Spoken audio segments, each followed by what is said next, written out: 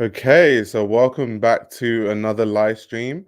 Today should be a really fun and light-hearted one. Of course, we're talking about the collaboration between Martine Rose and Supreme, which was unexpected for a lot of people. The collection will be launching tomorrow, at least in the UK. So I thought it would be good just the day before to kind of look at all the different products, see if it makes sense, see what the references are to Martine Rose's work or to Supreme and all those kind of things, and kind of get your thoughts as well on what you think about the collaboration. But before I jump straight into it, if you guys have seen the collaboration, what were your takeaways or what were your thoughts about the collaboration? Just out of curiosity. Oh, hello, Uni. Good to see you as always.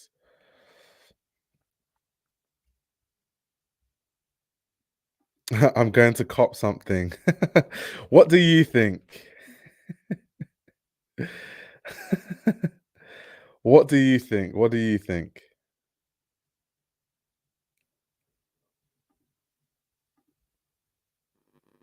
I might, you know what? I might get like a nothing major to be fair. I might get like a t-shirt or something, but nothing too crazy. Honest question, why do people actually like Martine Rose? Oh my god. I have many videos explaining that, like what I like about Martine Rose, or what I like about her work, the impact I think she's had in fashion. So yeah, if you type fashion roadman Martine Rose in the YouTube tab, enough things should come up. I haven't seen, as I think Supreme is dead last during the last decade. Damn, that's harsh. This collab could be one part of a capsule collection made by Martine. The Supreme part is more an afterthought. I feel like this could have been better with Palace. I just don't like Supreme. Is that a thing? I know when we did the Vivienne Westwood Palace collab, I did say that I don't know. Palace seems more cool and more like fashion forward, where Supreme just feels like a mass market brand. It really isn't. It's not like fast fashion. It doesn't operate like major fast fashion brands, but it just feels that way. I don't know why. I think a lot of things they've been doing, it just seems a bit vapid. Um, so I kind of see where you're coming from in that sense. But first, let's read the statement on Supreme's website. It says, so I guess it's like a big thing just talking about Martine Rose, because I guess a lot of the Supreme audience wouldn't have heard of Martine Rose or don't really know who she is or any of her work. So let's see what it says. It says, over nearly 20 years, Martine Rose has become a hugely impactful voice in contemporary menswear. Since debuting her first full runway collection in 2012, Martine has honed a distinct and authentic design approach that subverts the traditional codes of masculinity and reimagines menswear familiar themes with surprising new slants. Drawing inspiration from her heritage and the people she meets each day, Martine proposes new interpretations of ordinary clothing. She takes the seemingly mundane and pushes it into newness. Wow, they've been watching my videos. Utilizing unexpected fabrication or proportion. Growing up in London shaped her approach to design. So then this is a quote by Martine Rose. It said, I had this broad sense of clothing being associated with different nights and different scenes. I had a precocious experience of dance and music culture and how they affected the clothes. It wasn't fashion. My family is Jamaican, and there was a very, very particular respect for style. Fashion was something almost basic if you had style, that was something else. Supreme has worked with Martine Rose on a new collection for fall 2024. The collection consists of a leather jacket and pants, down puffer jacket, reversible denim, trucker jacket, and denim cargo pants, velour track jacket and pantsuit sweater shirt, football jersey, spring summer top, two hooded sweatshirts, two t-shirts, six panel. I guess it's talking about what else they produced and the fact they produced a zine. Okay, that's really interesting. I guess if you're into Supreme, I don't really think you still get a strong sense of what Martine Rose represents, but I guess they only had a certain word count, and that's as well they could summarize it in as short as a time frame as possible. So I guess that makes sense. It's a good description in my opinion. Um How's it over nearly 20 years of her first show was 2012? So Martine Rose has had like brands forever. 2012 was when she had her first show. It wasn't when she started creating clothes, or that wasn't when her brand was founded. Lanfari says, I don't see the appeal in dressing up as some hooligan. Damn, people are so harsh. You don't look like hooligans don't wear leather track jackets. Like football hooligans wear football jerseys and stuff like that. Um, and I guess you could point that same question to every designer. Like with Demna's clothing, you could say, I don't see the appeal of looking homeless. Or, a lot of designers you can do that. If it's just a reference point. Like with Martine, she grew up in the UK. She's heavily inspired by, the clothing that she sees day to day, growing up in the UK and even presently. And of course, that's how some people look in the UK. But yeah, let's go through the images. There's 129, but I'm sure a few will repeat, so it's not going to take that long. But the first thing, it's interesting that they've used this as the first image. What this reminds me of, even this jacket too, like this sort of puffer jacket, is a part of me feels like, and take it from me, I'm like a big Martine Rose fan.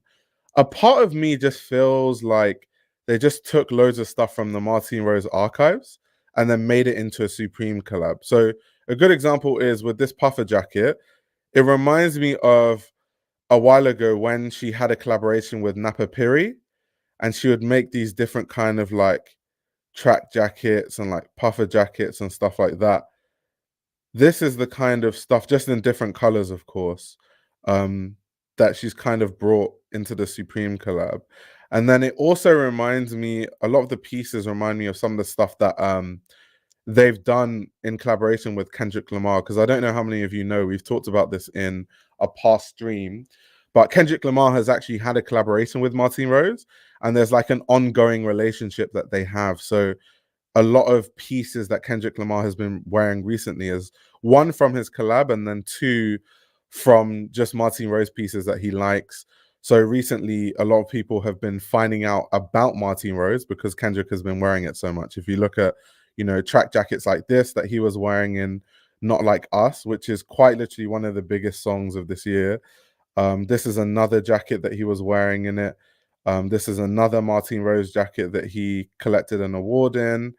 So yeah, he's been wearing a lot of Martine Rose, and I think they're kind of trying to tap into that by tapping into the puffer jackets and tapping into the track jackets that people like to wear and people are familiar with through Kendrick Lamar. So I thought that was interesting, but it's kind of my only negative, I guess, to this collab is you can get almost every single piece in this collab from Martine Rose, besides maybe the footwear.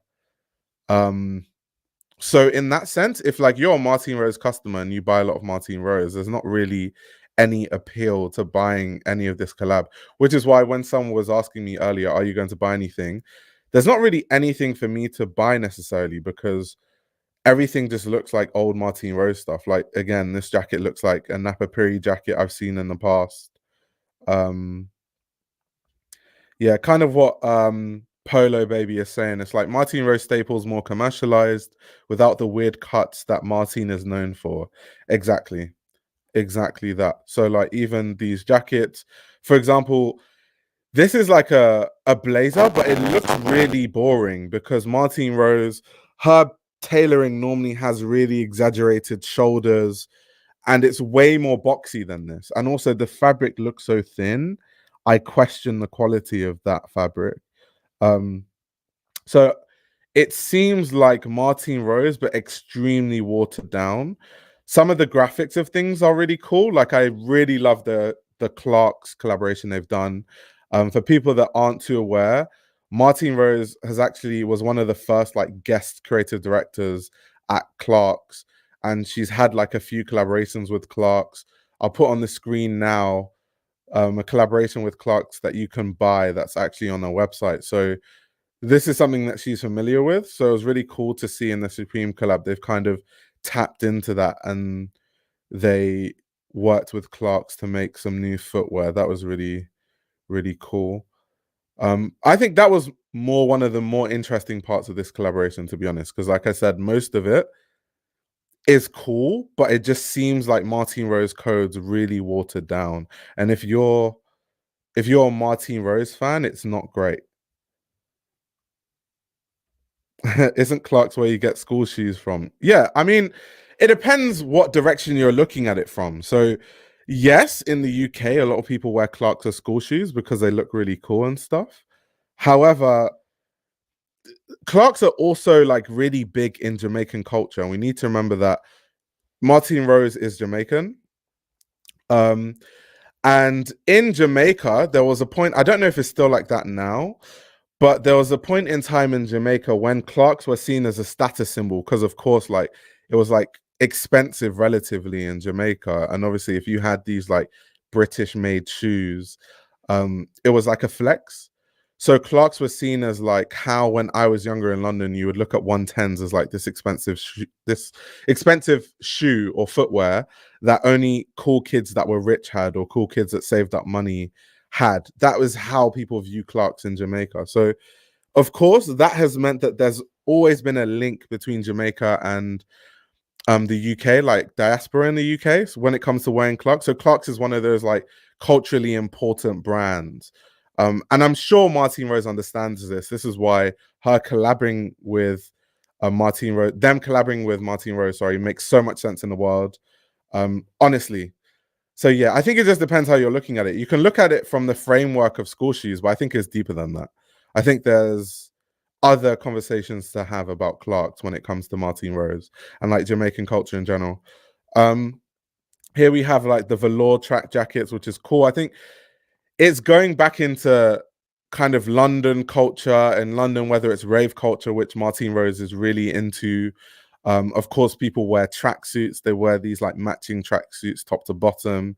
That's clear to see the reference there. And of course, because it kind of fuses perfectly into streetwear and a brand like Supreme to kind of be able to make those kind of pieces. So that's neither here nor there. These denim pieces with the text on it, it reminds me of a lot of like old Martine Rose. Sometimes Martine Rose will do like pieces that have that text, and then sometimes she does that like Martine Rose logo where she's even used that logo with some Nike collab. So like on the screen here, you can see that logo that she likes to do on denim sometimes. So once again, that's nothing necessarily new. It's just a bit basic. Like, for example, Martine Rose with her own brand will have like these, they're like a skirt, but it looks like it's upside down and stuff like that. Whereas you look at the Supreme collab and everything has kind of just been made a bit basic. It's just a little bit of text on the denim. So yeah, like I've been saying earlier, it just seems like Martine Rose, yes, but watered down. This, of course, and we've seen many pieces across this collaboration that reference this, but this is a reference to the fact that Martine Rose has these pieces, and she's done it quite a few times actually in the past, where she'll take beer mats and turn it into like pants or hoodies. And once again, this is a reference to just being in Britain and pub culture and what people use to hold their beer and stuff like that. So it's very much a British thing. That's where the reference point comes from. And in this Supreme collab, they've kind of turned it into many different things, whether they're using it as a patch on a jacket or they're turning it into hoodies, putting patches on hoodies and stuff like that. You've got the leather pants once again, the denim jacket. This is kind of interesting. So this, what's interesting about this is Martine Rose obviously makes a lot of football jerseys, and Lamfari said, "Here we go, hooligan core." This is actually reverse hooligan core, and I'll tell you why. So Martine Rose is known for making football jerseys, of course, because football is the biggest sport in the UK by far. It's very close to British culture. However, in the US, and obviously Supreme is an American country, what they call football is American football. So she's kind of played on that by making a jersey that looks more akin to an American football jersey rather than, like a football jersey as we would call it. So she's kind of played on that word here, and instead of making like football jerseys, she's made American football jerseys, which Americans call football, which I get that play because of course it makes sense when it comes to talking about Supreme and an American brand to make those kind of jerseys instead of our kind of jerseys. However, I just don't like it. But it's cool though. I enjoy like how they've played with it. I don't like it per se. Not the biggest fan of it at all, but I understand the play. This is kind of all the rage online. I've seen a lot of people talk about the knitwear, and I like the colors. I would say the branding is a bit much for me. Yeah, the branding is a bit much for me. Like the Martine Rose Supreme boldly there, and then the RS on top of that, the MRS thing. It's a lot. It's a lot. Brits, please stop calling soccer football. That's hilarious. Exactly this. You play with your feet majority of the time. How are you not going to call it football? Exactly.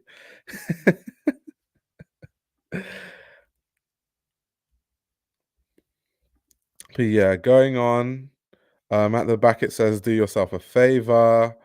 Obviously, autumn winter 24. So we see a lot of that branding on the pants. You can also see that. And then you've got the knitwear in different colors. The caps are also a reference to the beer towels and the beer mats and all that sort of stuff. And then the hoodie, of course, they've kind of referenced the Martine Rose staple. Okay, they've done it more clearly here on this hoodie. So you have these hoodies in like different colorways. So I'm sure most of you know what this is a reference to. It's like the classic Martine Rose shirt. So it's the one where sometimes the main one is this one. It says like 90 to 91 autumn winter collection, Martine Rose, produced by Martine Rose. It almost looks like the kind of merch that you would see at raves sometimes. And she's kind of turned that into like a staple. Sometimes she will do it as like a certain collection. So if it's like, I don't know, the spring summer 21 collection, it'll just read like 20 to 21 spring summer collection instead. And like she changes it, but that's the one that you see the most, the like 90 to 91. And of course in Supreme, what they've done here is they have 24 autumn winter collection, and instead of putting Martine Rose in the middle, they've put Supreme, and then they've put collaboration with Martine Rose instead of like produced by Martine Rose. So going back to my original point, once again, it just feels like I'm looking at Martine Rose clothes. I honestly don't even know what Supreme's input is in this collection. I genuinely have no idea, because I look at it and it just looks like they just looked at Martine Rose clothes and were just like, oh, can we take this? Can we take that? Like where's the collaborative effort? It feels like, when you have a group assignment and only one person does the work. It seemed like there was a group assignment and Martine Rose just did all the work, and like the Supreme team were just like had their legs up and didn't do fuck all. This is another reference to that. Okay, these are the shoes from Clark's that I think are really interesting. They're the Desert Troopers, I think they're called. But I like them. I like the ones in green the most. I like the green colorway the most, to be honest. Okay, here we have another play on the classic Martine Rose t-shirt once again. Paloma looking fantastic. The real question is whenever has Supreme had a good collab? I mean, Supreme has good collabs sometimes. They definitely do sometimes. The bigger question for me is, what is the Supreme input in fashion? The box look is the only thing I know. Nah, I think Supreme is cool, and they've made a lot of cool things historically. I just think that it doesn't seem like there's any Supreme input. Obviously, they would, if I worked on it or I knew the people that have worked on it, they'll tell me that they had a whole design team. But if you just look at the Martine Rose archives and then you look at this, there's like no difference, like whatsoever. Okay, now we've got like more of the product images. We've got the puffer jacket that's more akin to Napapiri. Literally reminds me directly of Napapiri when Martine Rose was doing that stuff. that collaboration. That was a while ago, actually, now that I think about it. The blazer, I'm just not a fan of the blazer because if you look at like Martine Rose clothing, it's more extreme than that. And I don't see the point of collaborating with Martine Rose to like water down her work so much that it looks so basic. I don't get what the point of that is. Um like I really don't understand what the point of that is. Like why? I want to see if I can get like some of her blazers up on a screen from her runway show so you guys can see what I'm talking about, because like why tap a designer if you're just going to make their clothing look, you know, ordinary? Like these are the kind of silhouettes. These are the weird ways that the shoulders look in a Martine collection, like a mainline Martine collection. So I don't see why you would like take all of that and then just make it like really like that blazer, the silhouette of it looks so standard. You could literally buy that silhouette in Zara. Like it looks terrible. Like no offense to the Supreme team, but that shit looks awful. Like literally. I don't see the point of that at all, personally. But I'd like to know what you guys think.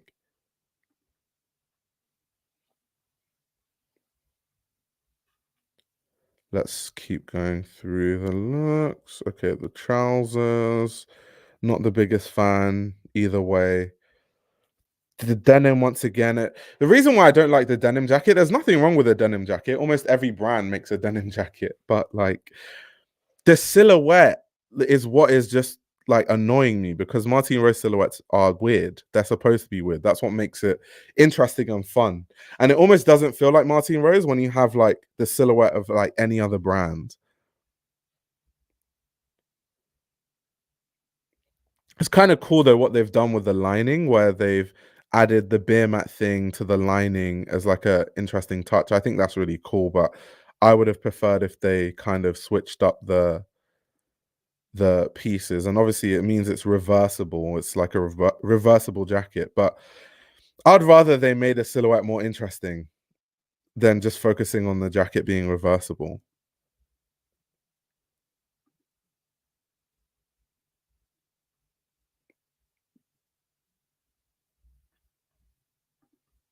Let's see what else they've got for us. Yeah, not the biggest fan of the denim, to be honest. The velour track jackets and like tracksuits, I think this is kind of cool. I wouldn't wear it. It's not my thing, but I like it. Like if I saw it on someone, I think it was really cool.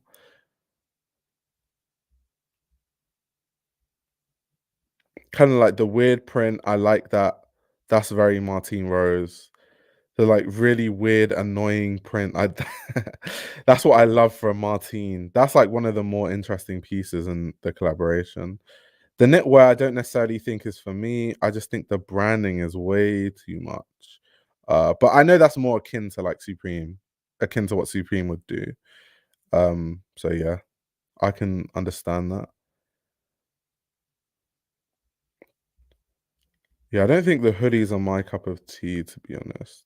To be honest, if I was to get anything from this collab, it would be okay. So we didn't see this color of football jersey, but yeah, I've kind of talked about why the football jerseys make sense. Yeah, I'd probably get like this t-shirt because I already have like the classic Martine t-shirt, and this would be just like a cool, just to have like one from a collab that reads different things on the t-shirt. So that's definitely one of the pieces I would personally get.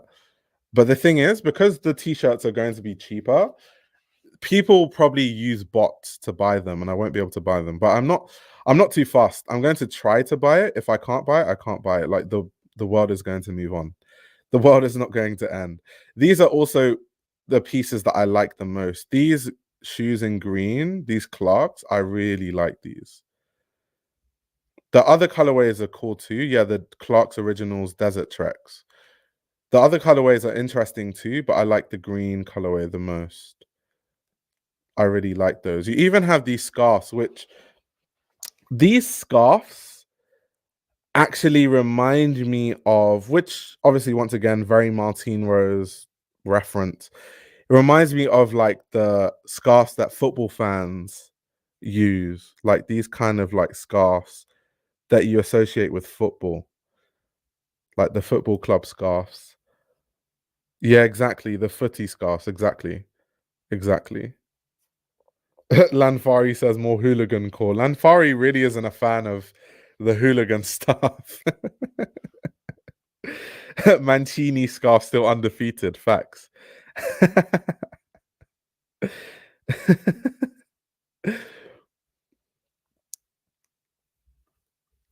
Let's see. But yeah, I like these though. They're really cool. I might get one just to take it to the Chelsea football games that I go to, so I don't get attacked.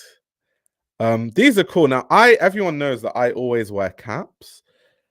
I just don't like the colorways. I like the idea of using the beer mats in and infusing that into the design of the caps. I just don't like the colorways personally. But if there was a colorway I liked in an alternate universe, then I would get the cap also. But unfortunately not. And then you have these bags that once again remind me of Napa Piri. This is something interesting. I don't know what this is. It obviously looks like a can. Is this supposed to be like an ashtray? Or like, let me see what they say. What's the description? Oh, it's a stash can. Interesting. Interesting. So just stash random things like keys and stuff. That's really cool. I'm not gonna lie. It's just like a piece to have on your like. That's pretty cool. I was like, what is that? When I saw it initially on like the Instagram page, I was like, what is that supposed to be?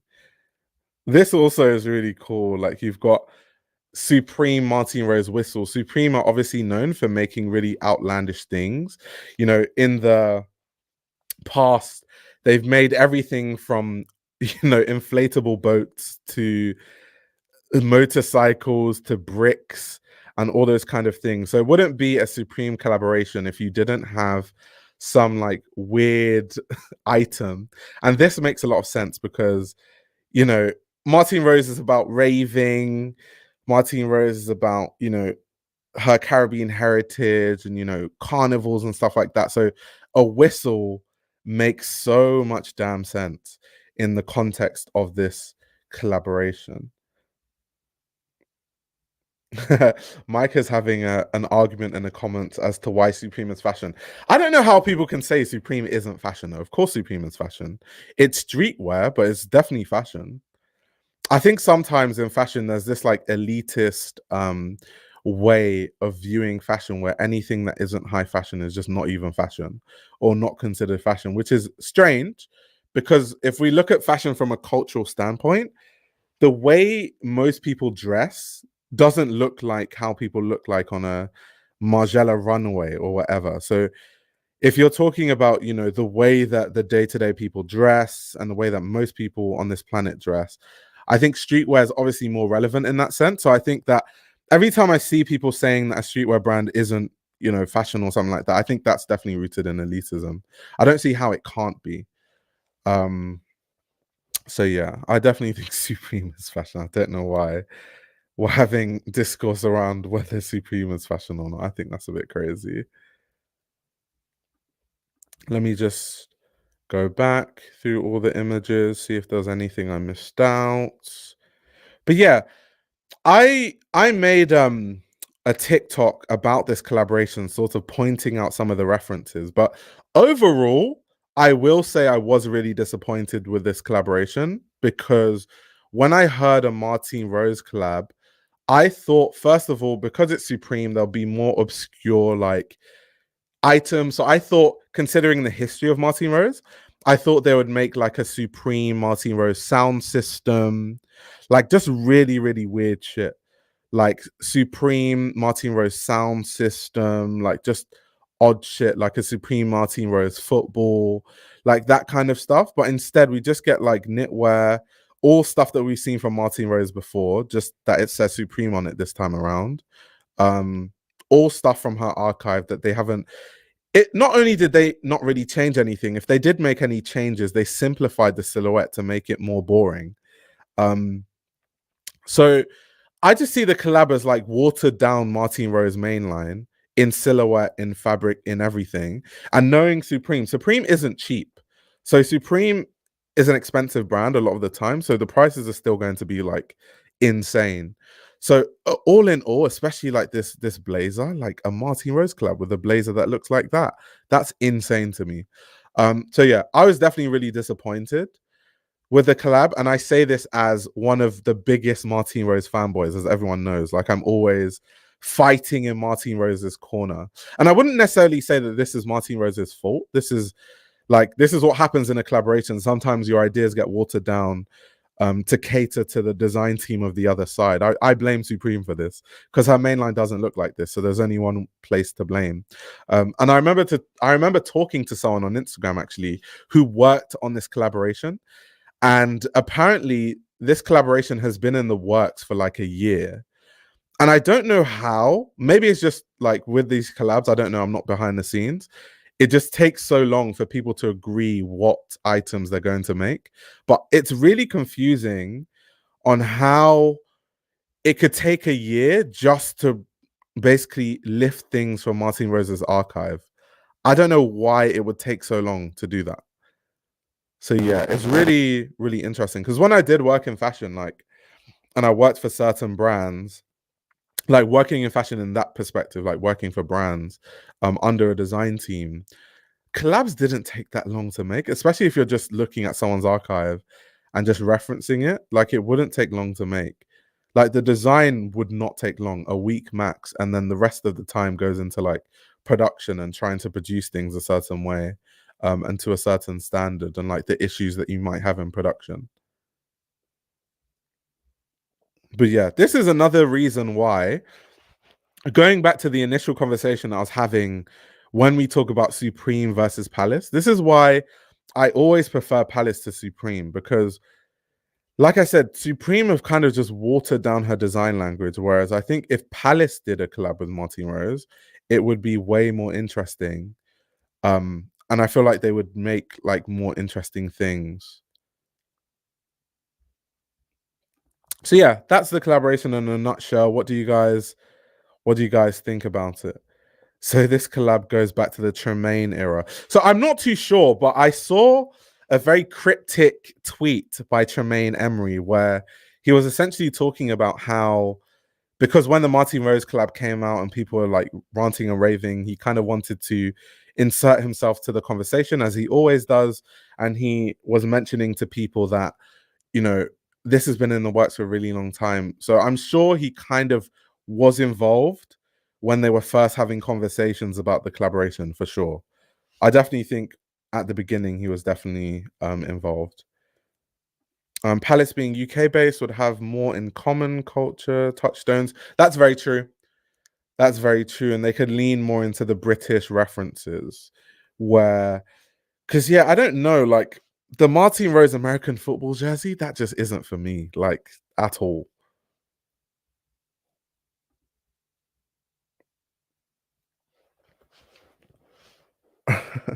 Severe lack of tank tops and belts. That's also true. They could, because Martine Rose does make like her belts with the interesting buckles. That's interesting. Yeah, they could have actually made a few different accessories. Because yeah, Martine Rose, like, she makes all different kinds of belts. Like, she has the belts with the beer caps. But you see what I mean? Like, Supreme has taken her design language and just watered it down and made it uninteresting. Like, she has these belts with like the beer bottle caps that's like really fun.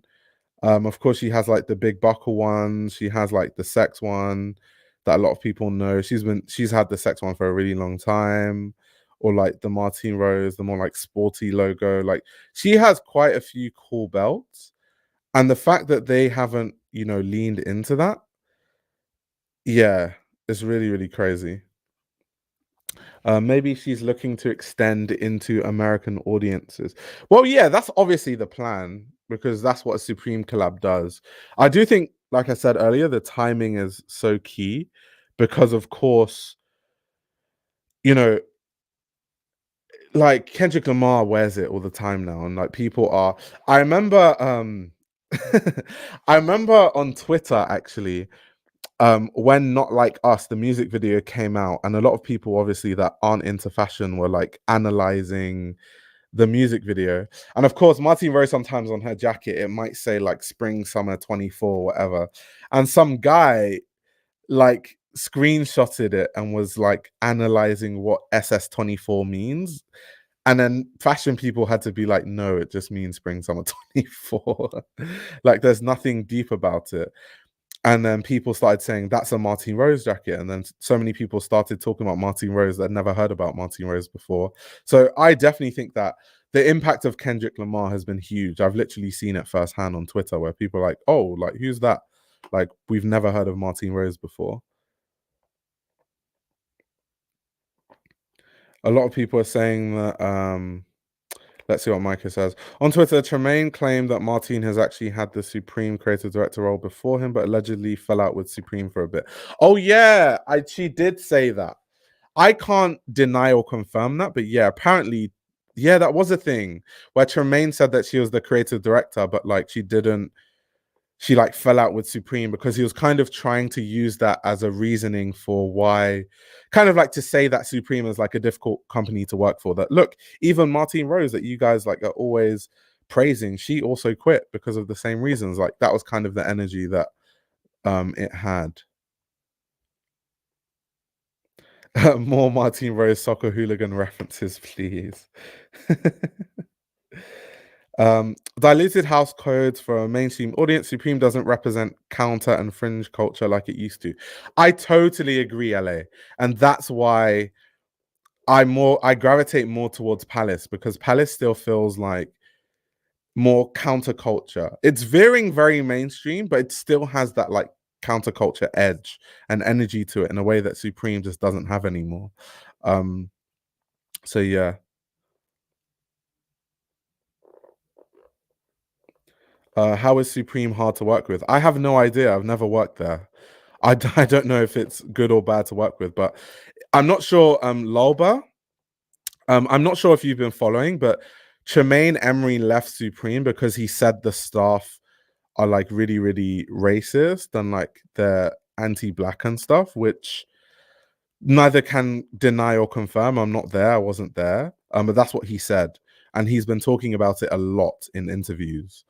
Um, so yeah, that's what he claims.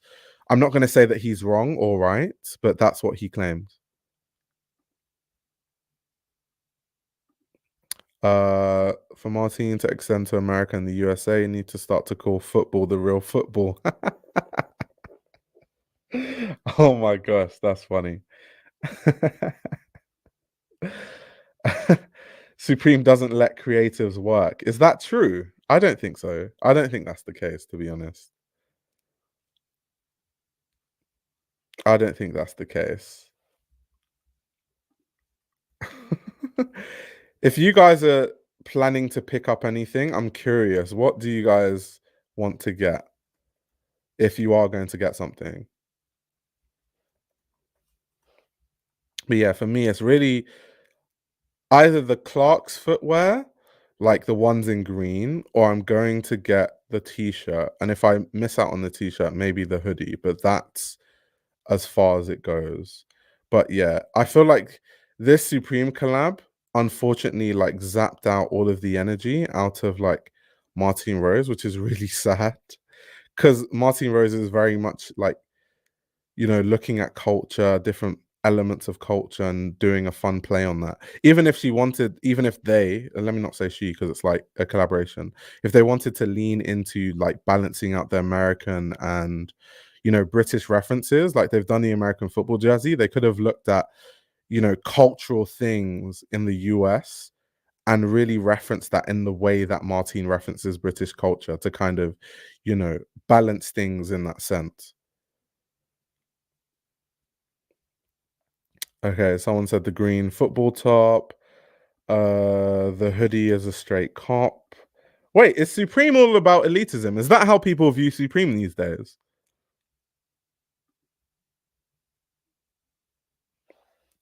Is is that how people view Supreme these days? Carl says, I'm confused. Why is Supreme getting blamed for this dry collection? It's a collaboration. If anything, Martine and Supreme are both dry. Nah, I I still blame Supreme. I'm not even saying this because I'm biased. I blame Supreme because her mainline doesn't look like that. They've taken her mainline and watered it down. So it's almost like, okay, yes, Martine had like some creative input, but like if Martine was to make the collection without Supreme, it wouldn't look that way. So there's only one person to blame.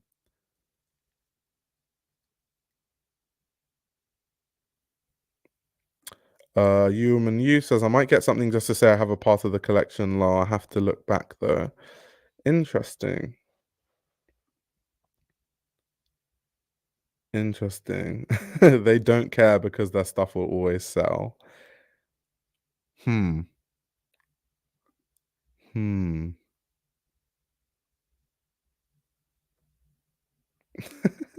The Martine fanboy has been unleashed. I've always viewed Supreme as the cool kids of skateboarding, like they've always wanted to be in.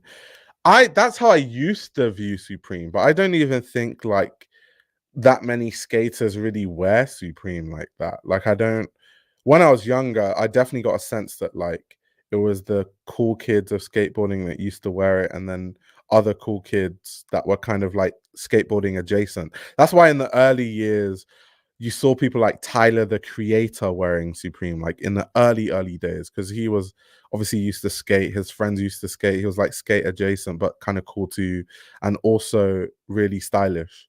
So now I don't think it has that vibe at all. I don't think. I think Supreme still makes cool stuff. Like from time to time, I see something that's Supreme, and I'm like, that's interesting. I might buy it, but that happens very rarely, to be honest. If I'm being frank. Many of the Martine pieces from the collection are from years past. The Brown City suit alone is from 3 years ago. Um, Supreme made the Fear of God Essentials version of Martine Rose. Damn, that's one way to put it. These hymns are mad shady. No, I'm just saying, that's all I'm saying.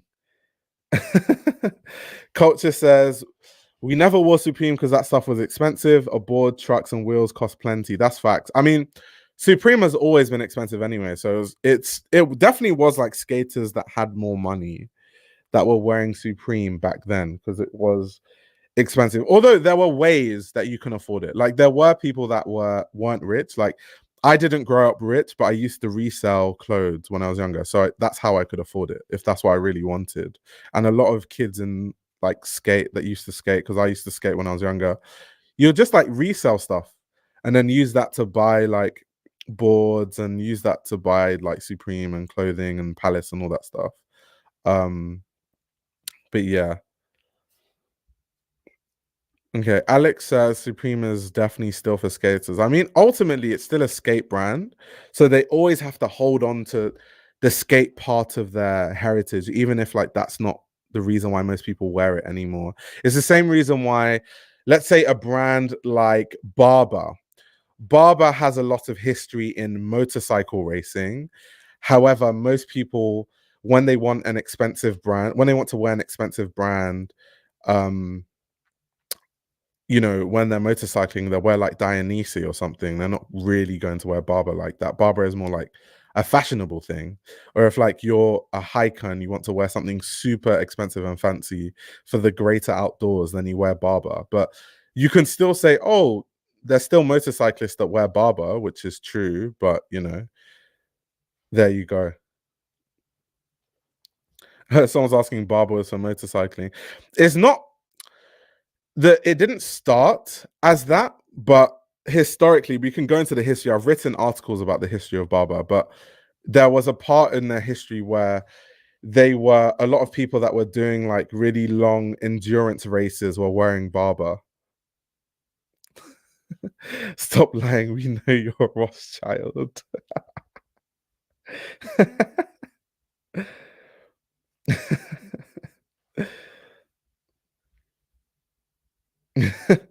Someone said Barber is for clay pigeon shooting with the jolly old boys. Oh my word, that's funny. Someone saying the model gives them Andre Leon Talley. I never thought about that, but that's actually facts. I can low-key see that. Micah, do you wanna hop in the chat? I'll put the link in the chat. See if Micah has any choice words for us. People saying he looks like a Caribbean uncle. That's the point. That's the point of it. Out here doing jacket stunts in the Martine Rose.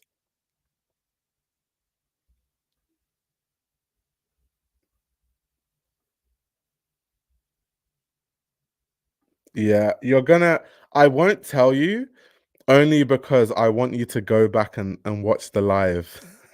So I won't tell you what the model's name is. I'm trying to get my watch time up on my old videos.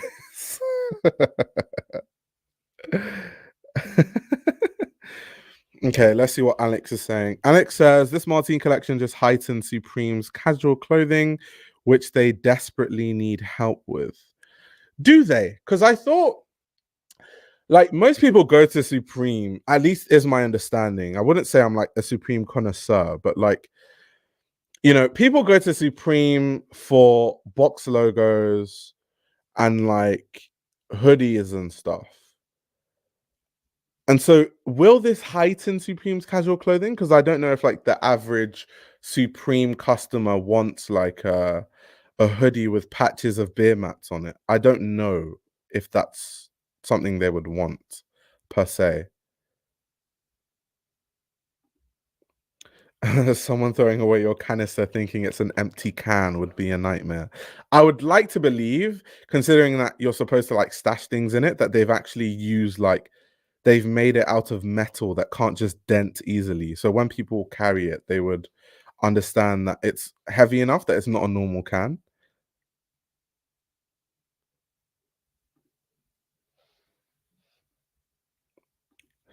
Does anyone know the price range? I have no idea. Let me see if I can find what people are guessing the prices are. But Supreme is not Supreme has always been expensive since I've remembered it. Like always been expensive. So I can only imagine that the prices are about to be insane. I can only imagine, but I'm having a quick gander online to see if people talk about it, like in the Supreme communities and stuff. I have no idea how people are already selling this collaboration on StockX when it hasn't even been released yet. Strange.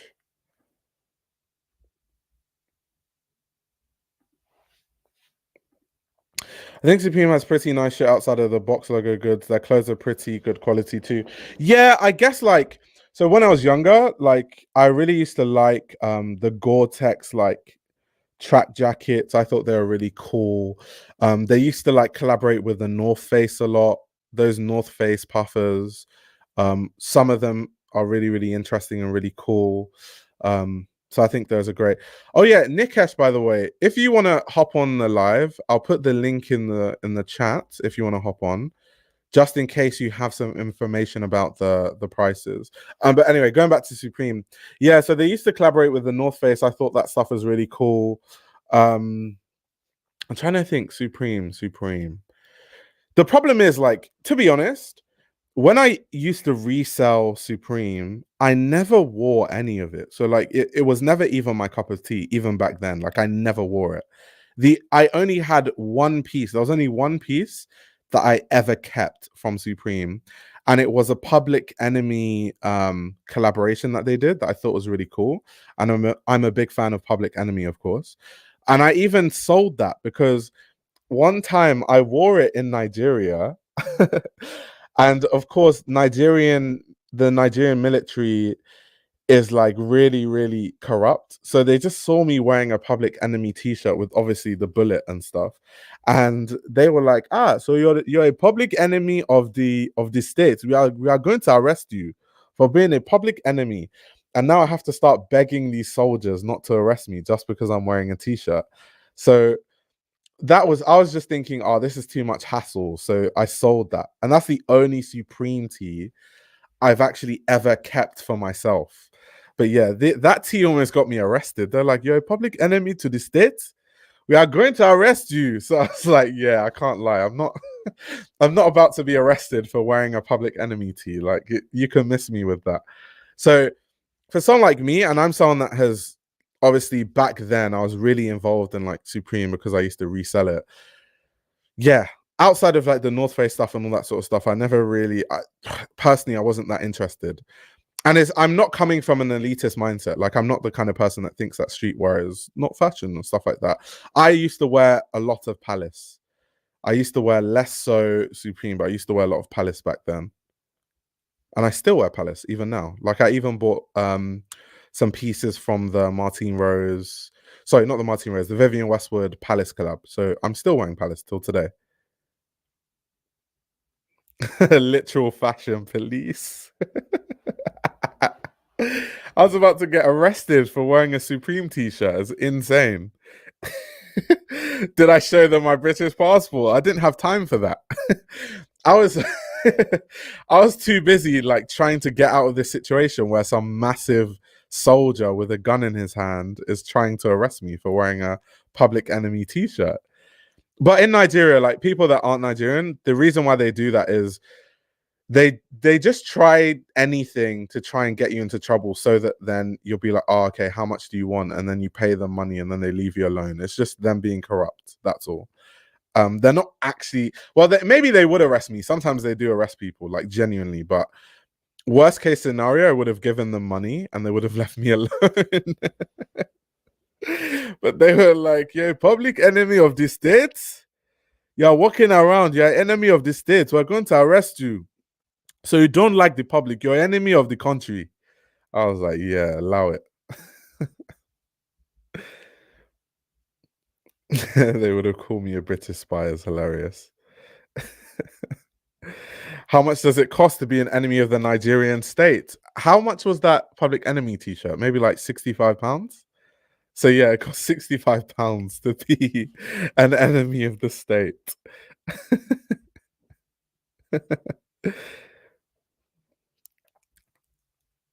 This is true though. Fashion is political inherently.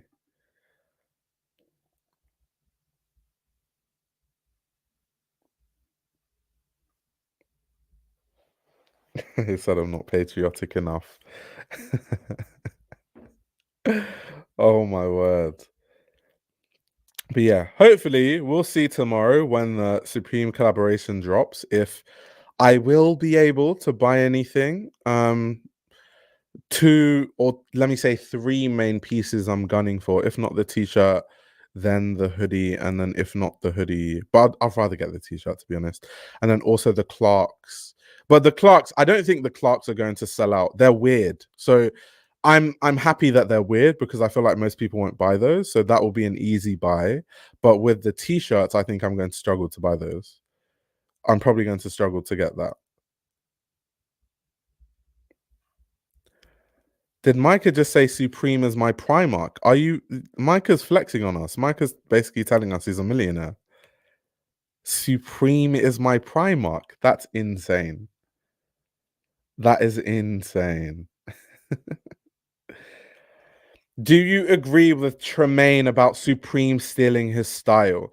So I know he said it. I need to see the references of what he's talking about because I can see how they would, because the fact he was a creative director there means that they were obviously looking at his work before he was hired and kind of following what he was doing. And then obviously him being a creative director there too had a lot of influence on the way that they design and like kind of the thought process of design. So I can very much see how now that he's gone, they're going to start making pieces that resemble a lot of his clothes. That isn't like far-fetched, but I need to see like, I don't know if Tremaine said anything specifically that they're copying. I'd like to see that if that's the case.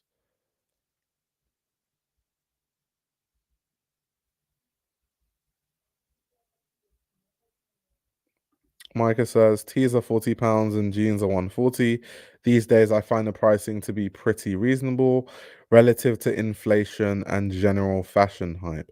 I guess that makes sense if like you're used to buying luxury fashion, because luxury fashion prices right now are out of control. And I know people are lost in the sauce because people flood. When I say like luxury prices are out of hand, all people say in the comments is, oh, Io, you're just broke, that's why. Like you're just not the target audience, you're just not the customer, that's why you think it's expensive.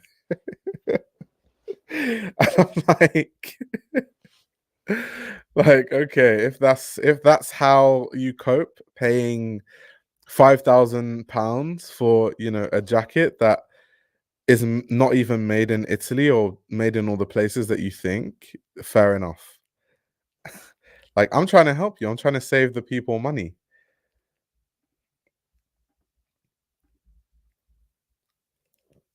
That's hilarious. Calling Io broke when he buys Rick every season. Damn, I'm being exposed.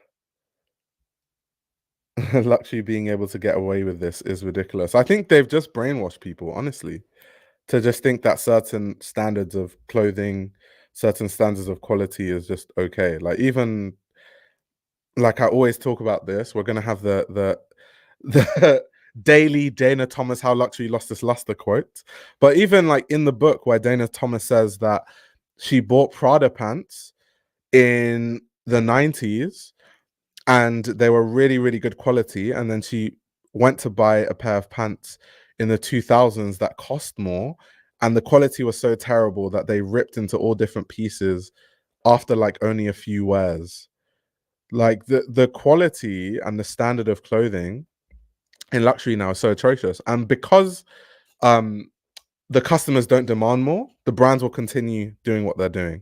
And I'm just trying to help the people. I'm trying to make sure that we demand more from these brands, but instead people just want to call me broke instead and cope and waste their money on clothes that won't last long.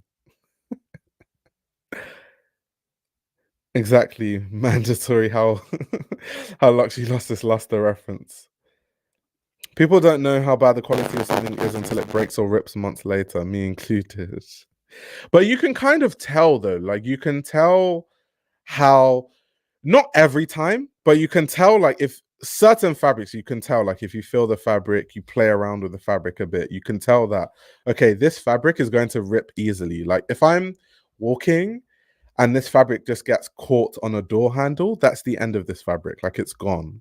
um you can feel some of these things. You can feel like the integrity of certain seams, and there are also signs that let you know whether like if I look at a blazer and the lining is terrible or there's no lining at all, then I just can assume that the rest of the garment isn't constructed well, because I don't think that any brand that cares about how the clothing is constructed will have no lining on a blazer or would have like bad lining. So once I see that, I'm like, yeah, I'm not even going to buy that, because I don't even need to look at the rest of the garment. I can already tell that like the quality is going to be awful. So I think there are different signs that you can look at. But even I don't get it right every time. Like there's sometimes you think something might be decent from time to time and then it just rips and you're like, oh damn. I think Tremaine saw the Martine collection and said, "Oh, I could have done that." He wants credit. Martine and Tremaine have that African slash Caribbean style similarity. Yeah, I guess I could see how he could feel that way, but because really what this Supreme collaboration is doing is just referencing the Martine Rose archive, I can't really see how he could have a proper claim to that. Like, yes, he could design it theoretically, but I don't see how he could say that, oh, they stole my designs or anything like that, because this is literally from the Martine Rose archives.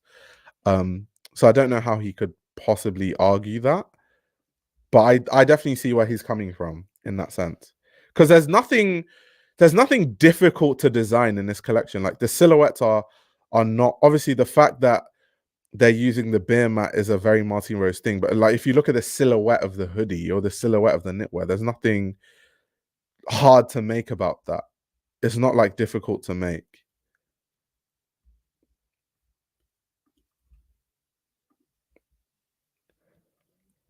Micah said Tremaine tweeted and said he meant no disrespect to Martine.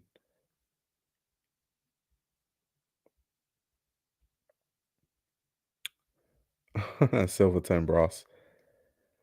$400 Goyard card holder trim began peeling after 3 months. Daily use, however, I take care of my belongings. Yeah, but either way, like, you should be able to daily use leather goods for years and years and years and years without anything going wrong, because at the price point that these brands charge, nothing should go wrong. And that's why I say, like, as customers, we need to demand more. Otherwise, nothing will change. Like, nothing will actually change. I really don't think Preem gets enough credit for being tapped into culture since the 90s. Look at their collabs from the early 2000s. Yeah, so their collabs back then were amazing, by the way. Like, when I say I'm not a fan of Supreme, I'm talking about Supreme now. If we're talking about Supreme in the past, like going back to like one of my favorite collabs, like I said, the Public Enemy stuff, like they were really, really tapping into stuff like the Sade collaboration. I remember that was a big thing. The Sade T, like the artists they would collaborate with, the singers, the rappers, the brands. It was cool. Like they were tapped in. I just don't think I don't get that energy from Supreme anymore. It doesn't feel like a subcultural counterculture brand. It just feels like mass market fast fashion in a way. You don't get the sense that they're really tapped in like that anymore. And I don't know if that's by choice, because they're trying to appeal to a wider market, or if that's to do with just running out of ideas or like a different design team from the people that were doing stuff in the past. But no, earlier Supreme, like 2000s, big fan, huge fan.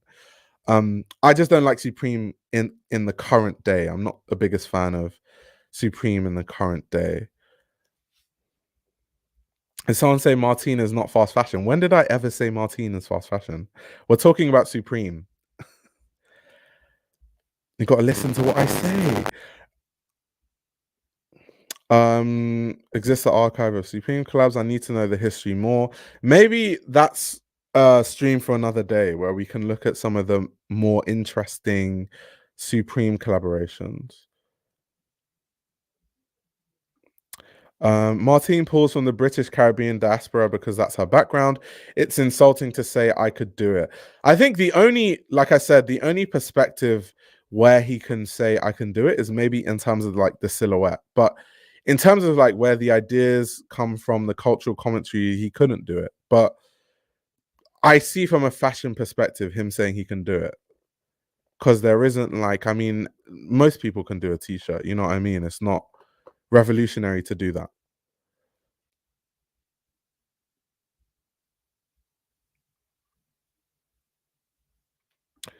Supreme sold to the Carlyle Group, and they could not hold on to their core market. Yeah, didn't they? They made like a huge loss, right? Like a massive loss. How much was a loss? Let me actually Google this. They lost like so much money. Yeah, so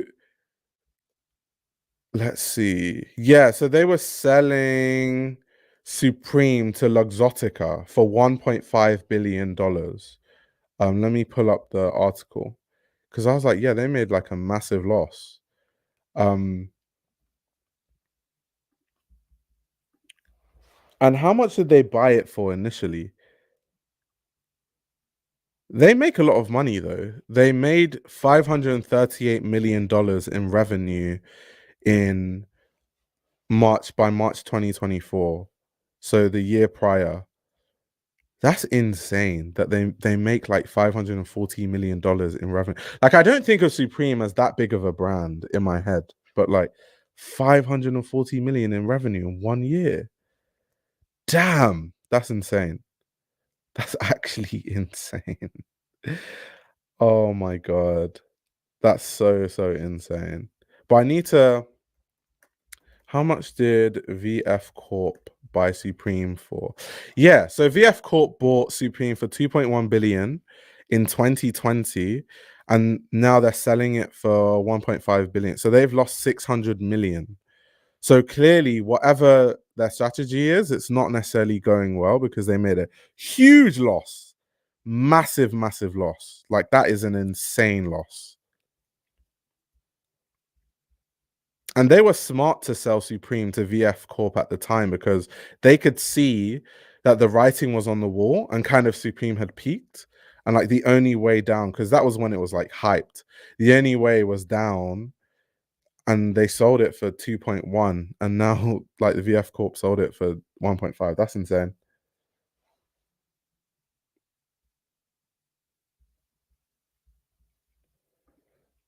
It diluted everything, and the people who used to buy it, the early adopters and skaters and models don't want it anymore. And I think most brands, I feel like if you lose your core audience, most times it doesn't work. Sometimes it works, but you just have to like build slowly. It's kind of like talking about Martine Rose. Martine Rose has been designing for so many years. And, you know, she was building her audience slowly, bit by bit, bit by bit, bit by bit, which is why she has such a strong core audience at this point. Like, if you try to 180 and just try to go ultra mass market and just neglect like your core audience, I feel like that's a ticking time bomb. That's honestly a ticking time bomb. Oh, people are asking what's Luxottica. Luxottica is they manufacture sunglasses. For people that don't know, they actually in different times, I need to check on our website whose license they own, but they make a lot of the sunglasses for a lot of luxury brands. They also own, I think they own Ray-Bans and they own like Oakley, I think. But let me cross check that. But yeah, because I think a lot of people think that like a lot of these things are made by the brands themselves, but they actually like sometimes license these things out. So yeah. I'm just cross-checking what companies they own. Okay, cool. So here it says they own Ray-Ban, Oakley, Oliver Peoples, Vogue Eyewear. They also have the license for Chanel, Prada, Burberry, Dolce & Gabbana, Coach, Versace, Tiffany & Co, Armani, Michael Kors, and Ralph Lauren. So there you go. There's your answer.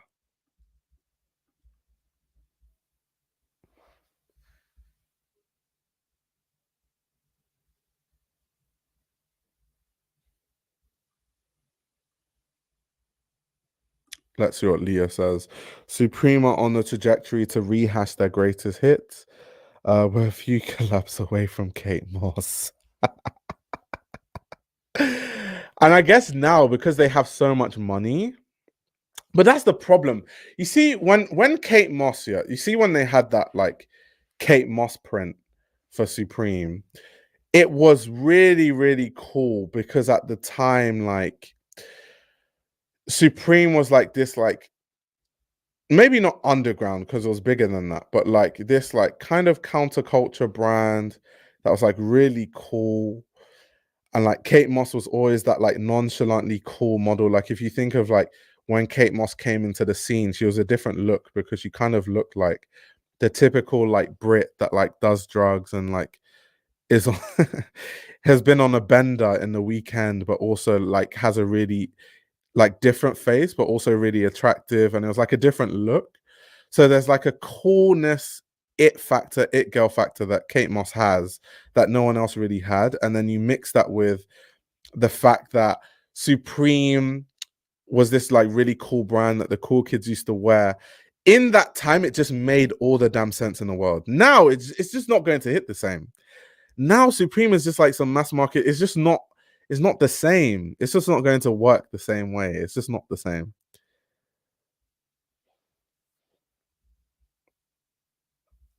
I personally, I just don't think it's going to hit the same.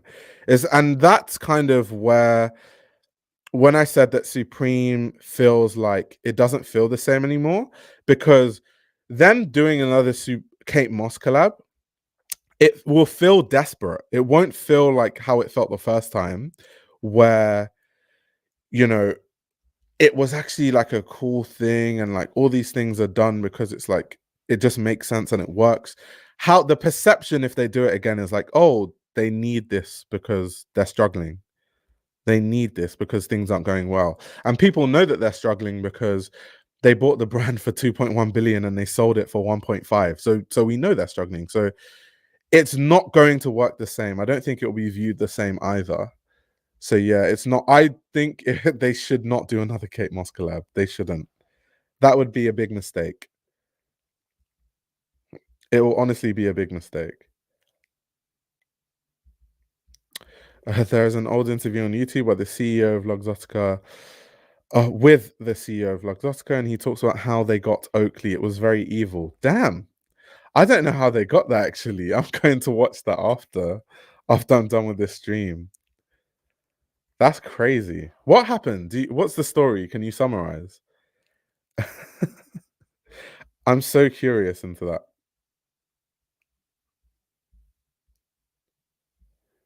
Wait, did Micah say there's a Kate Moss collab this season? Is there?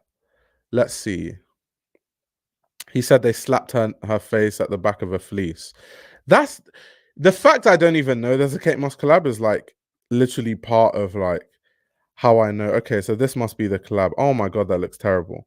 That's awful. Jesus, that's terrible. Oh my god, that's bad.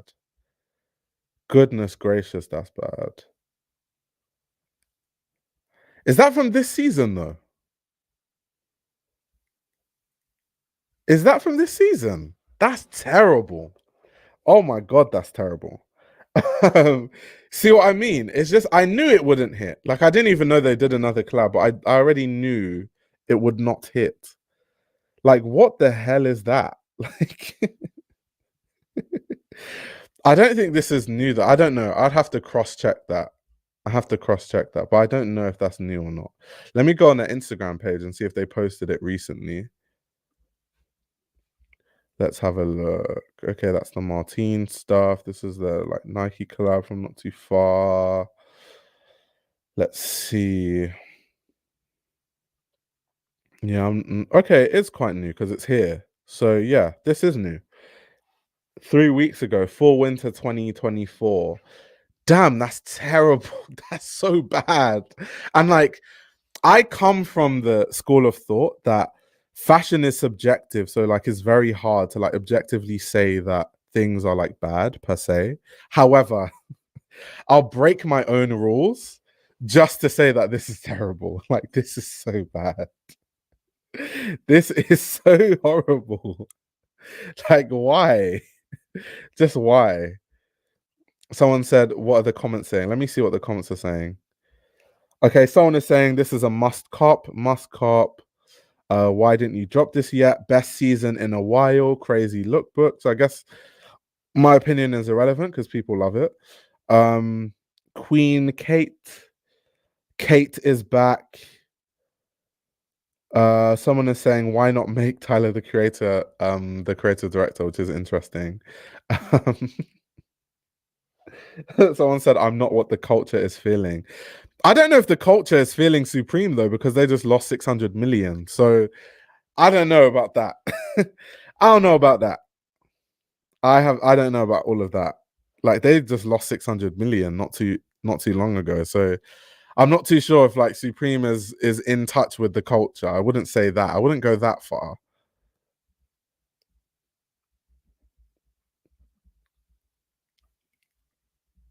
Real Preem enjoyers. But yeah, that's terrible. Objectively, that's terrible. Let me see what other pieces they have this season, like for winter.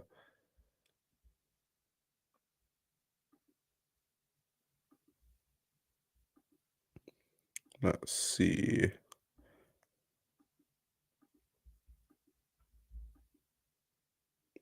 That's really cool. That's a cool piece. Pandemic business. Right. Is that a University of Miami collab? Interesting. I swear that's the logo for like University of Miami. I could be wrong though.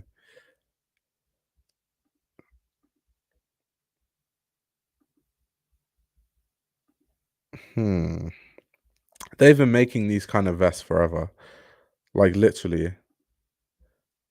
Interesting.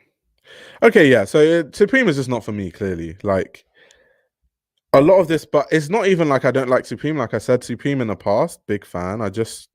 Supreme now, it genuinely just feels like any other, but it could be so many other brands.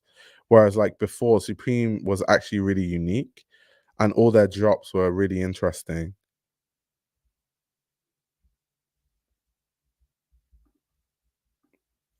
Let's see.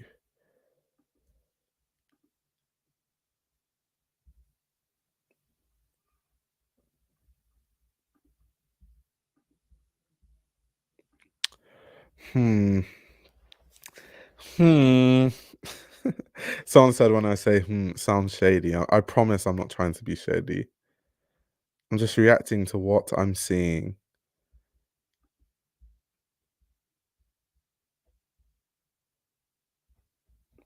Supreme high key a victim of their own success. The only fix is to add more Supreme logos. That's insane. The whole industry swallowed everything they became. The funny thing is though that didn't a lot of brands try to replicate Supreme success? Do you remember when Rihanna had her Fenty brand with LVMH, where Bernard Arnault was saying in business interviews that he wanted to kind of test the drop method with Fenty, which is why Fenty kind of came out in drops. It wasn't like, they didn't have like runaway shows and, send it to buyers and all this stuff. They tried to do drops and it just didn't work.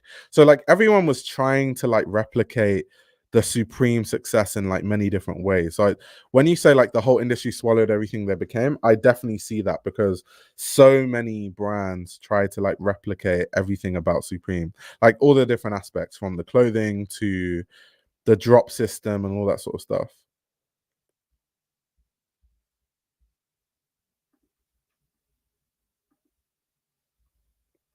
Let's see what else they've got for us.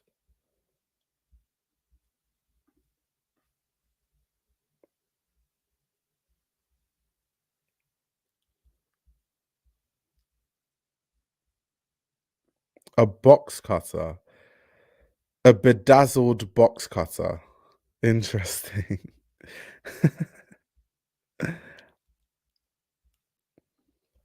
New Supreme feels like something people in Toronto wore in 2018-19 winters. Damn. Common occurrence in streetwear industry, most brands are flash in the pan, really. Trends change too fast. Yeah, I guess I can see that. Dolce says, agree, streetwear got diffused into the rest of the industry and Supreme was the face, so they suffered the most. A fuck money tee is crazy. Y'all are a multi-million-dollar brand.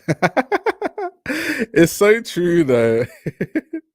But it's because obviously the history of Supreme, it would make sense in early Supreme days, but now that it's like under a massive corporation, the fuck money thing, it doesn't hit the same.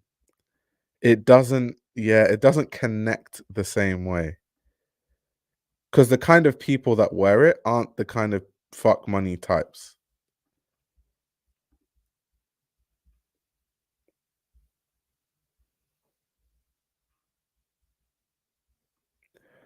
Michael says it all fell apart when Kim Jones did the LV X Supreme collab. Yeah, I will say that the LV Supreme collab honestly was like that. I think that was like when we talk about like hype beast and just hype.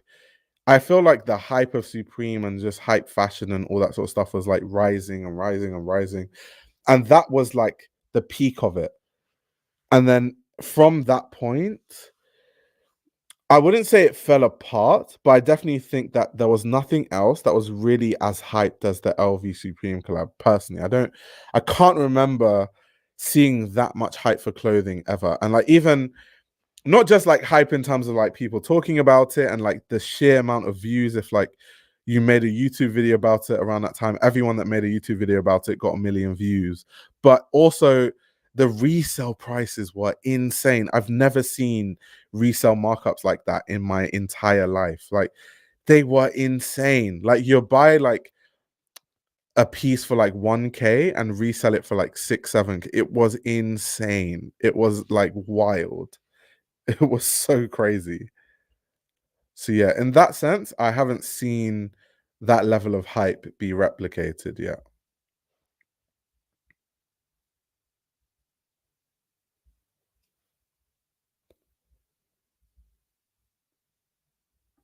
Yes, but they also needed to test if people would still rock with streetwear in that way because then they took on Virgil Abloh.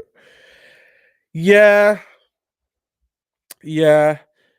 I mean, I personally feel like I don't know about now, but I feel like if Virgil was still alive, I think that Off-White has a lot of longevity because the difference between Off-White and Supreme is Off-White was always an expensive brand, and Off-White tapped into like cultural things, but Off-White's like the energy of Off-White wasn't like cool kids trying to be different from everyone else. That wasn't really the vibe I got from Off-White at all. Like it's completely different. So it doesn't feel off-brand for Off-White to make some like stupidly expensive jacket or like a stupidly expensive bag. But it feels off-brand for Supreme because Supreme is supposed to be for the people. Like it's supposed to be for the skaters, for the streets. You know what I mean? And how much for the streets can you be if like you're going like totally mass market, you're not really tapped in with the cultures that you started with, you're not, it just feels a bit off brand for Supreme to do some of the stuff that Off-White does. Yeah, I don't know if it has longevity now, but like I said, if Virgil was still alive, then yes. Connor says the designs are just bad nowadays, feels uninspired. I still enjoy some of the old collections, like some of the com collabs. Oh yeah, the Com des Garçons collabs. I forgot about that. I was with Micah the other day and we were talking about like just different collabs that have happened over the years. And one thing that we mentioned, I'll put it on the screen now, is this collaboration with Comme des Garçons when they made like the scrunched up box logo. And of course they had loads of collabs with Comme des Garçons, like they had the jackets and the hoodies, like this sort of stuff. Yeah, they had quite a few collabs. Even the Air Force Ones. I remember when they had this collaboration with the Air Force Ones. That was big. That was huge back then. Yeah, yeah, yeah, yeah, yeah. They had loads of collabs with Comme des Garçons. That's a good shout. The Comme des Garçons collabs. That was a good shout.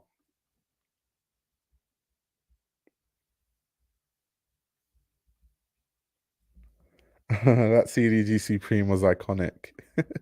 I actually want to get that box logo, like the scrunched up box logo, just for nostalgia. I would actually get that.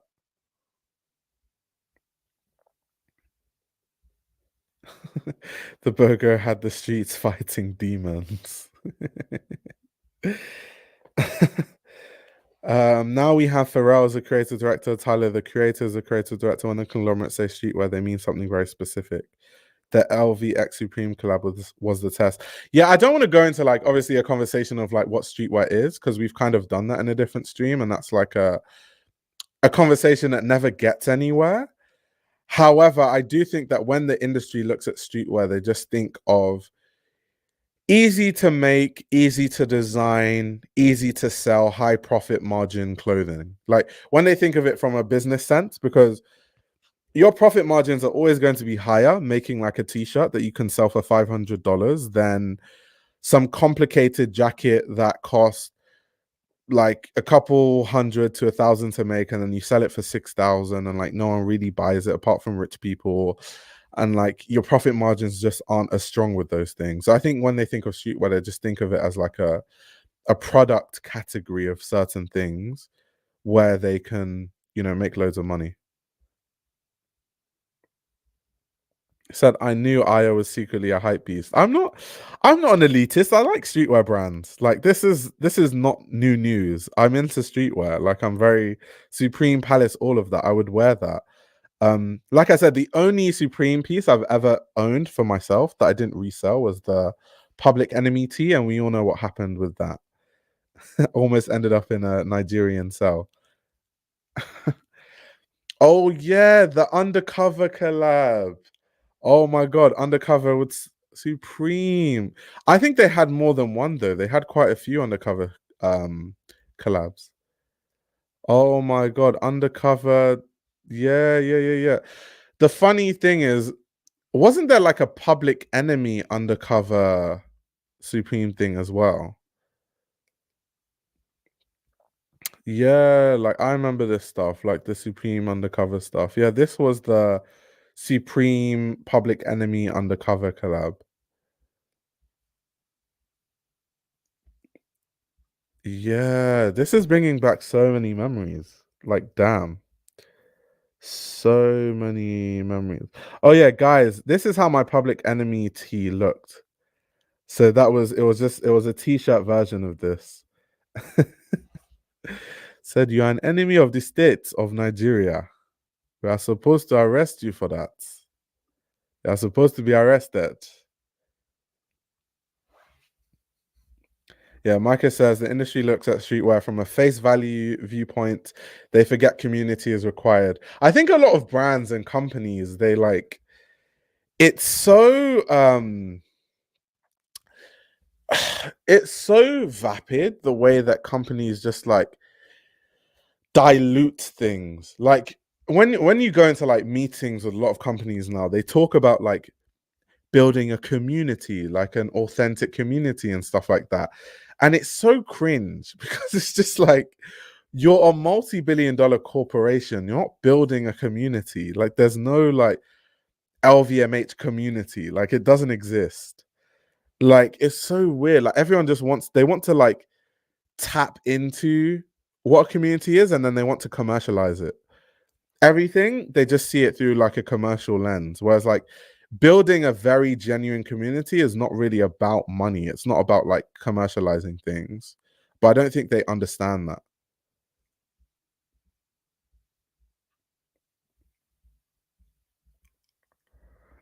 Supreme collab with Yoji to make Tekken match. No, some of the old Supreme collabs, amazing. And I remember when they made that like famous, you know, the red Yoji jacket. Let me put it on the screen. This jacket here when they collabed with Supreme. But I know a lot of Yoji purists were mad about this. Like they were they were angry that Supreme is like fucking up a lot of the Yoji grails by bringing them back and making them more tacky. But yeah, this was the Supreme Yoji collab. No, they've had some amazing collabs over the years, like for sure. The red plaid was different, facts. Yeah, big companies only care about the profits. But the thing about having a company though is like, especially if your company makes loads of money, like Supreme makes over $500 million a year. There's a way to like make loads of money, but still genuinely be part, not necessarily be part of a community because you're kind of a company and there's always going to be like a commercial angle to it, but you can like insert yourself in certain communities or you can use your money to kind of fund things and facilitate certain things for actual communities that already exist and things like that. But I feel like a lot of people just don't, you know, they don't get it. They don't get it. They don't get it. Anyway, guys, Micah's at my doorstep. So I'm gonna go for a few seconds. You guys can watch some Supreme skaters wear expensive clothes and do kickflips and stuff.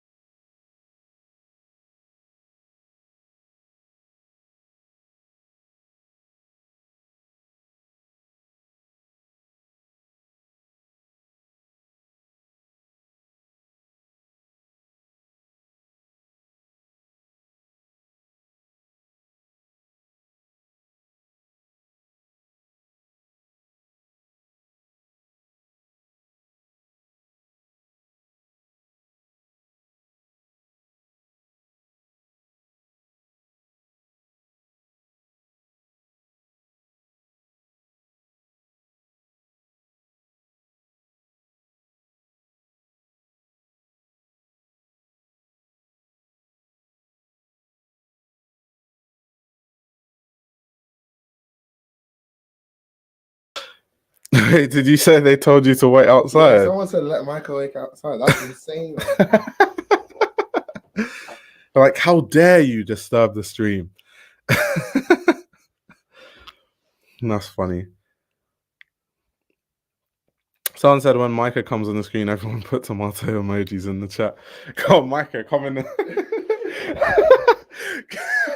come in the frame so we can see tomato emojis in the chat. What did you think of the Martine collab? What's your thoughts? You might have to come closer because the mic. Yeah, wait. Oh, well, these like no. I've got to do an outfit check since I'm here. Okay, go on. I'll move out the way. Go on. Do a fit check. Yeah, this is the stuff. Drink of the day. Do a fit check. Okay, do a fit check. You've got tomatoes. That's insane work, man. That's insane work. Show us the bag. What's the Goyard? Colin on the Goyard as well. Obviously, very standard. Wait, let me see Colin. He lives there. He's got the headphones. Guys, this is the famous turtle. Urban Turtle. Earl the Turtle. Colin the Turtle. He has a few different names depending on what socio-economic background I'm in that day. They're actually throwing tomatoes at you. This is insane. That is hilarious. Okay, now they're throwing eggs. Damn, they said they're gonna egg your gaff, fam. Oh my word, that's funny. But yeah, anyway, Martine Rose Supreme, thoughts? I was underwhelmed, but I'm glad it happened. Right. Do you know what I mean? I think culturally, I enjoy that it happened. I think I was expecting a vision slightly more in line with Martine Rose as far as like silhouettes go. Right. And in terms of shapes and kind of like a whimsicalness and playfulness that she has of British culture. And like the sense of humor also. Yeah. Like even in, they didn't really do much of a marketing campaign, but like if you look at Martine Rose campaigns, like you have people just like in a pub and like it says pie and mash in the background and they're sitting on like bins and like it's just, that's the Martine Ray. No, what I'd say is I took this as like, I think your average Supreme consumer is not a Martine Rose consumer. Right. And I think the collab was designed in such a way to make Martine Rose digestible for that kind of person. Right. And I think that if that was the goal, that was definitely accomplished. Because it definitely does feel like you do feel Martine Rose codes through it. In terms of even the way it's shot, I do feel like you feel codes of Martine Rose. And I feel like if they went full Martine Rose, a lot of people may not have been interested. All right, bro, look at this campaign. Look what I'm talking about. So you've got, this is a Martine campaign, wearing the Martine denim and footwear, and then he's holding like pie and mash. And in the background, obviously in like a very British shot, pie and mash and eels, jellied eels. That's very British, fruit tart and custard. So there's like there's a sense of humor that Martine Rose comes with that is just completely missing, even in the way that they're marketing this stuff. No, 100. But I'm glad the collab happened. There's a few pieces I like. I like the green velour tracksuit. I think the caps are cool. The footwear, I really enjoy the footwear.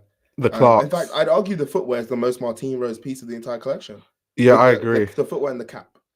I thought the footwear is one of the most interesting parts of the collaboration. Yeah. And I just think it's very aligned with stuff that she does at her own house, as well as very aligned at things that she does at Clarks. Because if you look at the first Clarks drop she did, it's quite similar to this. It is.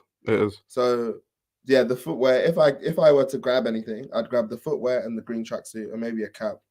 The knitwear is kind of cool, but you like the beer mat caps? Yeah. What colorway would you get? I don't know. I was looking at that earlier. If the white one was more cream, I would go for that, but I don't know.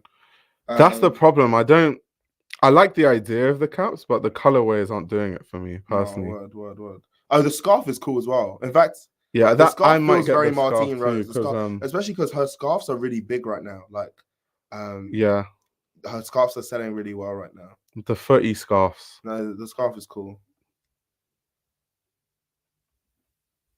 Clogs is going to be gone within 5 seconds at DSM. What's your rebuttal to people saying that Supreme isn't fashion? Oh, I'm just not entertaining that. I'm I was fighting in the comments, and I was like, I'm too old for He this. was boxing people No, but in then, the comments. but then I saw people say Martine Rose is bad fashion, and I just like I put my phone down, just locked my lock screen.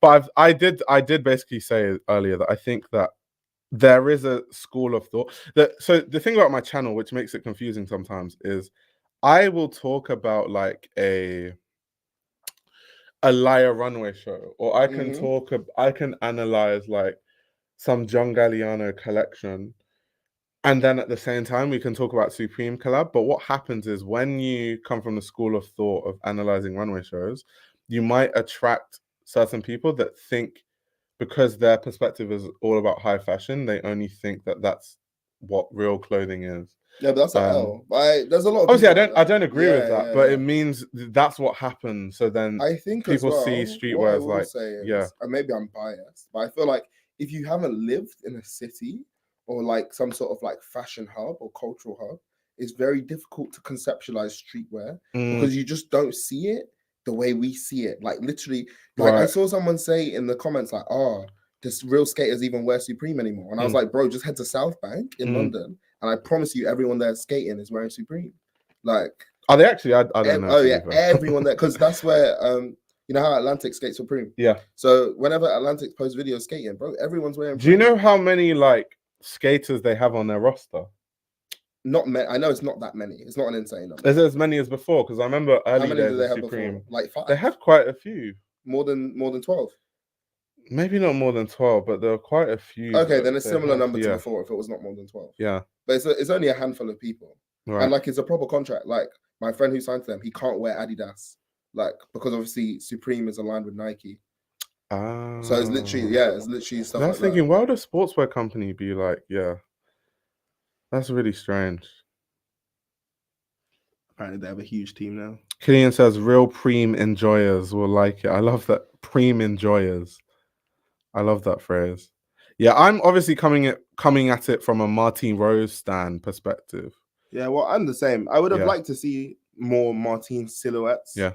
And just that playfulness in terms of like turning fashion on its head a little bit, and including British culture in that. I would have liked to see.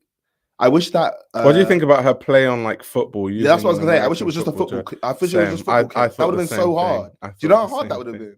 I thought I would rather Martine football kit. I'd rather a Martine football because she has so much experience doing it. Like she made the England football kit, USA women's. Yeah, she did the USA women's like blazer and stuff.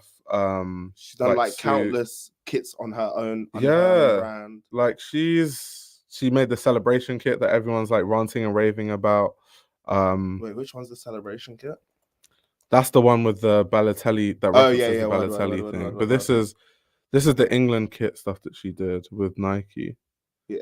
So she has like a lot of experience doing. I thought it would have been there, and I just wanted something with like the shoulders. Yeah. I think because she's too iconic for the shoulders.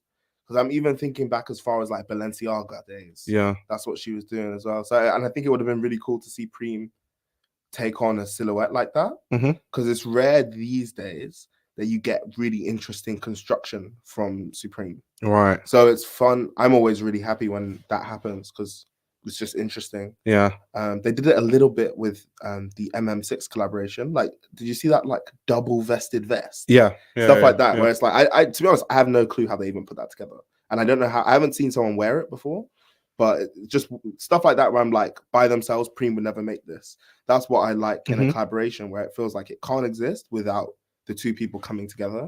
Do you know what stood out to me the most is the fact that let me steal a chair. Yeah, do you want to get a chair? Yeah. So what stood out to me the most is the fact that before I did this stream, I did a quick search on YouTube to see like who else has made like a Martine Rose Supreme collab thing. Yeah. And the first video I stumbled on, the guy's literally in like the first 10 seconds, he said, "So I don't really know who Martine Rose is." So actually, I guess that's a good thing though. That's a good thing because it means that clearly, and that's why brands collab, obviously, to tap into different markets. So it means that from that perspective, like a business standpoint, it's a very good idea because people genuinely like don't even know who Martine. Like he literally said, like I've never heard of Martine Rose What before. I wonder is, Martine Rose is bigger here than in the US, right? Of course, I don't know. Of course, she's bigger here than. No. I only asked that because obviously, I think we're more familiar with her, but the US have so many people. Right. That, like, maybe, okay, in terms of people, yeah, maybe, especially now with the Kendrick Lamar push, maybe numbers wise, like, it's bigger in the genuinely US. Curious now. Yeah.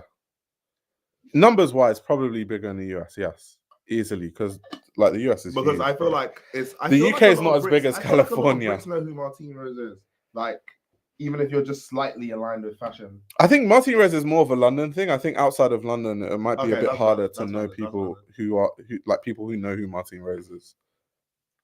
It's weird as well because I always say that Martine Rose is one of those designers who her name and her legacy is somehow bigger than her actual brand. Mm-hmm. Like in the grand scheme of fashion and luxury houses and the names that she's aligned with, her brand is quite small. Right. But her name holds a lot of weight. Yeah. And people talk about her, like her name is bigger than her brand. And that doesn't happen often in fashion. And I find that interesting. But I do think she's gonna go, mate, because Kendrick will not leave. Yeah. I think at the Super Bowl alone. as well. I'm thinking custom Martine He's definitely going to wear Martine Rose at the Super Bowl. Closed. And Wells Bonner, because he's always rapping about Wells Bonner and like all I'm wearing is Wells Bonner. I'm wearing is Wells Bonner. So Wells Bonner and Martine Rose probably gonna wear them in the Super, and that's gonna lead to just more people finding out. Which is cool. Yeah, facts. And the transition has been interesting because before it was just before he hopped on Martine and Wells Bonner, it was Virgil LV right at the end of Virgil. And then, now it's like Martine Rose, Wells Bonner. This is interesting. I have 2 pairs of Nike mules. So many people ask about them. Only in New York City do people know her. Yeah. I could imagine if she was going to touch somewhere first. The Shocks? Is that the Shocks? Yeah. Is that something else? Yeah. The Shocks. Well, actually, it could. Well, Nike, yes, it's the Shocks. If it was Martine mules, then it'll be like, the square toe ones. Yeah, word. Or it could even be, the ones I like, the weird ones. The bulbous ones. Yeah, the round toe Martine loafers. Those ones are amazing, bro. Like the shape of them are insane. Like I saw Al. Al was wearing them in a fit pic. Yeah, he has them. Louise. He was wearing them in a fit picture. And I said, "Oh, like what are those?" And then he was like, "Oh yeah, they're the Martine Rose loafers." I was like, "These are like when you wear trousers and when they sit, that front bulbous thing, it looks so nice. Trust me, it looks amazing." Someone said, "Take Tremaine, give us back Virgil." Damn, that's mean. Dear Lord, that is mean. If Tremaine is watching this, those are not my words. I got the Tremaine on right now.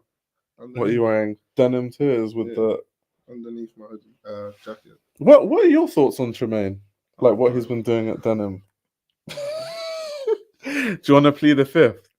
Wait, what's the question? It depends on just in general. Like, what do you think of Denim tears? What do you think about where do you think it sits in the fashion market now? You don't need to say whether you like it or dislike it. No, bro.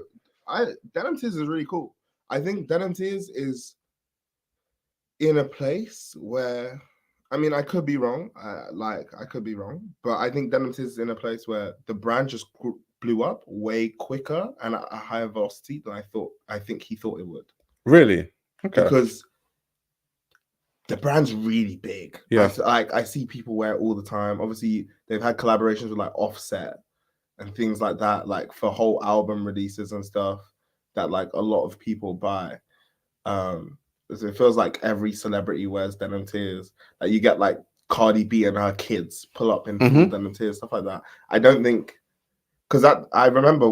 So I actually had one of the first pairs of Denim tears in London.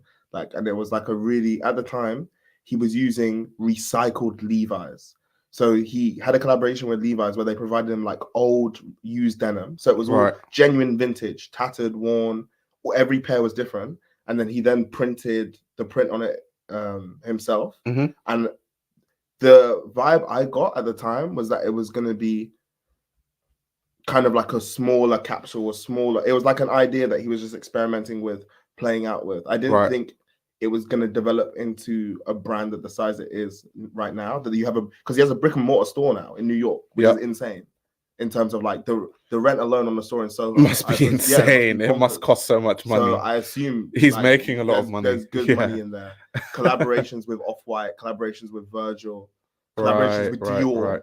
Right. Dior, Kim Jones, Denim Tears, like that exists. That's real. Right. And I think at least the vibe I got in 2020 when I was first buying Denim Tears, I don't think he knew, oh yeah, within 2 years, I'm going to have a runway with Dior and Travis Scott. Right. So I don't know, but I just think the whole situation with Supreme is weird. I don't know if you saw, I said earlier, he tweeted earlier being like, oh, Martine Rose had the creative director position before me, but she fell out with Supreme. Is that true though? I don't know if it's because true, Martine has never mentioned. I'm just saying he ever being a creative director of Supreme. I'm just saying the whole situation is weird and interesting, and I don't really know what's going on. Yeah. But I don't think he does himself any favors when he goes on these Twitter runs. Right. Because I think it's just like it's negative publicity. I don't know. I think he should just ignore negative comments. Yeah. On the brand. I do think maybe things that people say to him online kind of get to him sometimes. Well, I mean, that's valid. I mean, you just said someone said we should take Tremaine and get back Virgil. Like, that's an insane comment. Yeah. Like, if you're the person reading it is.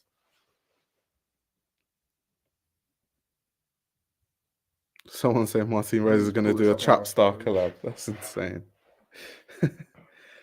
Connor says, the only time I've seen a Nike Shox mules was when I was waiting for a train in Kyoto after walking around a ghost forest at night. Wait, why are they mules? I swear you don't slip them on. No, they're mules. They're mules? Yeah. That's insane. Yeah. They are. Look, I'll show you. Look. Oh, that's insane. Okay, fair play. Yeah, fair play. They're mules, bro. I had no clue. The back is open, the open back. Yeah, that's tough.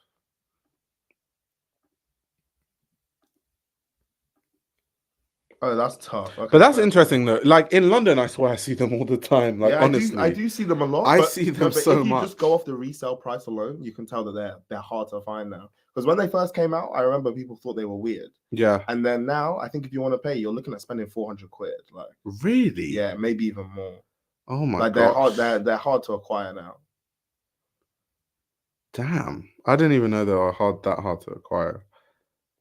Because I feel like when they came out, a lot of people that wanted to get them were able to get them. Like it wasn't like super exclusive.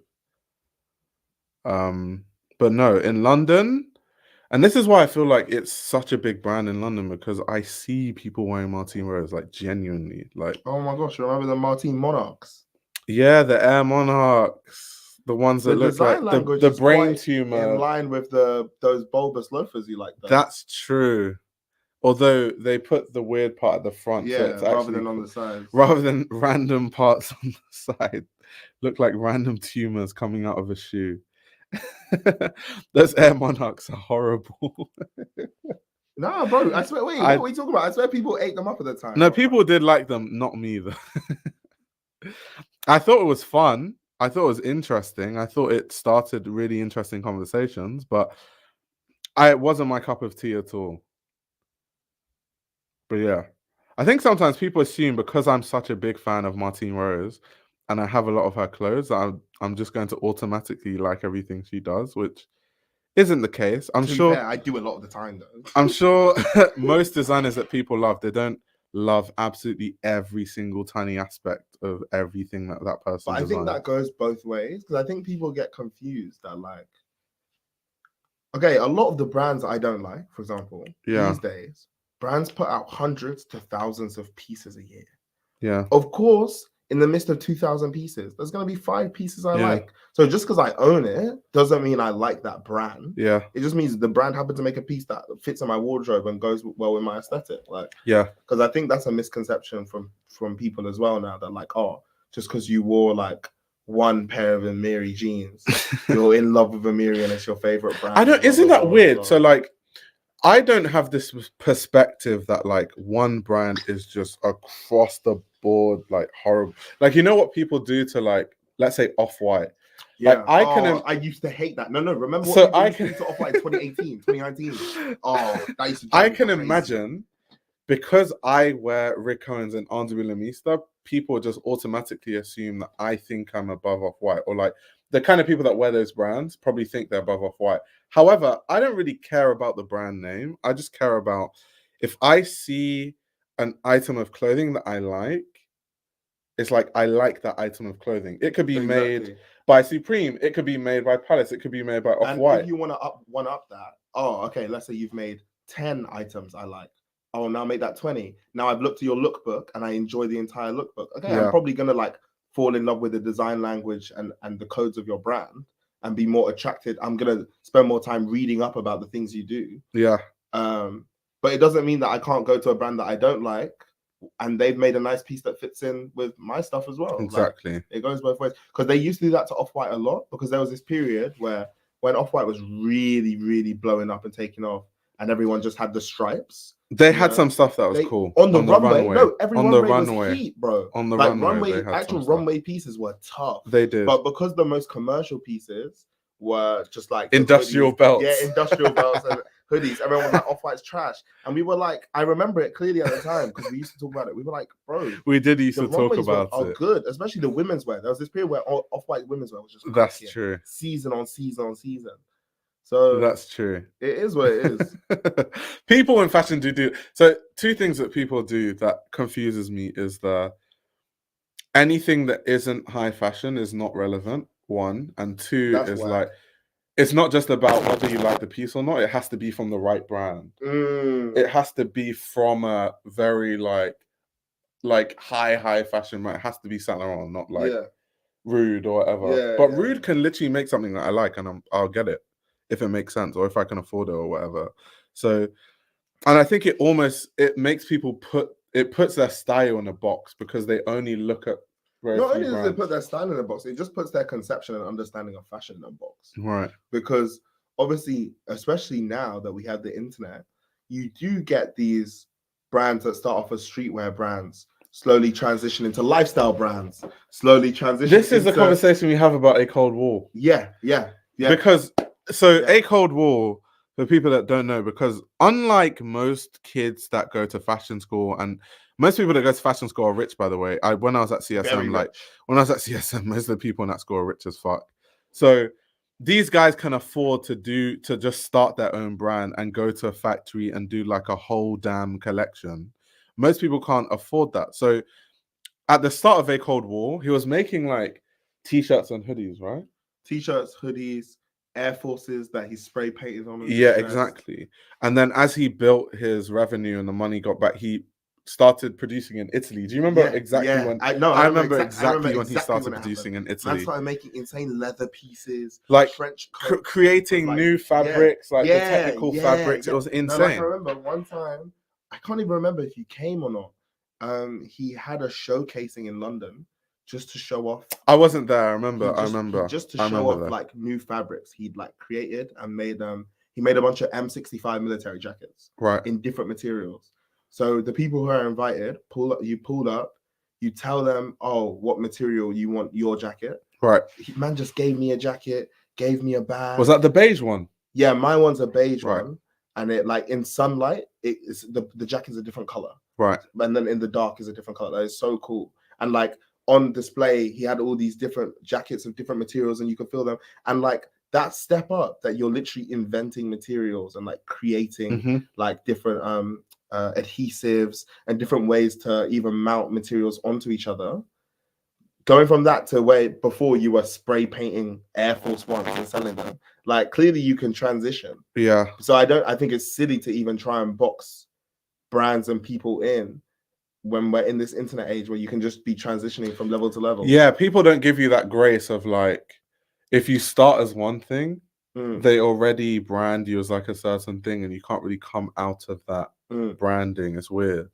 And I think even like, I think people, I don't want to get into race, but I think people will even, I know where you're going to go with it. All I'll say is look at early Jacquemus and look at Jacquemus now. And I think that if you boxed Jacquemus in from early, that was a very silly decision to make.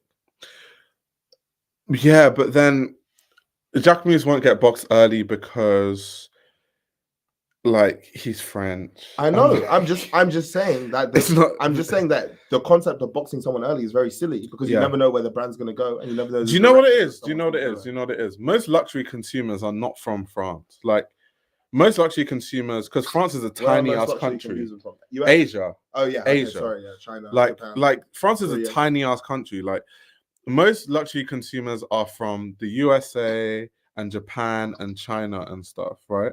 These are like the big markets for luxury brands. And so the success of your brand is really based on how people in Asia and the US perceive your brand. And I feel like in Asia and the US, there's a better perception on a guy like Jacquemus who's from the south of France. Yeah, the south of France. It just seems he went more... to fashion school, right? Yeah, he did.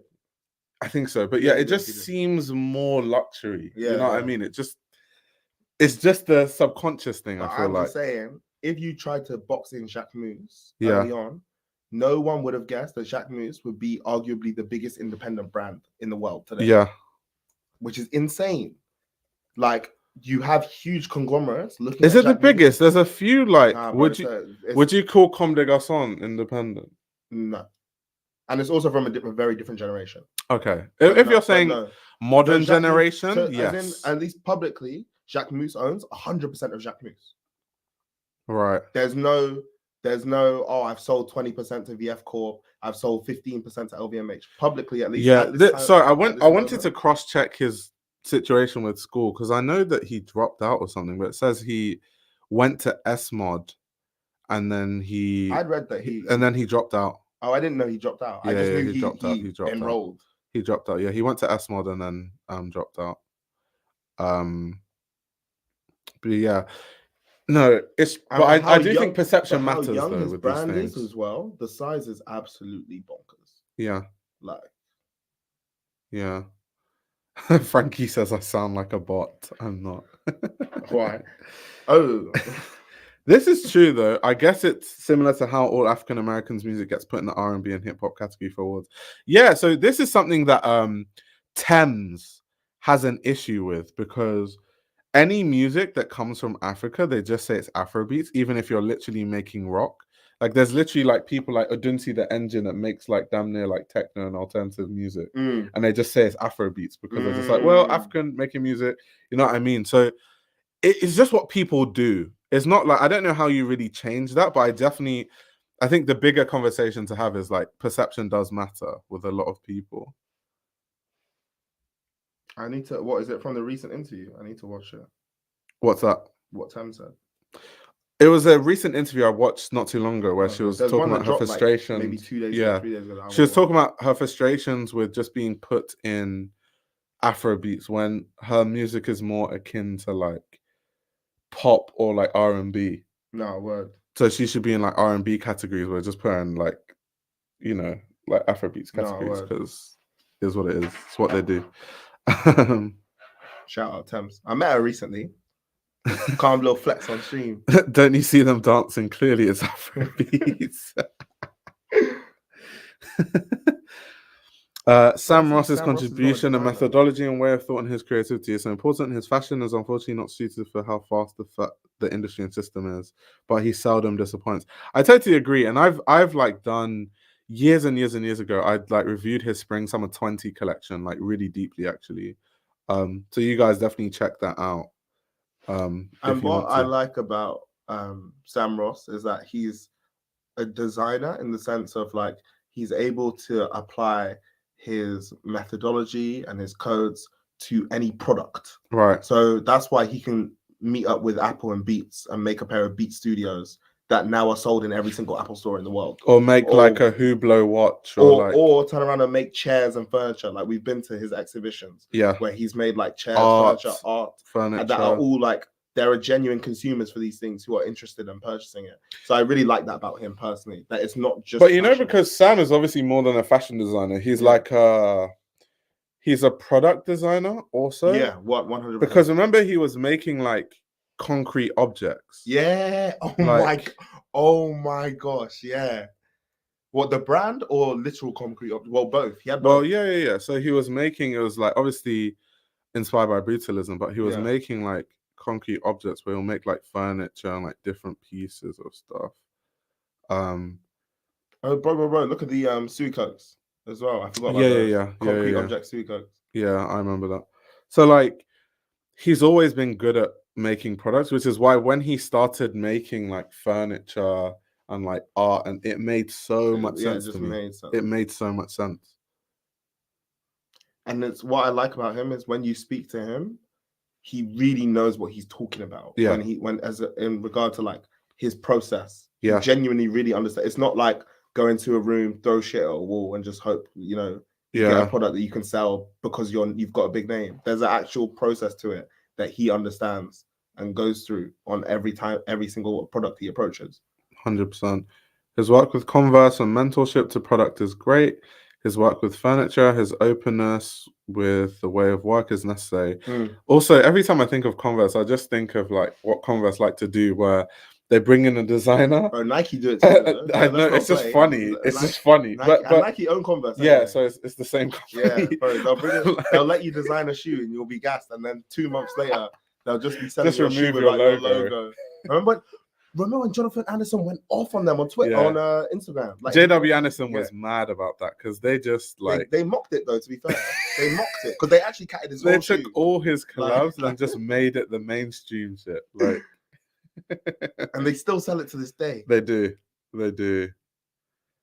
I guess, but that's the thing about contracts, because I think JW Anderson obviously is a huge designer. Yeah. I think maybe he underestimated like his influence in fashion because it was on the earlier side. Because think of how much money they've made off of his one design. Bro, probably an amount that would make me sick. Like, I would be mad too. I would be angry. But ultimately, like people have said, he signed a contract. Right, someone said, he's been to my studio. His thought process is solid. I think now he's part creative and business-minded. Yeah, I totally agree. I think he's always been business savvy, though. Yeah, always. Even from the start of a Cold War, like he'll do drops a certain way. Or I was speaking to him one time and he said that, you know, that a Cold War sample cell we went to ages ago. Yeah. He was saying that like magazines weren't taking him seriously. Like Vogue and all these people, they didn't really believe in it. So to prove to them that like he had a true community, and this is the meaning of a true community, not like companies, these big corporations, they're like, oh, we're trying to tap into a community, don't know what they're talking about. So he did the sample sale to show that he has a strong community, and there was a flipping line all the way around the block in short. And then obviously they saw it and they're like, oh, okay, clearly there's something there. And then that's when they started. Thing as well of like, that's why I was saying that like, I feel like in London, it's very easy to see culture and like streetwear because often that's where these things take place, like London, Manchester. If you're not in a big city, you don't see it firsthand, I feel like, which that might be why some people really find it hard to wrap their head around it. Yeah. And you meet crazy people going to these things. Like I always say that like one of my good friends, Yaku, we both ended up going to CSM like years after we met at this sample sale, and we've been friends since then. And then he graduated with an MA at CSM, won the L'Oreal Prize, like part of the like different funds for the BFC, and he's having his first runway show at London Fashion Week in like a few days. And that's someone I just met at a sample sale for A Cold War, but that's because that's where like cool kids that were like really interested in fashion went at the time. But yeah, that's why it's genuinely hard to like explain to companies sometimes when I'm doing like consulting what a true community means, because they don't get it. Like that's not how they grew up. People buy our clothes. So yeah, that's the community. It's like, nah. It's really hard to explain. People like what your brand stands for, and people they identify themselves in your logo. So when they see someone else wearing your logo, that excites them. Remember back in the day, if you saw someone wearing Supreme, you'd be gassed because you feel like you both understand each other. And you can and which is, I think, something that's missing today. Whereas, like, when I was younger, if I saw someone in the street wearing a studded belt, skinny jeans, colorful skinny jeans with shutter shades, you know they're into jerky. I know. I know they know who the Rangers are. I know they know who Langston is. I know they know who Julian Alexander is. I know this. Like, and that's the thing about subcultures too, because if you think of subcultures, whether you're talking about like New Edwardians or punks or whatever, it's the same thing. You see someone dress a certain way, you can start to assume that they're in your same tribe and you can just be friends just off the way you dress, literally. Bro, legit. So, and that's how I imagine a lot of people feel about Cortez today. That's what I think is really cool about Cortez. Because one of my favorite Virgil quotes is he was like, "Oh, Supreme was my Louis Vuitton." Right. And I think that's how kids see Cortez. They're like, Cortez is their Louis Vuitton. Like, to them, that's all that matters in fashion. They see someone else wearing Cortez, they know they identify with the same thing. They might have the same values, all that sort of stuff. That's what a community is about. Someone said, if you wear a black shirt, you're opium. But that's genuinely how I feel about Martine, because I think Martine gets that, like, culturally. Martine 100%. Like, understands. That's why when Martine it's so hard to explain, once again, in like a stream or video format, because it's just, there's so many elements. Yeah, there's so much nuances, and it's like things that you and I see subconsciously just walking around the streets of London. It's hard to kind of reiterate that on stream. Right. But I'm thinking about even down to her doing stuff like when she does a runway, it might just be on a random street in London, and members of the public can just sit and watch. They're allowed to just sit and watch. That's so anti-fashion. People watching the runway show out of their bedroom window. And it's like, and that makes her happy. But it's so Martine Rose, it's so London, it's so tapped into the culture and into community. Like, it's very difficult to explain, actually. Yeah. It's so true though. It's so true. It's like, even like, I try to explain it culturally, but it's still, part of it is just like the feeling you get, which is very hard to explain. So Lanfari says, make a what people wear in London. A million people have already done that. I know. It gets a lot of views, but do people want me to do that? Supra was like Dior for me when I was a little jittery. Facts. Like, for example, I can let me do a test in this stream. Do any of you know what the brand Vlado? Do any of you know about like Vlados? If any of you know what Vlado is, I can already like assume that you know about certain things. Like if you've heard of Vlado.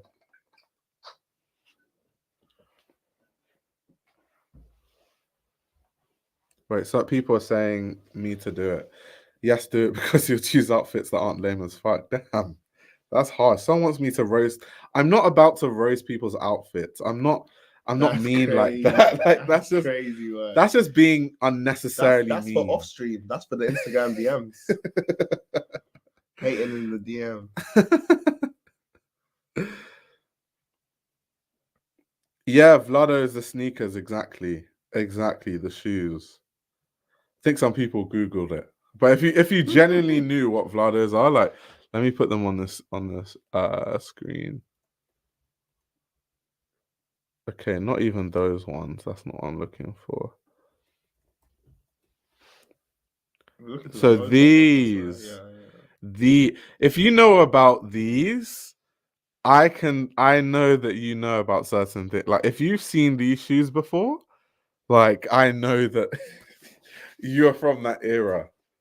They said you're doing a pop quiz. Basically, what these were, like, in, the jerkin time. Yeah. This was a brand that kind of tapped into the purple Vlados with the V-neck. Facts.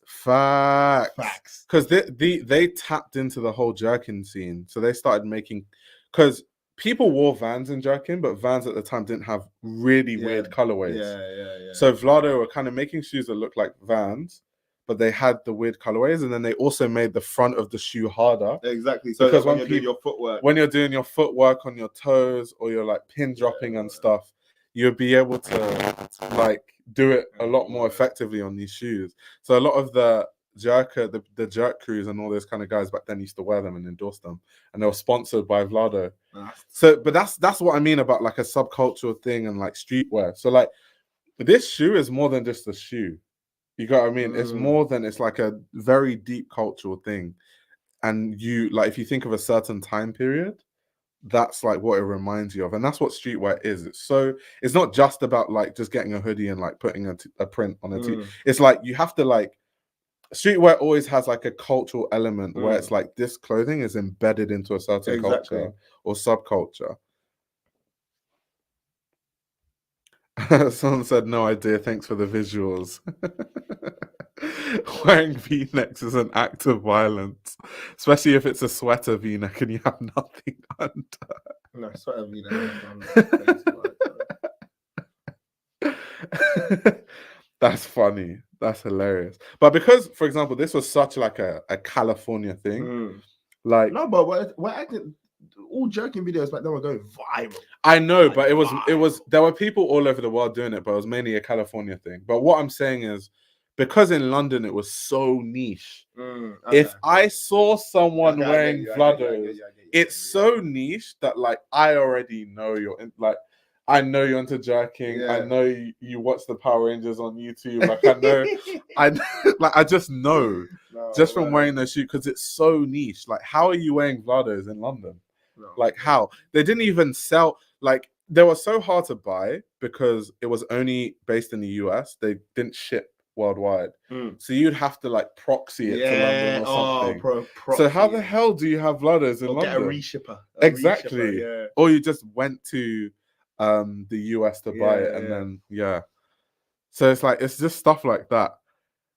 And that's like when it comes to street, and that's why I can't, because I get the true essence of what streetwear is so deeply, which is why I'm always gonna put it on the same level as like high fashion. They're just two different things. Yeah, I said they're just adjacent. Yeah, but people find it hard to like see them together. Yeah, one has to be better than the other or more superior. For me as well, the reason, if we tie it back to the conversation about like is Supreme fashion, I just think it's extremely disingenuous to deny the impact that Supreme has had on high fashion in the modern day and in the modern culture in 2024. The fact that even like you can walk into Celine and buy like a Celine hoodie, that's so like streetwear coded. That's the Supreme, that's the Supreme and Off-White effect. Yeah, do you know what I mean? So if like we can't act like they don't influence each other, like it's silly to. But yeah, but it's that's why streetwear, it's so hard to remember. Like, yeah, art is saying babe. Like someone who comes from that high fashion only thought process will just see babe as it's just like Air Force Ones with a star. Like, without any of the cultural context of what it actually means. But that's what happens. That's what happens. That means you just didn't watch any music videos between like 2002 and But you're saying that, but not think about high fashion. Most high fashion people are snooty. I only listen to like classical music maybe and jazz. Whereas like I listen to classical music and jazz, but I also listen to hip hop. But it's because people like to always rank things. They can't just appreciate things as a whole. So the kind of quintessential high fashion person is like anything streetwear adjacent, that's trash. Like hip hop, nah. Ironically as well, the people who have publicly shown that they understand both have been some of the most effective and cultural disruptors in fashion. 100%. Like Kim Jones, Virgil Abloh, like I had someone else in mind who's like active right now. Right. And it's like I like Kim Jones as an example because you can't turn around and tell me Kim Jones doesn't understand tailoring. You can't turn around and tell me that Kim Jones doesn't understand like that elite snobby level of high fashion. But he's also a huge sneakerhead. Of course he does. He's been at Louis Vuitton and Dior forever. For like 5 years. Man's at Fendi, man's at Dior. Like, do you know what I mean? But then at the same time, man's out here wearing his off-white ones, talking about how big his sneaker collection is. He obviously understands, like he very obviously understands both worlds. I'm seeing old interviews where Virgil saying, yeah, I used to sleep on Kim Jones' couch. Yeah. Like, do you know what I mean? Yeah. So you pointed out Marc Jacobs. Marc Jacobs is definitely someone that understands Marc Jacobs is the godfather. Marc Jacobs definitely understands that. For sure. Like Marc Jacobs is definitely from the world of like understanding the cultural significance of streetwear and also understanding the world of high fashion. Like there aren't too many people Marc Jacobs is into like graffiti artists and stuff like that. Like what Steven Sprouse and like But even like just from on some New York stuff, like Demna, I'll give it to Demna as well for sure. Because that's the reason Balenciaga is Balenciaga. Yeah, Demna does. Martine Rose does. Grace Wells Bonner. Yeah, Grace Wells Bonner. Trying to think what like big time designer understands. That's what I'm trying to think of as well. I think Eddie Simon understands it to an extent. I wouldn't say to the extent. I think he understands it. He just doesn't need it. Yeah, but I definitely I think Eddie Simone. I get the sense that Eddie Simone does understand. Because I'd argue, I'd argue that the heady boy is like one of the closest things in like snobby high fashion to like a community. Right. Think about the way they move. Right. And the way like they interact with each other. And the way that they don't eat food together. No, I'm joking. I'm joking.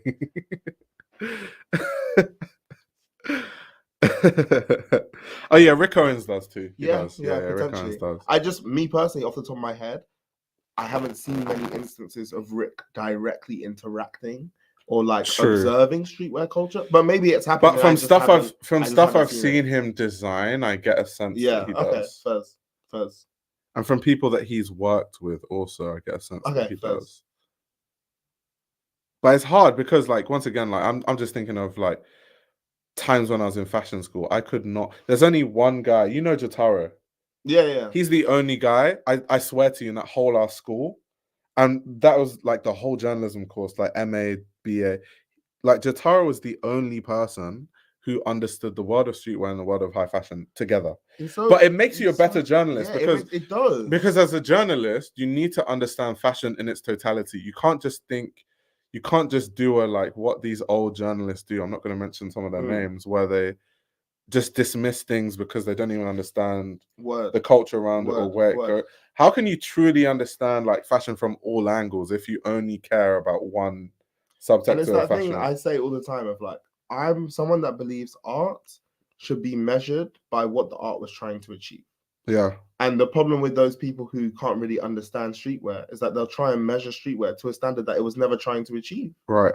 So it's like you're like, oh, this clothing is terrible because, you know, there's no the construction is not interesting and the silhouettes are basic and they're printing on Gildan tees. Mm-hmm. But they weren't aiming to push the boundaries of silhouettes. So why are you judging them to that?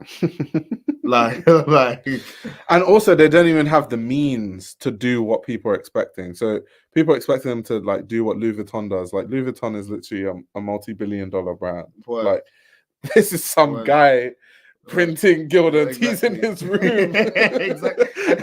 And even Louis Vuitton, bro, how much these days? When was the last time Louis Vuitton pushed the boundaries of a silhouette? Right. Probably like 6 years ago. Right. If that. Like, and it applies to the art world too as well. Like, imagine you're talking to like a flipping collagist, and you're being like, "Oh, you didn't." I'm judging your work to the scale of like how well you integrated fine art stroke brushes. Right. And the person's like, "Well, that's not what I was trying to do. I was just trying to make a collage." Like, you can't judge. You just can't judge art. You have to judge it by what the artist was aiming to do. Right. And the same applies to music as well. So that's that thing you were saying earlier of like, well, when Adunsi's coming on doing all sorts of Afro fusion with and like alternative music, and you're trying to judge it to the standard of very traditional Afro beat, like P Square, which is not what it is, which is not what it is or what it was ever aiming to be. The same with Moa and her music and Dato Black and Chi Virgo, like it just doesn't make sense. Yeah, they're asking you for a video. They're saying you're in the kitchen, you're cooking. Micah's out here cooking.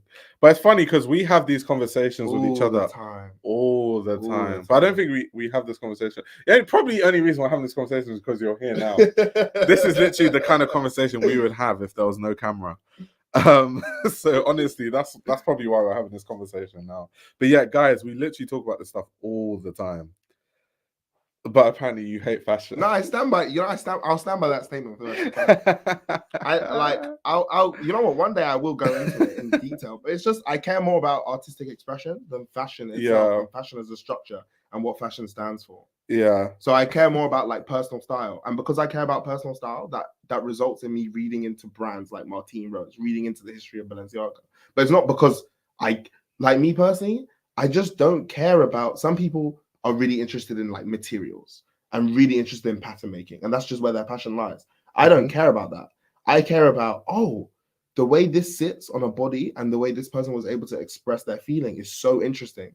Let me look up how the designer was able to let that person achieve that expression. Right. And because I care about artistic expression, that's why I care about music so much. And that's why I care about art so much. So it's not, And fashion as a structure, I hate. I mean, you guys know how I feel about filler collections. Like, let me not even get started. Filler collection, the resort collections, pre-spring.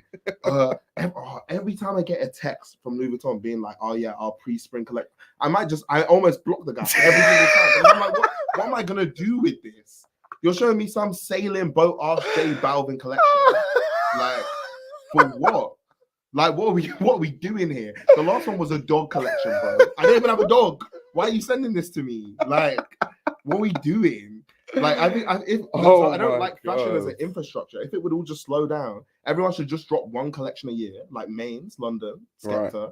Everything should just slow down. Like, Sam Ross is probably going to drop like 1 or 2 collections. I hope he does. Let's just keep it to that. Why are we dropping 8, 9, 10 collections a year? Yeah. Like, Bray said I don't even have a dog. That killed me. We're doing all these filler collections. I don't even have a dog. Like, and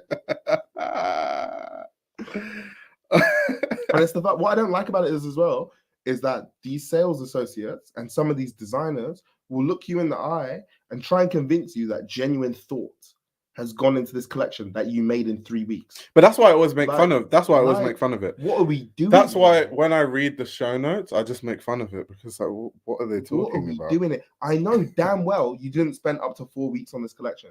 So how are you going to look at me in the eye and pretend that the same amount of effort has gone into this as your spring summer 2025 collection where you spent 3 million on the runway alone? Like. Kiwi says, I'm a fashion photographer. I'm glad there are 10 collections a year. No, that's valid. That's very valid. Because we're thinking of like fashion being more sustainable and also giving designers more time to think. And like, because when you do, you get that Alaya collection where, that Alaya collection where everything was merino wool. Yes. Or the John Galliano Margiela collection. That apparently took 1 year. That's what happened. It took 1 year. Yeah. That's what happened when you give and look at the way time. Look at the way it's adored to the point that now man's not. Okay, let me chill. But to the point that he's in the mainstream again, right? Because his collection was so adored, and he spent a year on it. So it shows that thoughtful design and thoughtful ideas still connect with audiences. So why don't we all just do it? Like, you say that, but don't you isn't it funny how, remember during the pandemic, and I talk about this all the time, but it just makes me laugh every time, where like Dries Van Noten sent a letter to the industry and it was talking about the fact that fashion needs to slow down. We need to stop the pre-fall, pre-spring, all this stuff, resort. We need to go back to just like 2 collections a year because that's what Dries does. And everyone's like, yeah, Dries is so mindful. This is why we love Dries, blah, blah, blah. The second the lockdown ended, Louis Vuitton resort collection, like, what is going on? They were like, yeah, we totally agree. Fashion needs to slow down. The second all of that ended, and that's why when I saw that Dries was leaving fashion and retiring, it did not surprise me at all. I feel like Dries Van Noten is probably jaded with like just the fashion system in general. Even all of them are like the Belgian designers, they're purists that way. Like when Martine Margiela was kind of like, where fashion is going, I don't agree with it. He dipped. Same thing with half of them lasted as long as they did. To be true. Honest. Like even Andrea Lemista, same thing. She dipped fashion. Like a lot of them, like the Belgians especially, they're like purists that way. No, Marina Yee, she has like a brand. Like let me check her Instagram, but it's not like she just releases collections sporadically. Wait, let me see. Margiela, Angie, Marina Yee, Walter Van Buren. He's testing his top 6 knowledge. I rate it. Yeah, this is Marie's Instagram. She's been cooking. Look, this is from 2 days ago. Oh, I'm not tapping in. Maybe I need to tap back in. Yeah. So she's no. Marina Yee's been cooking. She's been cooking. Like Dover Street Market, Paris. She's got some Marina Yee stuff in there. No. Marina Yee's cooking. DSM stock Marina Yee. Where? Do you know what it is? Do you know why it's confusing? It's because basically why it's confusing is Marina Yee was in fashion in like periods. So she would like design for a bit, then just disappear. Mm. And then all of a sudden she comes back again and she's doing like this vintage collection and like teaching students, and then she disappears again. And then, the Marina Yee brand is back. So that's why it can be confusing when she's like here or not. I have no clue where it is in DSM. I went recently. Yeah. I bet Dries, Martin, and have fun conversations talking shit about fashion. Probably. Bro, Martin just be like painting and shit now. Yeah. Doing art installations in Paris. Yo says, I just don't see the point in making fashion that doesn't have any depth to it, like meaningless commercialism. I guess that could be said for a lot of luxury brands these days, though. No, 100%. But that's kind of like the state of consumerism. But I think that this economic downfall that we're in is making some of these brands really reflect, because they're struggling to sell product. And they're kind of like, well, what do we do? And I think it's gonna, even the way the recent musical chairs have resulted in a lot of very talented designers ending up in the right, what looks like it should be the right place for them. Right. You know, Sarah Burton at Givenchy, Haida Ackerman at Tom Ford. Right. So I feel like give it 2 more years, maybe 4 to 6 seasons. So yeah, 2 years, a year and a half. I think fashion's going to be in a much more interesting place, with maybe slightly more meaningful and mindful design. That's what I'd like to think. But we also have, what people forget is that the internet age has also transformed fashion, in the sense that, like, even though it's a fraction of their revenue, Louis Vuitton is literally watching these brands pop up on Instagram, get 500,000 followers, and ship out 1 million orders a year. And they're like, damn. What can we do to kind of replicate these people are just selling, in their eyes, t-shirts and hoodies. Yeah. Why should we bother putting time into construction when an Instagram brand can move 1 million units a year? And they're going to think like that because, once again, the people at the top of these companies don't care about fashion or clothing or construction. I think it's just about money. A very big factor. It's just about profit margins. Into like all these brands not trying as much. Yeah. Because they see it as like, because before the internet age, it wasn't an option to just make a quick brand, set up an Instagram page, put it on a couple celebrities, and then start moving products. Exactly. Like, it wasn't a thing. Exactly. So brands didn't know you could do that. So they would try a bit more because that's all they knew. Yeah. No, that's like straight facts. It's so true. It's honestly so true. Because they had to try, but that's happened gradually in fashion. Do you know how, like, revolution? Let me know when I talk about design, construction, bro. I went to the MoMU Museum, right, in Antwerp. And in the MoMU Museum in Antwerp, they have like a very, very big they have a very, very big archive of just like, if it doesn't have to be a recent one, do full. No. I'll do a different one. But basically they have like a big collection of clothes. And you look at like the way old Dior was constructed. Third one. Yeah. Or you look at like the way the fabrics that they use, it's so significantly better than now. It's almost sad. Like, it's literally almost upsetting. That's why there's that thing of like, wow, my vintage clothes that I bought secondhand are like better than these new garments I'm going to buy in the store right now. Of course. Which is stupid. Which is hilarious. Normally, 10x. Yeah, technology is supposed to advance with time. Technology is 10x. But it just depends on like the goal of a brand, right? So it's because the goal of a lot of brands these days, it's not to be the greatest couturier or to be known as like the greatest designer. It's how much money can we make? And that's it. That's where it starts and ends. But that's what I was saying that I think is quite interesting, is that I was at LV talking to like members of LV the other day and staff and whatnot. And even they were saying to me like, they don't really see how the prices can go much higher, and they don't really understand. Because what I was saying is,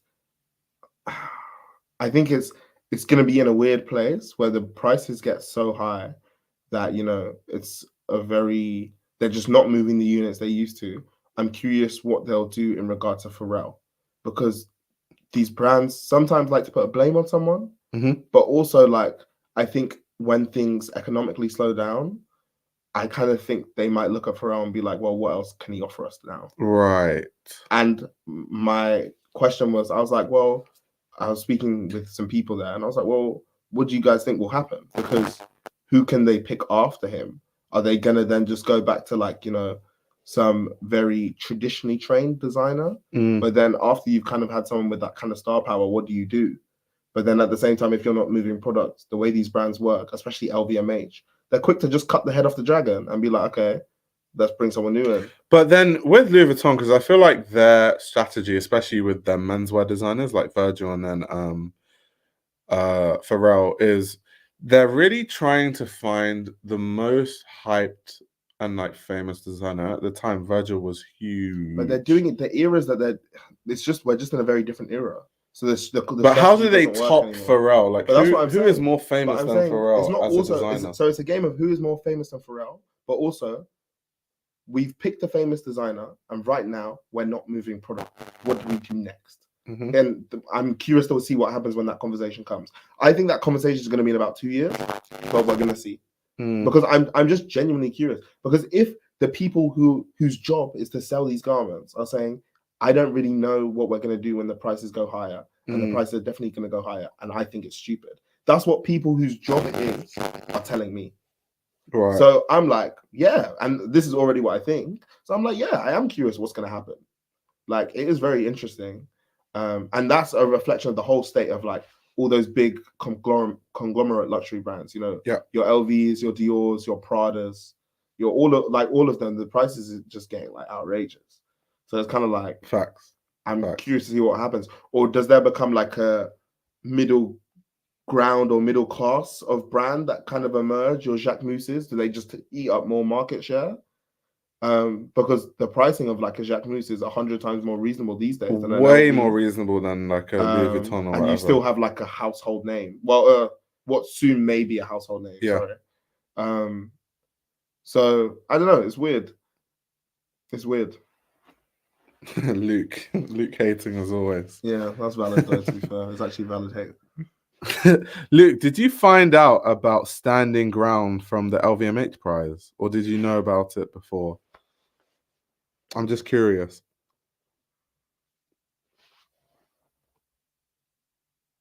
Art says we're close to a recession. They don't care about selling garments. The garments are just there to sell bags, which is true. And the bags are there to sell perfume. You just have to keep going down there.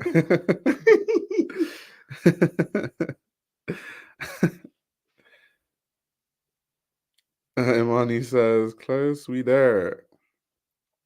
That's true. We are. Are we in a recession still? Oh, we are. Yes. Do you know what I'm asking? There was a time when every day on the news. Oh, what they were capping? When they were capping that we weren't in a recession? No. There was a time every day on the news where they started talking about the cost of living crisis, which I feel like we're still in because the bills like haven't gone down. Like gas still costs an arm and a leg, but they don't talk about it as much. So it almost makes you feel like it just makes you feel like like if you it's very easy to know when we're in this period because all forms of luxury, not just clothing, like cars, luggage, whatever. When all those start slowing down, that's how you know people don't have money. Yeah. So if you go to any of these stores and speak to anyone who works there, they'll be like, "Yeah, things are slow right now." Like, especially because, and it was weird because before we were coming off the back of COVID, where everyone had too much money because you had governments giving you money to sit at home all day. So that's why the prices of a Rolex were like 4x back then. What the watch market was insane, the luxury market was insane. Blah blah blah. So going from that to like this like down period we're in is really weird for these brands because that's the period where LV hit 20 billion in revenue in 1 year and they were like doing backflips. You know what I mean?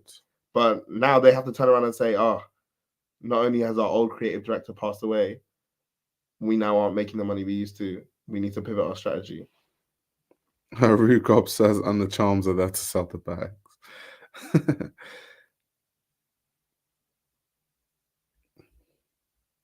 Oh yeah, this is facts though. Winter's coming, cost of living will come back up. I think maybe the reason why people haven't thought about it is because it's been warm. Because bro, the gas prices. Yeah, bro. No, everything is just ridiculous. Insane. Like the gas prices are wild. Like, yeah, that's facts. That's facts. That's what I'm saying. When I see what's happening in culture, I can get a glimpse of our economical state. Sounds like I'm trolling, but Oasis coming back is the cash grab.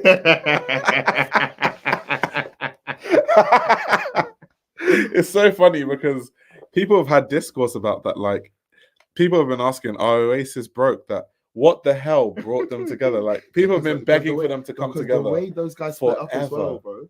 They were the way they talk about each other was horrible. Yeah, man would be on some fu, like publicly in interviews, being like, "Nah, I hate him." Like, and fans have been begging for Oasis to come back, and now all of a sudden they're doing this world tour. And next thing you know, Represent Clothing are doing collaborations. Yeah. With Oasis. Like, what's going on? What's going on? Because I remember, one of my friends was like, "Is this a sign of like the cost of living crisis?"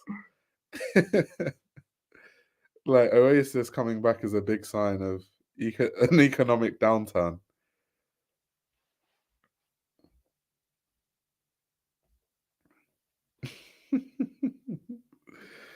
Oh my god, that's funny though. That Oasis point is hilarious. Funny. And the fact that them coming back like broke the Ticketmaster website. I know. Like that, Well, of course it would. Like, Oasis, they're huge. Like, people have been, like I said, begging them to come back. Oh my god, asking about Sabato. I don't know, Luke. I can't answer that question.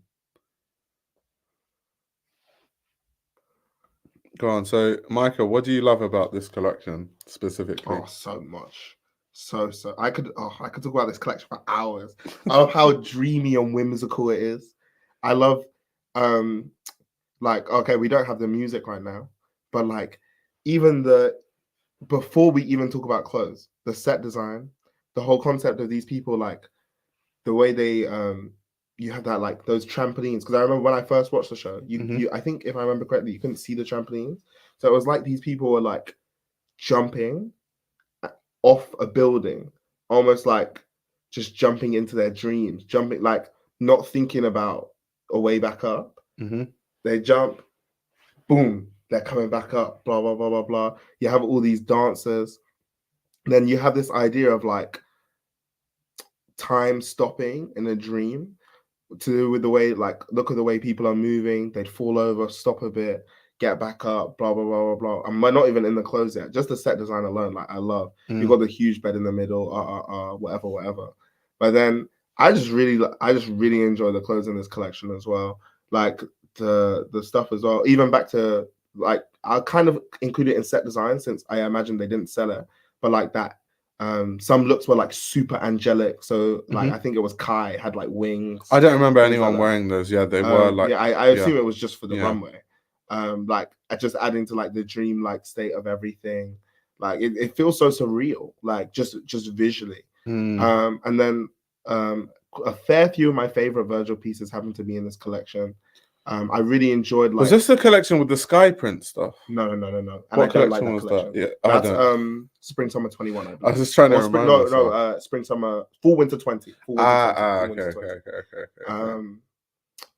What's I gonna? I like the tailoring in this collection. I think it's the second best tailoring he did out of all his collections at LV anyway. I don't know, man. And this was also like, for me, this was like prime Virgil, because this is like, for a long time I didn't really like his work, and then this is maybe like a year into me liking his work and being a big fan of like just everything he represented. Yeah, I used to love hopping on Instagram. Man has 50 stories that make my day. Tapping through all the stories, seeing what he was very transparent about the process of what it was like to be a creative director at a brand like this, which I don't think any designer has been before and after. Yeah, like very transparent about the like process. Canary yellow was the most revolutionary thing I've ever seen in fashion. He had about 21 Instagram pages. I'd love to make a video on that one day. All the Instagram pages he had canary yellow. He had special projects. He had obviously his own page. He had one called like Yellow or something like that. He had there was one, it was kind of like dedicated to Off-White. Then there was one for like his charitable work, but obviously all his charitable work was related to fashion. So it'd be like when he goes to Lagos and links up with like Ireti to do Homecoming, Right. like just bro, it was just so cool. The transparency of everything to do with Virgil was so cool to me. No, Canary Yellow to me was insane because, like, first of all, he would have those like show notes that like 100 pages long, but it's also the I have that with me. Someone said I'd like to hack what Batman is. I've got it with me. Yeah, you can show the people. This is like my favorite runway piece.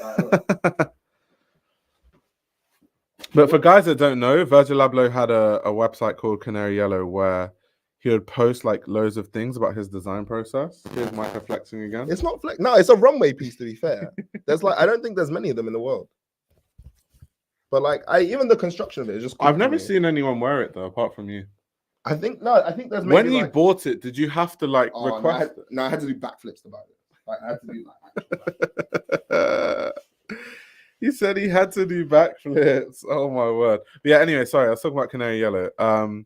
So yeah, there'll be these 100-page show notes where he talks about his inspiration for absolutely every look, not just his inspiration though. He would talk about the fabrics used, sometimes the reason why he used certain fabrics, like what that would help with. Like he was so detailed with it. Like you truly felt like when you read his show notes, you truly understood exactly what he was trying to do. And that's why I always used to argue with people all over the place on social media when they would say certain things about Virgil. I'm like, I used to hate. I'm just coming off reading 100 pages of his show note. Like, trust me. No, because then they used to downplay it by being like, oh, he has to over intellectualize his work because his work's not good. And then that's when I realized that, oh, you just can't win in this game. Because for the last 2 decades, people had been begging designers to explain their work more. Yeah. Absolutely begging. And not only what was insane about especially Virgil, designers like Ray Kuba that just doesn't like to say anything. He had like every set of show notes also had like a glossary with the key terms that he'd use and what they mean. And he'd reference back older pieces of glossary. So it'd be like, oh, following on from our last work, and this meaning has now like tapped into this and informed this. So there's like a 3-show run where you can literally see his design, like the kind of storyline he's presenting evolve through between the 3 shows. I think it's between spring summer 21, fall winter 21, and spring summer 22. Yeah, that 3-show run is like one of my favorite 3 because you can literally see that's all about that idea of like what is high fashion, what is streetwear, what is French high fashion, what is Ghanaian, like, and who decides what high fashion is? Who decides what high fashion is? If I get kente cloth from Ghana and I put it on the runway, does that make it high fashion? Yeah. What if I get kente cloth from Ghana? Is it about price? Exactly. Is it about price? What if I really play with the construction and really play with that? Does that make it fashion now? Okay, but what if I put it on a varsity jacket? Is it streetwear now? But like just that whole conversation, and he did it across like 3 shows, and it was so interesting to me because it was so direct as well. And do you know what's so funny? There's someone on YouTube, I can't remember their like account name, that is so mad at me that I like Virgil Abloh that anytime I comment on like let's say like Fashion Lover 4 when he used to make videos, I would comment on a Fashion Lover 4 video, knowing fully well that this person's going to comment, shut up, you're horrible, you like Virgil Abloh. Now, the thing is as well, I'm telling you guys, if you like worked in the fashion industry as a young person, it was almost impossible not to like him because he just impacted your life in some way very directly. Yeah.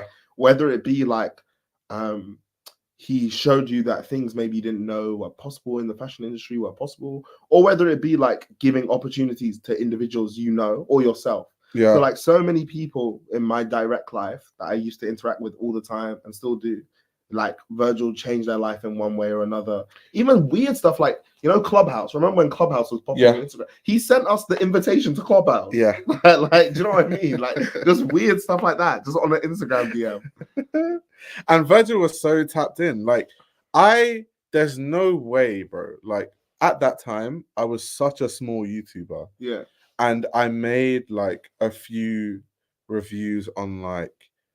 certain obscure designers. Like I remember at the time he really liked Isabel Benedetto. Yeah. And I made a video about Isabel Benedetto. So then he followed me on Instagram, and that's how I started like talking to him about like fashion and stuff. Yeah. But I'm like, who does that? No, also in his position. No, also he had unlimited time. He had more than 24 hours in the day, and no one could convince me otherwise. His days were 50 hours. He would reply to everyone. He would post on his Instagram story all day long. Post across 10 accounts. CD at LV, CD at Off-White. On top of that, man's doing all these random side missions, like wearing Cortez on the biggest fashion stage in the world at the Met Gala in like 2021. Obviously, Cortez was big, but it's not what it is today. Yeah. What business do you have as the creative director of Louis Vuitton showing off? Because I remember he made sure they took pictures of the fact that he was wearing Cortez at the Met. Yep. Like stuff like just. No, but that's because he deliberately wanted Clint to. But that's what I'm saying. It's just cool. Like traditionally, designers in that position are too elitist to bother putting people on. A man's out here like putting everyone on. There are literally random kids in Poland with like 100 followers who try to start a brand who have DMs with Virgil where he's just giving them advice. So I'm like, they'll just message him like, "Hey, what do you think of my lookbook?" And he'll actually reply and be like, "I think." And there's videos on YouTube you can find where he was mentoring.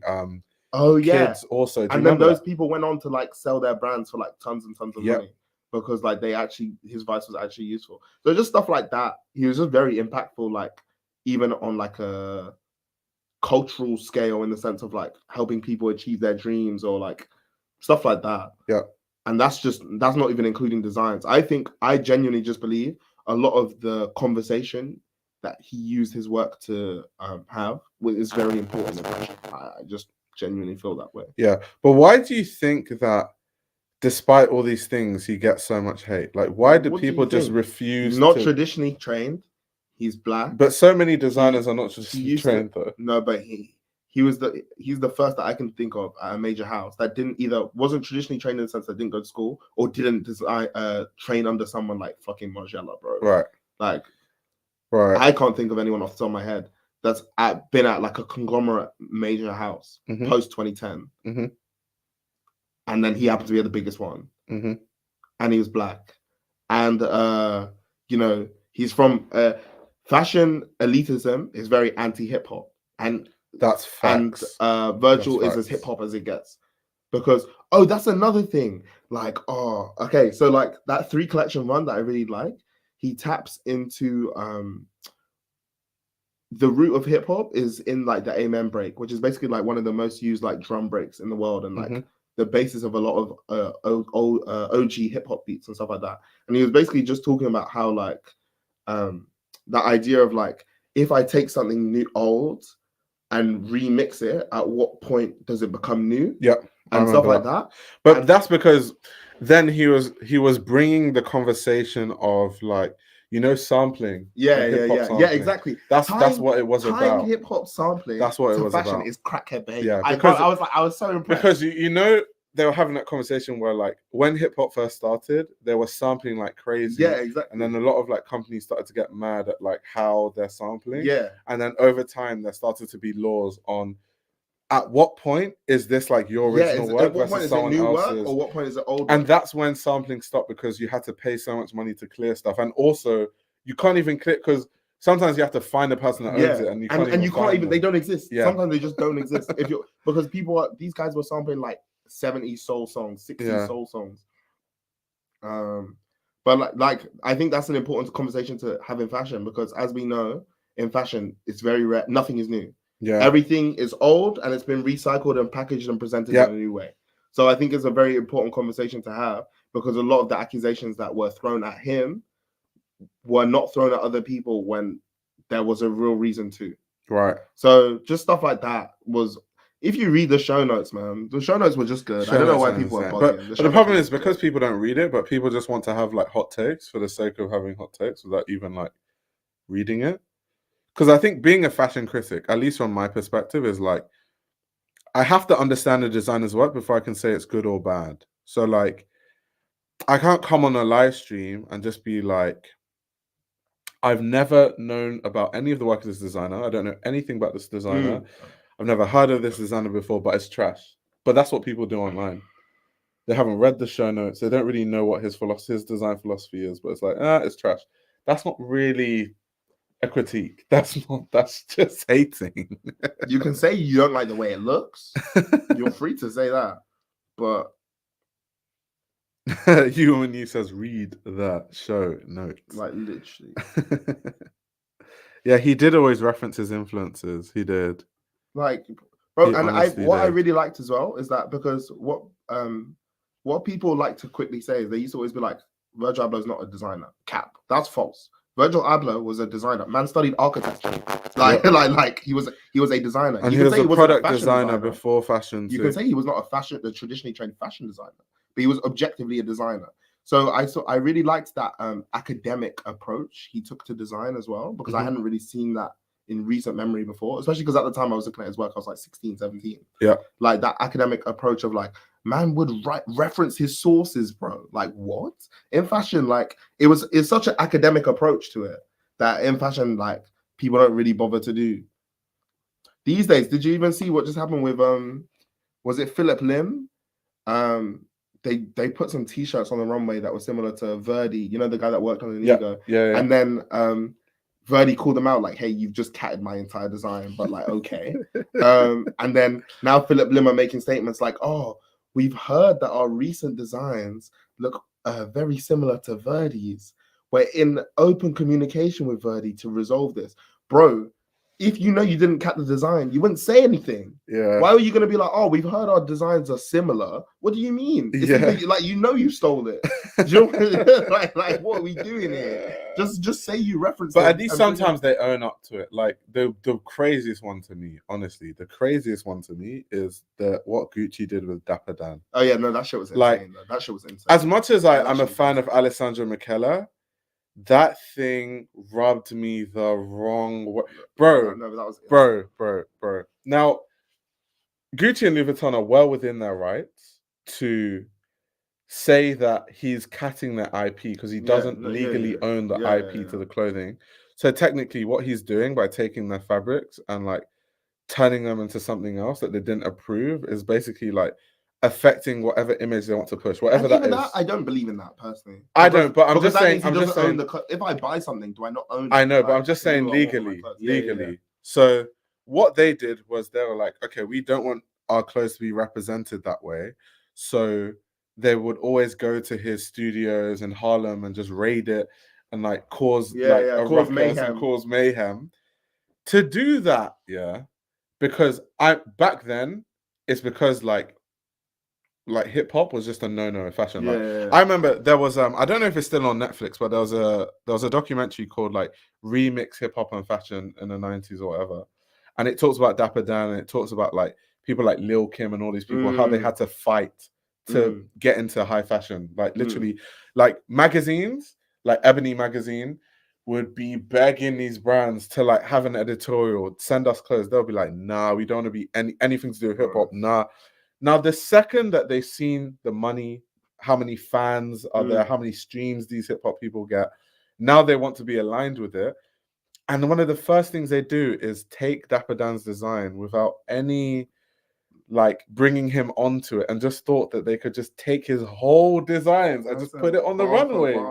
That thing has always put a bad taste in my mouth for Alessandro Michele. I'm always going to look at him slightly sideways for doing that. I'm always going to look at him slightly sideways for doing that. Yeah, this is one of my favorite shows as well.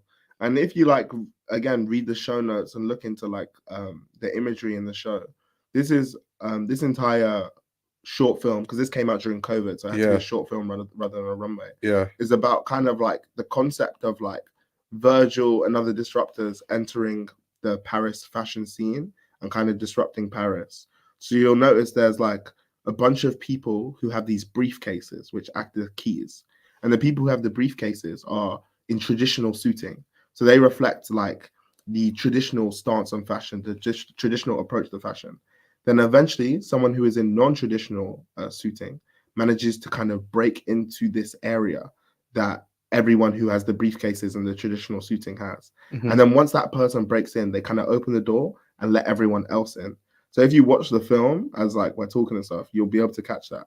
Obviously I've given like a really brief summary of it, but it's really interesting because it's quite reflective of like how Virgil and some of the people he was aligned with, Demna, Ye, Sam Ross, Kim Jones, people like that, much later disrupted this perception of like what is high fashion, what is streetwear, what is acceptable on the runway, how do we sell clothes, how do we market clothes, how do we shoot a campaign, how do we shoot, like all that kind of stuff was like heavily disrupted. I do think that luxury brands bastardized it though, because 100%, when Virgil Abloh does a hoodie, there's like a cultural reference to it.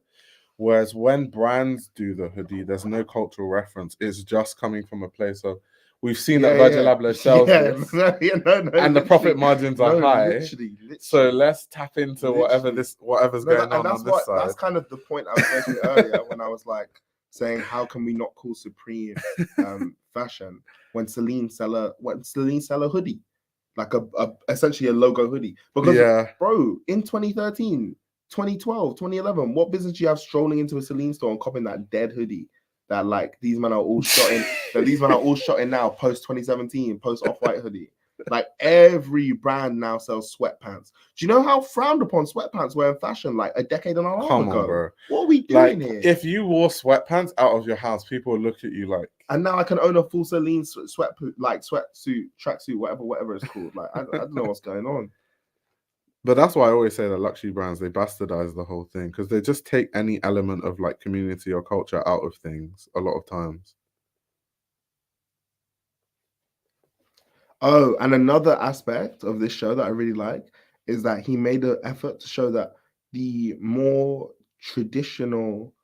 people in the more traditional suiting who are already inside the house, aka inside Paris, they're all at standstill. Yeah. But once the disruptor sneaks in, all of a sudden there's movement inside, essentially showing that in his eyes, fashion was kind of like it had reached, I don't want to call it a peak, but a trough, a slowdown, like nothing was happening until all these disruptors came in, and now everyone's active again and there's ideas and everything flowing around. So you'll notice that shortly, all of a sudden, all these people who are still are going to start moving once they've snuck in. He says, of course, but that's why Virgil's work and the way he documented his practice is so amazing. It contextualizes these codes. Yeah, I remember that. Do you remember that? She went ham on Instagram. No, I don't remember this. I don't know about some of the claims though that they made. I'm not going to say he did or didn't copy anyone, but what I will say, some of the claims were ridiculous as fuck though. Like some of it would be like, he designed a varsity jacket and like there's a yellow stripe, and then they have like a sweater that has a yellow stripe, and then they'll be like, but and because people obviously, the narrative of Virgil is like he's not a real designer, which means all he does is copy. Yeah. So anytime there's something like that, they just jump on it. The problem is as well, what didn't help Virgil, but it's just because everyone wanted to misinterpret it, is that obviously years prior he had his little 3% rule description, but that wasn't. He wasn't talking about this. That's not what he meant about designing entire collections. That's what he's talking about when you're trying to take on, something like a project like the 10. Yeah. At the end of the day, as consumers, objectively, consumers want something that they're familiar with, but somehow feels different. So you have to find a way to repackage something to someone and sell it to them, and that's what the and also legally too, because like. That was the reason why Bape got away with it for so long until recently when Nike slapped them with a nasty lawsuit where now they have to like change a lot of their footwear. But like for the longest time, Bape became damn near $1 billion company just like using the 3% rule. And it's more that's more about like collaboration and trying to repackage things. It's not about presenting entire 48 look collections. Like he wasn't going to Louis Vuitton being like, okay, let's just change everything by 3%. Like but people are going to do that, and because they don't, it goes back to they don't care to see what Virgil has said or like read anything he's written to see where his thoughts are, but then they want to say no, but it's just this, no, but it's just that, which is crazy. But then again, I don't know if I can hold people to a standard that I would hold myself, because once again, I'm actually like a fashion journalist and critics is a bit different. Like I don't expect everyone to have like a deep interest in fashion or like cover it. Like people have real jobs. Like people are busy, people have kids, you know what I mean? But I don't know that to me, the concept of like, so I'll give you a good example, like art history. I don't have a deep knowledge of art history. My knowledge is of fashion history. That's what I studied, like, academically. So I don't really talk about art, and I don't critique art because I just feel like I don't have a strong enough knowledge base to really critique it effectively. You know what I mean? But for some reason, people like critiquing things where, like, it's not, you can't really critique Now it there's effectively. movement in Paris. Yeah. Sorry. But I'm saying, that's what happens a lot with fashion. But me personally, if I feel like I don't have a deep enough knowledge base of something, I won't even try to critique or it. I just be like, tell me, guys. I don't know. I'll just say this is interesting, or okay, I don't find it that interesting. I'll literally be like, I'm not tapped in. Tell me more. That's bar for bar what I would say. Like, oh yeah, I remember that bag, the airplane bag. Yeah, bonkers, man.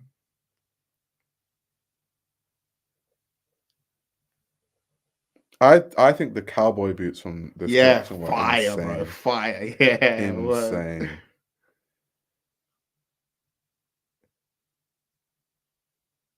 Oh yeah, I liked the show a lot, to be fair.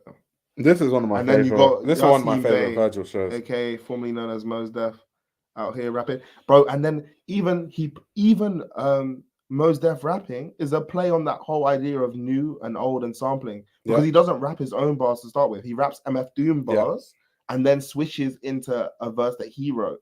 So it's a play on, like, you know, who's delivering the product, who originally wrote it, at what point is it yours, at what point, like, just all that kind of stuff. Shout out, Maury. Yeah, Lamfari says I need the hat. And Yassine Bey, he's been doing it right. He was in that Wells Bonner collection. Yeah, but he actually cares about fashion. Like, you can tell. He genuinely just cares about fashion. Yeah. No, this collection, some of the looks were so good, bro. I really like all the Kente ones, man. The coats. In fact, I think I was watching, like, Yachty's podcast, and he just has some of the Kente LV stuff, and I was like, damn, like the blanket or something. Yachty can afford that, though. That's the thing. Bro, but I've never even seen it on Grailed or anything. Like, it's nowhere to be found. But when you have that amount of money, like, imagine having, like, an unlimited bank account like Lil Yachty. I'll be going crazy, honestly. Soon come. Soon come. I need to make music that gets hundreds of millions of streams and then headline Coachella or some shit to make that kind of money. Leo says you're seen as a huge Com fan. I didn't know that, to be honest. I didn't know either. I had no idea. And Issey Miyake, interesting. I had no idea. The person in hip hop who is a big Com fan is Pharrell Williams. Nas too, yeah. Okay. Nas is more like Nas is a Com fan though. On plus though. Yeah, on plus. But Pharrell is like across the board.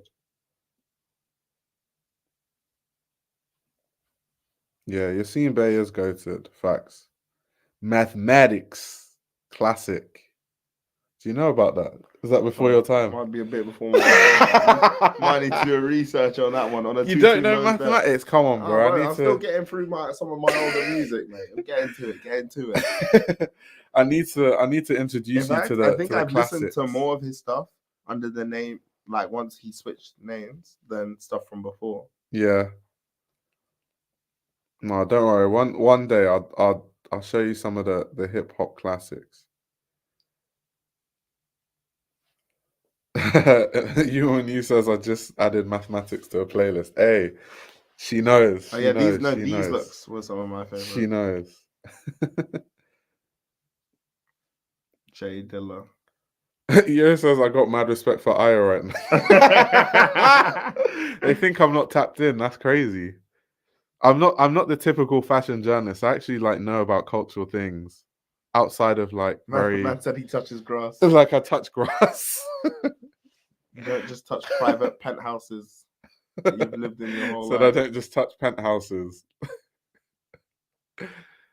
I don't just have dinner at the fucking Michelin-starred restaurants. At one point, LV used to drop, like, little vlogs of, like, a day in the life of Virgil creating collections. I remember for one of the cowboy boots, he dead ass. It was like a full boot. He just got a pair of scissors and, like, cut them. Right. And everyone in the studio was like, I think there were a couple of people who weren't normally at the studio, and they were looking like, what's this guy doing? And then everyone who's usually at the studio were just used to it. They're like, fair. It's like just the usual P then. No, that's facts though. No, shout out to Virgil. It's like, yeah, we've had like so many conversations about him. Like, people don't know we can talk about Virgil for I think as well, ages. in my opinion, a lot of the people I know who appreciate his work the most are the people who didn't used to like his work. Because I distinctly remember when I didn't like his work, and then kind of that shift of me liking it. Because during that shift is when I said, okay, let me sit down and actually research a bit more into kind of what's going on here. Why does this matter? Why did he choose this? Why did he choose that? Right. Yeah. Winter 20. What do you want to see? 21 is what you need left now, I think. Sorry, spring summer 22. Spring summer 22. Because that's the third one in the second one in the 3-part series. But yeah, I do remember though, there was a time when people changed their mind about him. When do you think that moment was specifically? It's the top one. Yeah. It's hard to say because I think I speak to a lot of people now, and it was like after he died. Whereas like I don't know, it's kind of hard to say. But I think for me, I think it was in this era where he was just like, in my opinion, on a run with like the shows, the presentation, the design, the conversations that were being had. Because it was also when like I'd say, even though he got a lot of stick around when he was first appointed, during COVID he got stick. Because do you remember 2 Virgils? Do you remember? I remember during that was the stupidest thing.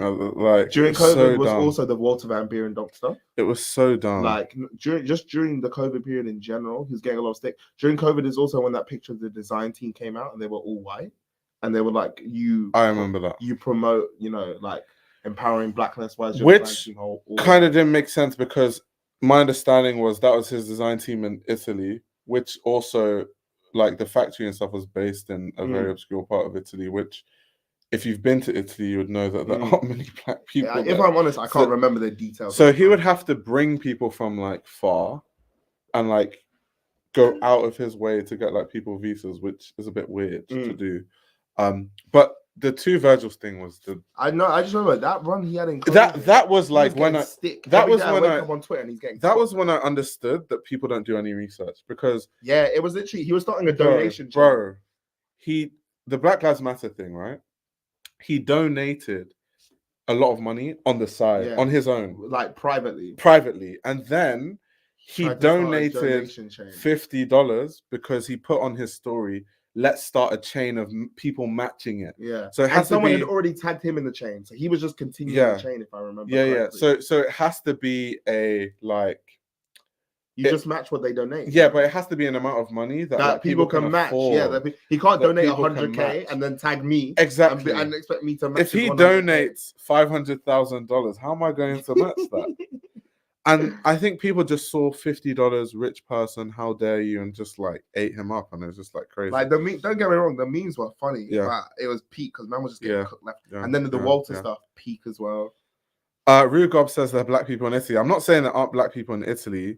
There's a limited amount of black people. So if you expect someone to like hire black people in fashion, which is quite a niche industry that first of all a lot of black people aren't into, because we can get into that, but like a big reason why, let's say, a lot of black people don't work in like the creative field is because a lot of black kids are children of immigrants, and people that have immigrant parents, their parents will push them into careers that are seen as more like tangible. No, I don't think the chat knows how impossible it is that we're in fashion today. Yeah. As in like the odds of this happening, well, like, this might be the only timeline when this happened type shit. Yeah. So because in Italy, there's so few black people to start with already. And then you go into the conversation of the fact that a lot of black people are not going into the creative field because like their parents are not going to allow them, really. Like their parents are going to tell them to become a doctor, an engineer, or a dentist, or a lawyer, or an accountant, or something like that. So that further decreases like the talent pool for black people that he can even hire in the first place in Italy. And then you look at like Italy in the fashion industry sometimes can be a bit racist, which means that there are already roadblocks for black people, let's say in Italy, to have the experience required to do those roles. So there's so many things working against. So for them to just look at Virgil and then say we're not seeing the black people in your team is insane. To just like look at him and then say you're the problem is wild. Mm. But yeah, there's like so many deeper there's like a lot of layers to it. Like people don't understand that us being in fashion is wild. No, I'm saying this might be the only timeline where this happened. Like I literally studied chemical engineering. Like why do people think like I studied chemical engineering at a time when I was interning at fashion brands? Yeah. Like remember that was when I was at Deploy. That was when like people don't realize the roadblocks, the hoops I've had to jump through to start to work in fashion. And even then, like people don't know, like, bro, this is another story that people might not know. Like, bro, when I was working at Carmel Global from Tilbury, and I was traveling 5 hours a day to go to work and back because I couldn't afford to live in London, but all the jobs are in London. So at the time, I was living outside of London, but because I was chasing the fashion dream, I had to travel 5 hours a day to and from work. Exhausted as fuck, waking up at like 3:30 a.m. and try and make another video. And that was when I was making YouTube videos. So like I would wake up at like 3:30 a.m. to leave my house at like 4:30 or 5 so I could get to work for like 8 a.m. because my work starts at 8, not 9. It wasn't a 9 to 5, it was like an 8 to 5. And then I couldn't travel during rush hour because it was basically impossible. So then I'd have to stay back in my office till like 7, 8 p.m. and then head back home and get home at like midnight. And then sleep for 4 hours and repeat. Like for the whole week. Somehow get out videos. And at that same time, I was still posting on YouTube. Like people don't understand the views.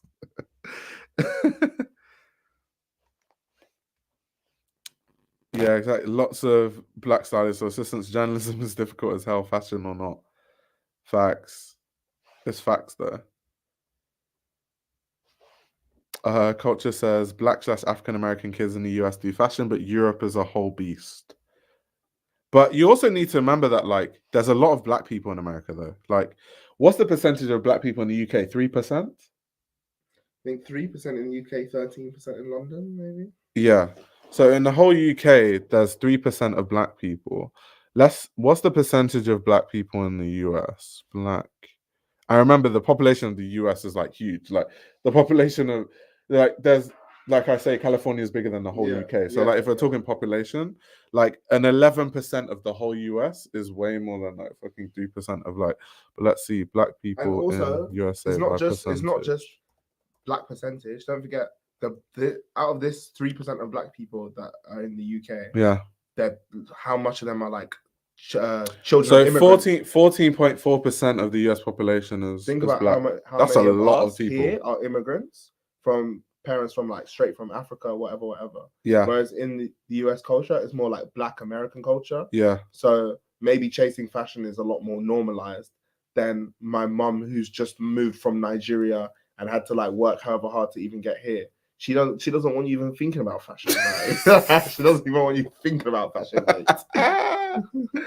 And like I struggle to come to this country, so you can be a tailor. So you can be a tailor. So you can just knit clothes, like bro. So you can be cutting fabrics. You just want to read about Balenciaga. I worked this hard for you to come to this country and be cutting fabrics. Like no, like people don't understand the hoops you have to jump through. Meanwhile, my English friends, their parents are like, whatever you want to do, I'll support you. Whatever you choose to do, I'm here for you. Exactly. The auntie sees sewing as a hobby, something on the side. Facts. Rugob says, Caribbeans aren't against fashion, but it seems like a pipe dream. But even if they see it as like, even if they're like not negative about it, they see it as a pipe dream, they'll be so negative about it that like you won't even want to like tell anyone you're doing it. Our parents don't want creative directors or they want engineers. Yeah, facts. I say, what are you creative directing? That's funny. You says my parents fake support me pursuing my dreams. They want me to be a lawyer so bad.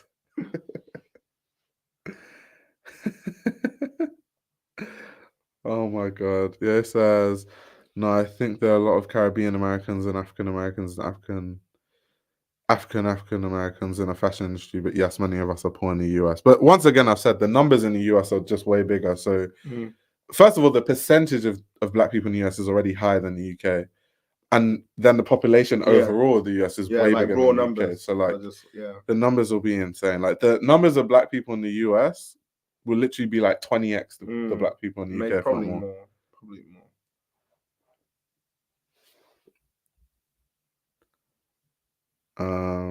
How about you creative direct your bank account? But let's see. But when the black person does well in fashion and the parents see the bank balance, all of a sudden the tune will change. That's funny. But no, that's actually very true. That's funny. But we'll save that for another day. That's funny. That's funny.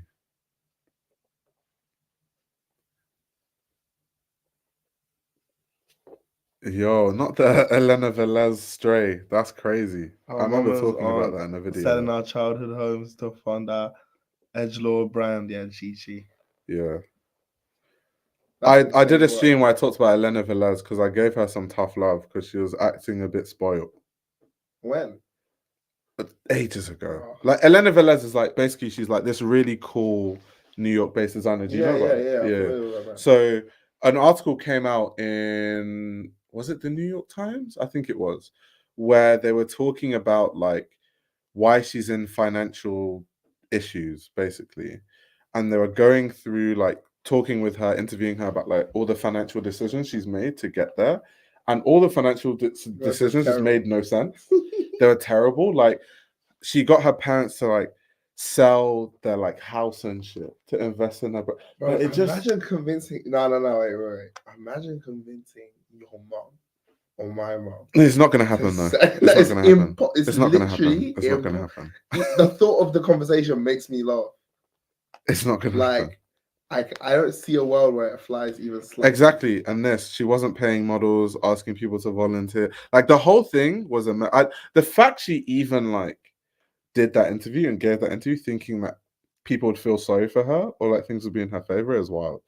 Because I'm sure that's what she thought. So I had to give her some tough love because that's what I always do. Man said gave her some tough love. No, because everyone else was just like pandered to her because she might be a big designer in the future and people just want to be involved. But I don't care about stuff like that. So I just basically started talking about why it's a horrible. They just wanted to be on the team. It's true. I started talking about why all the decisions she made were horrible, and then it was really awkward because I went to the LVMH prize showroom because obviously she was there and she was glaring at me and it was so funny.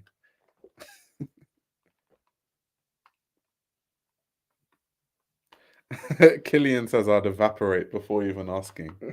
Like, can you imagine convincing our parents? I literally cannot. It's not happening. It's not even like the conversation is laughable. It's not happening. Like it just isn't happening. Even if there was some sort of guaranteed £1 million return, my mum's not running it. Like it's just not happening. That's why I say hoops, because even like support, bro. What financial support did you get pursuing fashion? Do you know how? Do you want to know how I started my YouTube channel? Do you want to know how? When I was in university, I got a bursary. I think it was £1,000 bursary. A man invested, and I used that to buy all my camera equipment to start my YouTube channel. Like, bro, there's no handouts. There's no zero, no money, no handouts, no connections. Like none of that. Like none of that. Which is why it's hard for me to feel sorry or feel empathy for like people that are Nepo kids and they're like struggling. And I'm just like, bro. Urban law incoming.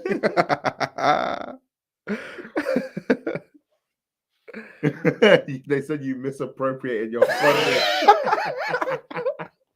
That's a mismanagement of funds.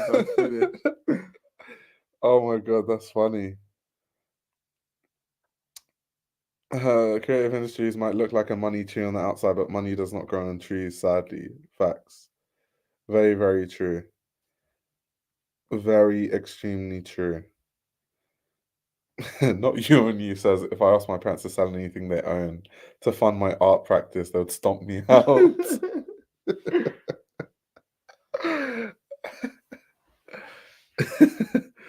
got it out from the mud. Facts though. Facts. Straight from like the pits of hell. Man said he was in Tartarus. Trying to make it to the fashion world from Tartarus. Oh my gosh, bro, that's funny. Goldie looking like a level 3 wizard with max HP. Leo says my family's still holding out on me becoming a UN delegate. They don't know I'm gonna own a gallery. I'm dead. No, to be fair, if I'm being honest, like my parents are actually really open-minded. More of the pressure to do all these other things were from extended family, not necessarily my parents. My parents definitely gave it an energy of like, this fashion thing, how realistic is it? But they weren't like, bro, my extended family, oh my God, bro. They were not having any of it, like at all. They're like, fashion? Like, what's that? I just think conversations with them now, like, it's weird. Why? Because in the sense of like, everyone's smiling like they were always on board. That's the part I always find weird. Like, what are we doing here? Everyone's smiling like this was always the plan. Like, they will always give you the thumbs up. That's funny. That's funny. No, there was a switch up. Once I started to get featured in like the Business of Fashion in Vogue, in the Financial Times, they're like, oh, this is actually like something viable. And then the final thing was the magazine, when I launched my magazine. Because obviously my magazine issue 2 coming, mate? Soon. It's been like years, you know, like 4 years. Yeah, it's insane. Time Mate's flies. moving like me with the videos. Man just had the suit, immediate suit. At least I released an issue. Yeah, I released a video. I released 8 actually, 8 whole videos. But yeah, I had it. So this is a conversation I had with my family, right? So when I launched my magazine, so it was stacked to the ceiling here, whatever. Is it? Yeah. How many did you make? Do you remember? A lot, like hundreds. Okay. Like there's barely any space. Was it in the up house. to 300? Like 500? Oh. Yeah. But what happened was I was having this conversation with my mum because my mum was like, "How much are you selling your magazines for?" And then I was like, £50. And she was like, why would anyone buy your magazine for £50 when like Vogue costs, like you can buy Vogue? And like it didn't make any sense to her. And I was trying to explain to her that first of all, community. It's not even community. It's like, first of all, people know that I'm not Condé Nast. So like economies of scale, people know it's going to cost me loads of money to produce these. I'm only producing hundreds. Like Vogue will print damn near like hundreds of thousands. So like cost per issue is different. Then mine is more expensive to make anyway because it's a hardcover. And the pages, the inner pages are 350 GSM. The quality of the page is way better than Vogue. But community as well, because I bet if we looked at stats, the correlation between purchasing it and being a subscriber of the channel was like probably ridiculously high. True. It's not like, I reckon there's only a handful of people who just randomly saw a magazine was coming out. They didn't even flip through the pages. They just bought it online and just, you know what I mean? Yeah. But it's also, and also what I was trying to explain is that there's a difference of content. Like, my audience are people that like are actually interested in fashion. If you're really interested in fashion, you might buy Vogue for like the editorials. Yeah, but you're not reading any of the text. You're not getting anything. You're not reading any of the text. Whereas mine is like a text-heavy based article that's actually about like up-and-coming creators and designers. It's like looking at up-and-coming designers. Like in my magazine, I had Lego Space Program and Isabel Beninato, like these kind of like really cool designers, but they're not like mainstream. So it's a different thing. Yeah, exactly, like quality over quantity.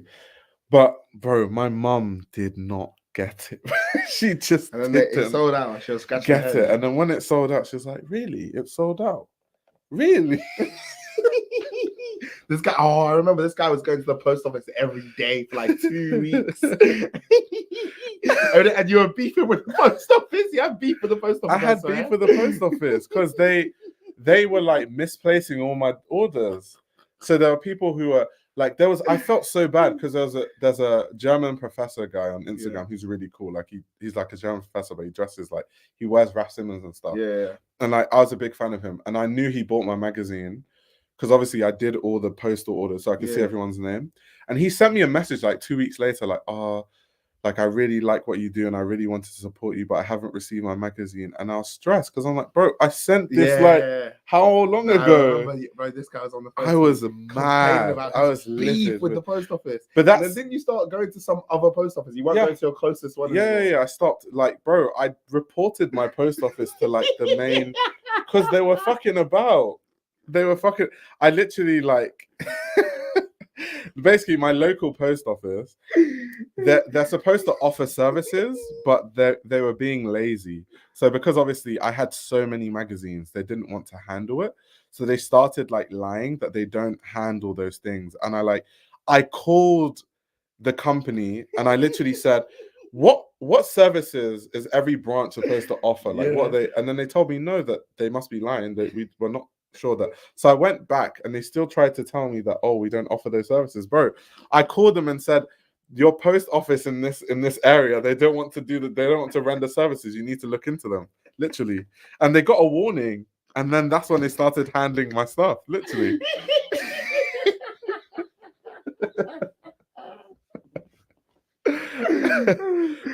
But the reason, honestly, the bigger reason why I haven't brought back the magazine is like the complications of Brexit, because that was before Brexit. Oh, yeah. So now I have to just before you caught it. Just before Brexit. I have to sort out shipping in Ireland or something because Ireland's still in the EU. Yeah. So to be fair, I know some guys out in Ireland that would actually make for good people to interview for the magazine. When I was at that music festival, I met a lot of artists, and there's this like up and coming Irish collective called, actually I'll shout them out, they're called Chamomile Club, like Monjola, nice. like, and a bunch of artists there. I met them all. Like we hung out for like a day or two, and they were just teaching me about like there's like a whole Irish Nigerian scene, which I didn't even know about. Right.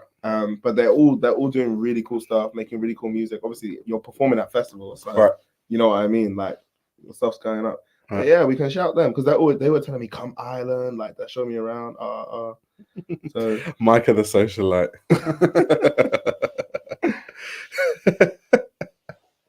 They said I was moving like a Karen. Hey, I just wanted them to do their job. You know what? I'd be pissed, bro. Like all they needed to do was just do their job. That's all I was asking. You reported the post office. I wasn't asking. Like even now when I go there, they look at me funny because I reported them, but they deserve it. The game's a game. I bet they give you that good service now, though. Or they're getting reported again. Of course, I get the perfect service. Man's on the phone to Her Majesty's Royal Mail. Talk about your branch in XYZ place has not done this. I'm dead. No, because I was mad. They just didn't want to like ship the stuff. It was so annoying. But yeah, that's why. So I'm working on so many things in the background because I want my magazine to be like a thing where the issues come out literally frequently, like twice a year maybe. Yeah. Like consistently. So I need to set everything up so that there are no like roadblocks once it's set up. That's why. Yeah, so that's why.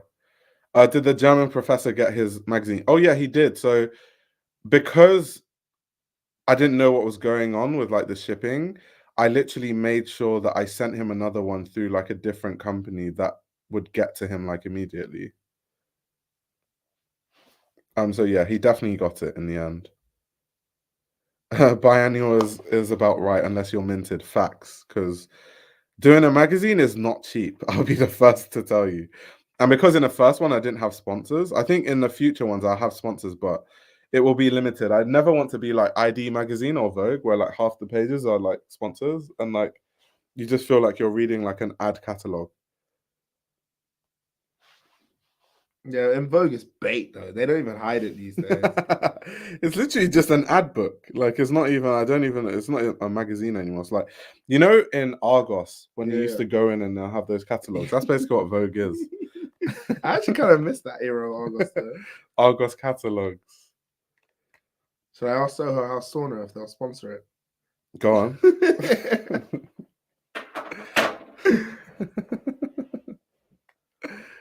Oh gosh, that's funny. But I've been looking into sponsors because I've been doing loads of research, bro. That's what I've been saying. I've been doing so much research in the background. Let me show you something. Obviously, they can't see. How do you organize your notes app, or is everything just you just have to search? No, I have a way of doing it. There's a lot there. Are there folders or not? Yeah. Oh, okay. Yeah. There's a method to madness. But bro, look, just to show you that I've been working on. I have issue 2. I've got all the potential stuff. Issue 3, I've got like a budget, responsibilities, ideas for next issues, like there. I've got potential sponsors that I've done research into that they're like fashion adjacent, so you can see like all these companies. I've got an interview with him recorded somewhere. Really? Yeah. Oh, nice. So I'm telling you, like in the background, we're working. Look, so all these companies, like, although I need to delete. Yeah, that's gone. That's gone. But at the time, they were like pumping money. Bro, they're throwing money at fashion. They're throwing money at people. Insane. So yeah, and I've got, because I want to at some point release a capsule collection through my magazine, the way that like 032C did it, or like High Snob or whatever. And I've even got ideas for the capsule collection here too. So like I'm even telling you like some of the inspiration points, like how I'm gonna market it, shipping, tips, like some ideas of like designs and stuff and how I could change it from season to season. Like, come on, like I'm actually cooking. Like people don't know. In the background, I'm cooking. Me too, guys. I'm cooking. The way he's working in the background, this is how I'm working in the background. right. On videos, guys. How many videos have you edited? So many coming, guys. So many. How many videos have you edited? Guys, how do you think I acquired this knowledge if I wasn't working on videos? Acquire these contacts if I'm not working on videos. This guy is monumentally unserious. Exactly, I'm cooking. Like you and you knows, I'm cooking in the background. Come on, urban movements. Yeah, I'm cooking. But yeah, it was a good experience though, because I did the magazine when I was still in uni. And is it? Oh yeah. So I didn't even have, like, if I did it now, I have way more time. Yeah, well. Like, and shout out to Day. You know Day Jones? Day Jones, but Day Jones like studied graphic design. So Day Jones was my graphic designer. Okay. And Day always messages me like, oh, when's the next issue coming? Like we need to, because we've got some ideas, graphic design wise, to like really switch it up. So no, we're cooking. We're actually cooking. All I need is like one brand deal where the money is big. One of those fuck off ones. Yeah. And then it's like, you know, the ones where you can tell like they saw they had extra money in the budget. They just said, oh yeah, like, you know, because you know the marketing teams of some of these brands, they're told if they don't spend the amount that year, they'll get less than that. They will. They have to spend it. Yeah. So if you catch them at the right time of the year, they might just chuck you like bare money because they're trying to hit their spend. All I need is one of those brand deals, and here comes the magazine again. Blue chip money. Exactly. I need a Raid Shadow. Guys, if you ever see Raid Shadow Legends on my channel, just know the magazine is coming soon. That's such a fair trade-off, to be fair. Just know if you see like a Raid Shadow Legends advert on any of my videos, just know that soon after I'm gonna announce issue 2 of my magazine. That's hilarious. Someone said that they can't buy my magazine. So when I release issue 2, so part of the stuff that I'm working on in the background, you know, my website was with Squarespace. Yeah. So recently I canceled my Squarespace membership, and I'm they designing. Should sponsor you, to be honest. They should, but they're not. So now I've moved to Shopify. Shout out Shopify. Because it just works better, like business wise, shipping, blah blah blah. So I'm designing the website on Shopify also. And that's like taking a while because I've never used Shopify before. There's no way to port it over. No. No. GGs. So I'm just like working on that and stuff. But it takes time, a lot of effort. These things aren't, unless you guys want a shitty magazine, then I could just slapdash a terrible magazine in like a week. But that's, no one's gonna like that. It's not even good for my reputation. No, buy it electronically. Yeah, you can buy it electronically, but that's the reason I did a print magazine, because obviously some people want the print magazine. So when I release issue 2, I'm going to re-release issue 1 anyway. So I'm going to like release issue 1 again and make sure that people that couldn't get it the first time can get it. That's only if you really want it though, because at this point, that magazine is like, what, 4 years old? It doesn't feel like it, to be fair. I know, because time flies. That's kind of scary, if anything. Because it came out 2020, no? Yeah, it did. Yeah. Maybe it came out in 2021, actually. I feel like it came out 2020. I know I think we were shooting in 2020, but yeah, it actually ended up coming out in 2021. Right. I think.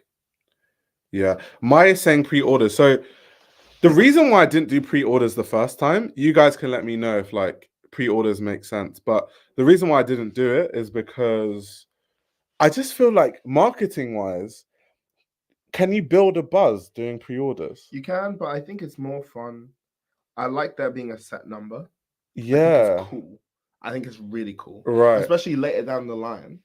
Let's say you're on issue 35, 36, 37. And people are like, oh yeah, I have issue 3. There are only 500 of these worldwide. Like, right. That's sick. That's sick. Micah's gatekeeping magazine. Oh yeah, bro, I'll gatekeep anything. Like, that's sick. But maybe something like you can do. There's so many easy stuff that you can do, like patrons, early access. No, I already did that. So the first issue, it's even now. So when I do release my magazine, like what I'll do is like Patreon is like a really big discount, maybe like 40% or something, and then like early access to, and like all that sort of stuff. But regardless of that, the reason why I didn't want to do pre-orders, I just feel like people just get tired of it. Like if people have to buy something that they're not going to get for like a few months, it's just a bit. I don't know if people are interested in doing that, but when it's like there's only 500 that people want to buy it, you know what I mean? I think it's like a psychological thing. Because the reason some people do pre-orders is they use the cash on the pre-orders to make whatever the product is. If you confront the cash, I think it's just a nicer customer experience and customer journey. Right. Leo says, "Can we get a Demnet interview?" We both know that's not going to happen. Well, he's just going to say that I might be able to get a Martine Rose interview. He's just going to say he's tired of gimmicks in fashion and wants them to stop. And he's never been interested in the gimmicks. You said it, not me. You said it, not me. You know what? I could just put on a mask and interview as Demna. Like it's that simple these days. This guy is monumentally unserious. Yeah, shipping to and from the US is obscene. Facts, like, bro, the shipping cost to the US. Yeah. It's my fault though, because I made my magazine a way that makes it financially like difficult, because my magazine's heavy, because it's hardcover and the pages are really thick. So it being heavy, it costs a lot of money to ship. But I'm happy that way, because it's just so different from other magazines, and I prefer it that way. No front cover. It looks like a coffee table book, but it's actually a magazine.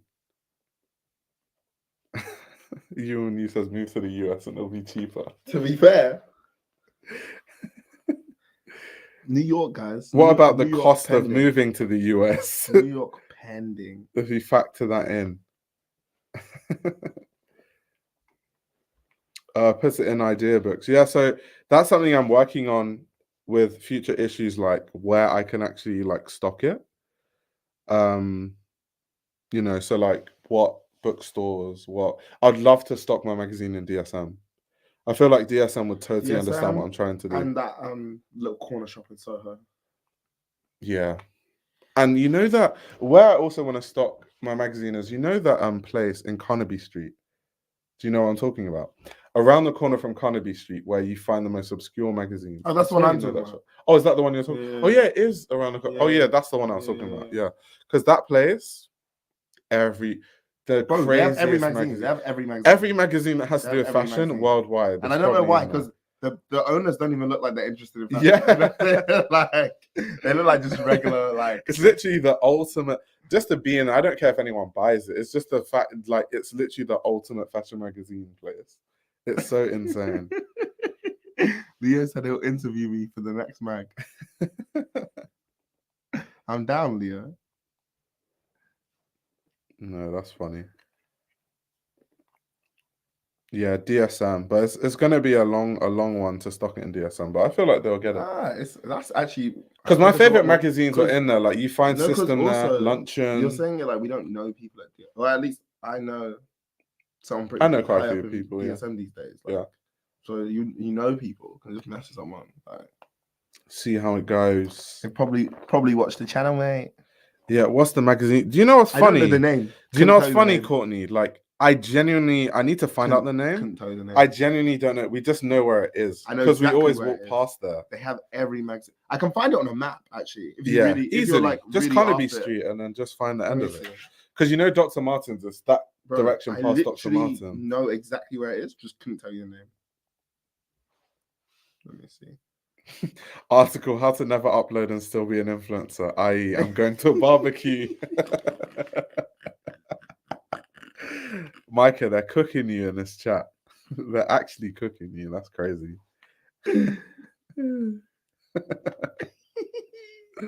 Are you finding it on the map? Yeah, I'm gonna find it. It's this. Wait, let me put my thing in there. It's this. It's called Good News. Good News, okay. 23 Berwick Street. Yeah. Yeah, that's the one. Good News, facts. That's the one. Bro, why is there a Basement logo? Because Basement shotted their magazine there. Really? This is where Basement sell their magazine. Oh, I didn't even know. I was like, why is there a Basement So logo? whenever a Basement mag comes, they change the banner and everything. Really? For Basement, yeah. So Basement running, I need to do a takeover of that for a bit. Yeah. Not gonna lie. It would be good to also do like a pop-up there. You know, I'm gonna write that down. Virgil did his pop-up here for yeah. What was he selling though? I know it was a magazine, but I can't remember what. I'm gonna write that down and there's videos on YouTube. I do want to do an event around the release, and doing a pop-up in a place like that is so perfect. Like it'll be the perfect place to do a pop-up. Yeah, I'm trying to remember what Virgil sold here. I Mm. know it was a mag, but I can't remember what mag it was. Oh, Micah, they're cooking you. How to hate fashion but build an audience from it. That's valid though. Like that's extremely valid. That's jokes. I'm from Toronto. Would love to know. Would love to know what? How to build an audience but hate fashion. Oh, where the name of the magazine shop? Yeah, we just dropped the addy. 23 Berwick Street in Soho. Yeah. They have every. But if you're based in the UK, all like, the covers, especially in London, obscure books as well. Trust me, if you go there, any fashion, because there were fashion magazines I remember back in the day that were hard to get. So like Vogue, like the men's Vogue was so hard to get. You could find it there. Like just some magazines that it's like, bro, you couldn't find. Like you could get like Interview Mag from there. You could get like really obscure stuff that you don't find anywhere, at least in the UK. System magazine, Luncheon magazine. Oh, Michael's ready to give tips. They're trying to tell you that it's not about you, Micah. Stop making it about you, mate. Oh my god, that's hilarious. See, people are happy that because I don't do long lives anymore, and people on Discord have been on my neck. Like, I need to do more long lives. Do Off-White Women's Full Winter 20? If my memory is just. I love how you remember these runway shows. Well, let's see if I've got this one right. I'm really bad with dates. I just need to go on Vogue Runway and see exactly what season it is. Scroll. Yeah, I cooked. This one. I cooked. This one, bro. Do you remember But let me just put it on the Do screen. you remember how Arc'teryx were like, we didn't know he was gonna do That's what I was this? gonna say. That was funny. Oh, that's real hip hop. Because when this collection came out, he had obviously that Arc'teryx kind of blouse thing. No, not kind of. It was Arc'teryx. Yeah, It was Arc'teryx. and It was an Arc'teryx. on all the people were like, oh, an Arc'teryx collab. And Arc'teryx were like, wait, what's going on? And then they were like, wait, we didn't authorize we didn't authorize a collaboration. That's been used without our permission. That was funny. Because people wanted to buy it. That's why people were like disturbing. I'm like, oh, where can I get like no, an but also Arc'teryx think blouse? about the publicity. Because obviously at this time, Off-White is like the biggest brand in the world, or like one of the biggest brands in the world. And all of a sudden, Arc'teryx runways are just like Arc'teryx dresses and whatnot are just on the runway. So people are just tagging Arc'teryx and they were scratching their heads. Yeah.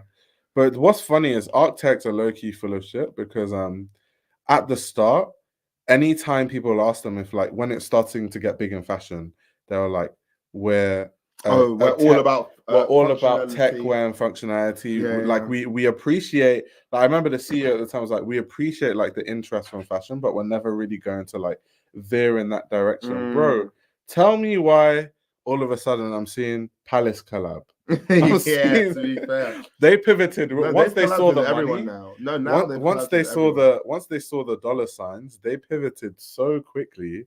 It was insane.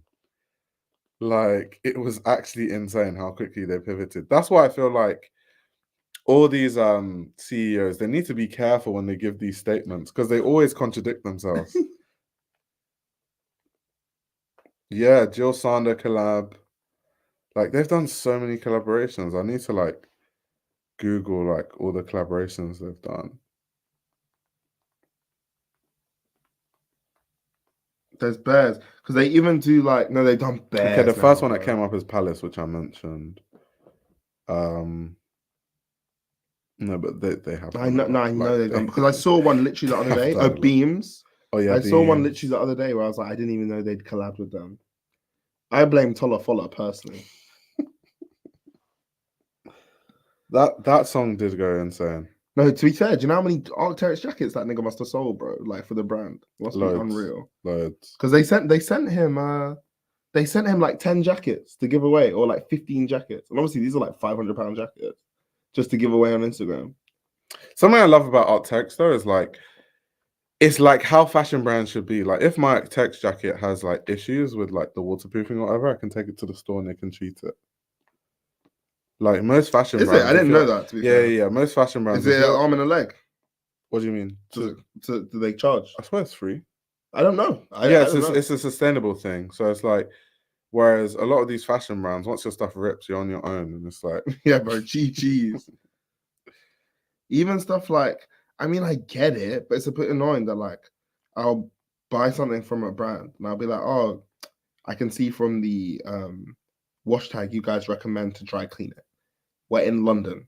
Is there a dry cleaner you recommend? They'll be like, oh, we don't have any we recommend. And I'm like, guys, what's this? Like, what's this? They're not thinking of their brands as a 360 thing. I think, to be fair, the reason why they do that is like, brands are always scared of like a lawsuit or something like that. And if they're recommending people to go somewhere and then their things get destroyed, no, I get they're liable. But just even if it's that I sign a waiver that says, you know, I'm not liable from this recommendation. I just want to know where you guys recommend I clean your garments in the way that you've told me to clean it. Because allegedly all your clothes can only be dry cleaned. But you know they don't want to be liable though. Allegedly. They just don't want to be liable for anything. Because have you seen that? That apparently brands will just say everything's dry clean only, even if it's not like. Yeah. Because it's once again they want to more like. It makes it seem more expensive or like more precious. So, bro, I don't care about that stuff. I can't lie. Like, I have a Y3 jacket that says dry clean only. I've put that thing in a washing machine like 30 times and I've had it for like 9 years and nothing has happened. So, all of that. But I can tell though, like, the way a fabric is, if like I could put it in the washing machine or not. Like, you know the jacket, the 3-zip jacket I've had forever. Yeah. I'd chuck that in the washing machine all the time. I'm too nervous. No, I chuck it in the washing machine all the time. I'm nervous, bro. Like.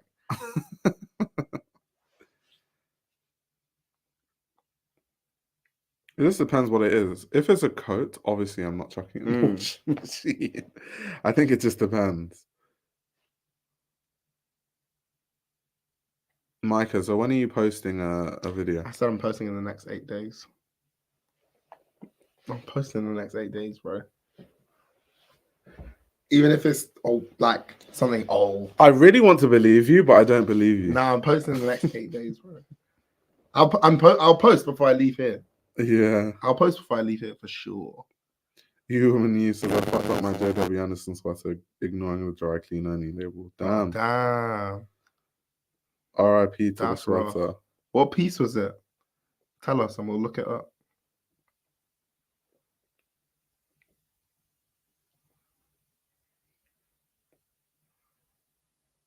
Wait, did Kickers do a collab with Mains? Yeah, bro. I didn't even know. It's going to be on the runway this week. Is it? Yeah, on Saturday. I do like There'll be Mains, no though, images, yeah. Like Skepta has some like really, really cool No, stuff. go on the Instagram. The Instagram's really cool right now. The whole Main's Instagram. He's just showing off like Let me do it hats on the and screen. he's made these really interesting hats that look like wigs. And it just looks interesting. The material choice is interesting. No, he So makes scrolls. but because he like understands fashion. And this goes back into the conversation about like traditionally trained or not. I feel like if you have a certain like taste level, because some of his stuff I've seen is like good. Yeah, it looks like it's gonna be mad interesting. And like these Kickers, are the hats, bro. Do you remember when we did the This is some shout out Joe Late? Do you remember when we did that video where we were talking about like the impact of Kickers in the UK? Yeah, because a lot of the American audience, and they didn't obviously believe us. They won't know about Kickers, but Kickers us. was like the cool boy shoe. Like if you wore Kickers in school, you were that guy. What Kickers, bro? Because they weren't cheap, bro. Like most people, like my mom would buy me. They pelt it when you're playing football. Yeah, bro. my mom would buy me shoes from like Shoe Zone and stuff. So like the kids that had Kickers, but they were flexing. How much did Kickers retail for back then? I don't even know, bro. But I know they were like it was on the more expensive side. There was more. It starts from that material post there. The first fur one. The first fur one is where the season starts from. Lower. Bottom left corner. Yeah, that's where it starts. Okay. And then from there, man's just showing off materials. I'm not gonna lie, I might have to get into that show. Look, on the last minute one. Yeah. I'll see what I can work. Because I do actually want to see it. No, bro, I really like Mains. It's like gonna for be real. so sick. The last one was so cool, bro. And also just the mix of people who were there, absolutely spun me. Like there was this period. There's a picture. It's I'm there with like actors and actresses from Top Boy, talking to them, and Little Sims and like Louis Theroux all at the same time. And it's like, why are these people together? Louis Theroux was with Stormzy for like the whole. But him and Stormzy are literally but friends. why? Like I don't know why it's so. They're actual. I don't know friends. why it's so funny to me. Like and just some people I didn't even know were gonna be there were there. Like. No, they're actual friends though. Like him and Louis. Mia Theroux, Khalifa like came. boys. I met Mia Khalifa. Yeah. You know, Mia Khalifa is like, she follows me on Twitter. That's hard. No, seriously. She's like wanting to be like fashion adjacent. Yeah, I know. No, she's been pushing for that. But that's hilarious. It's really interesting. Hilarious. She's been in campaigns though. She's been in a lot. She's been in a few campaigns. She's been in a lot. Wait, let me just. Mark Jacobs, if my memory serves well. Wait, Mia Khalifa is hilarious. I don't think you can search. Oh, that's. But if you go on her page, it'll say follows you. Okay, let me have a look. You're lying. Kendrick Lamar, new song out now. Oh, you're lying. No, you're lying. With dusty Air Force Ones. They look like mine. They look like yours. Oh my gosh, that's scary. It was so random though, because look, bro. So that's hilarious. When she followed me, bro, it was like I was like so confused because I was like, wait. And then I looked at her page and I saw that like she was trying to like enter the fashion space. I was like, okay, fair play to her, to be fair. No, she's been pushing for it for a while. Yeah. I didn't actually realize till then. Oh yeah, it's real. On his Instagram 40 minutes ago. Okay, I'll listen to that right after this. I'm gassed. Wait, you and you says 2 of my co-workers went to middle and high school with her. Oh damn. And Barry says, who's that? Don't worry. Don't worry. She's a fashion model. Wait, Leo said she loves Pusha T. I didn't know that, or is this some kind of euphemism? I don't know. I don't know that much about Mia Khalifa. All I know, I obviously know who she is. So obviously, when I was like, "What, Mia Khalifa following?" I was like, "Really?" But I just like all the like Mia Khalifa wants to watch me talk about Auntie Wilhelmista. No, that's hilarious. So all the headwear pieces, shout out Ria, are really cool. So you had this on the last show. Then you had, where's the thing Alton had? This hat, which is quite interesting as well. All these Is that leather? pieces. This one's leather. The red one's leather. These pieces. So and then did obviously Central C walk the show? No, he didn't walk. He just did a campaign. Nast walked. I remember Clint walking as well. No. He just did the campaign. Is it? Rio walked. Amelia Boateng walked. She's for people that don't know, that's Oswald Boateng's daughter. And her brother walked as well. Yeah.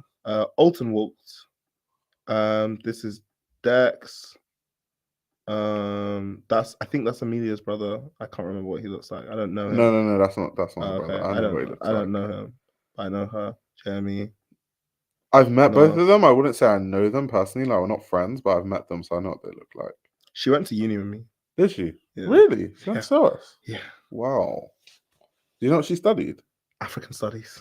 Really? She has a master's as well, I think. Really? As well, yeah. Shout out Amelia Boateng. Damn. That's crazy. I see her in obviously all the Oswald Boateng campaigns. Yeah, this is sick. Which is really cool. Oh, does she shoot all the campaigns? I didn't even know that. Yeah. She models for Oswald Boateng all the time. Sick. Like, to be fair, she hit a genetic lottery. Like, her mum's like a Russian like supermodel. Yeah, they both look like models. Yeah. And then obviously you got this head, like they're just tall and slim like models. Like, yeah. The headgear interests me for sure. Like, I feel like you could see this coming out of like CDG, bro. Yeah, like genuinely. Hat. Like, and the way it looks like a wig specifically as well, or even like Martine, one of those sorts of brands. And there's girls in London that would eat this stuff up, bro. Like the fur hat, faux fur. And we're coming into winter as well. Facts. Like, I know I'm very curious, and I just want a pair of kickers, mate. Because we were literally talking about them. No, not that long ago. I'm definitely buying a pair of kickers. No, not that long ago. I'm definitely buying a pair of kickers from this collab. Are you insane?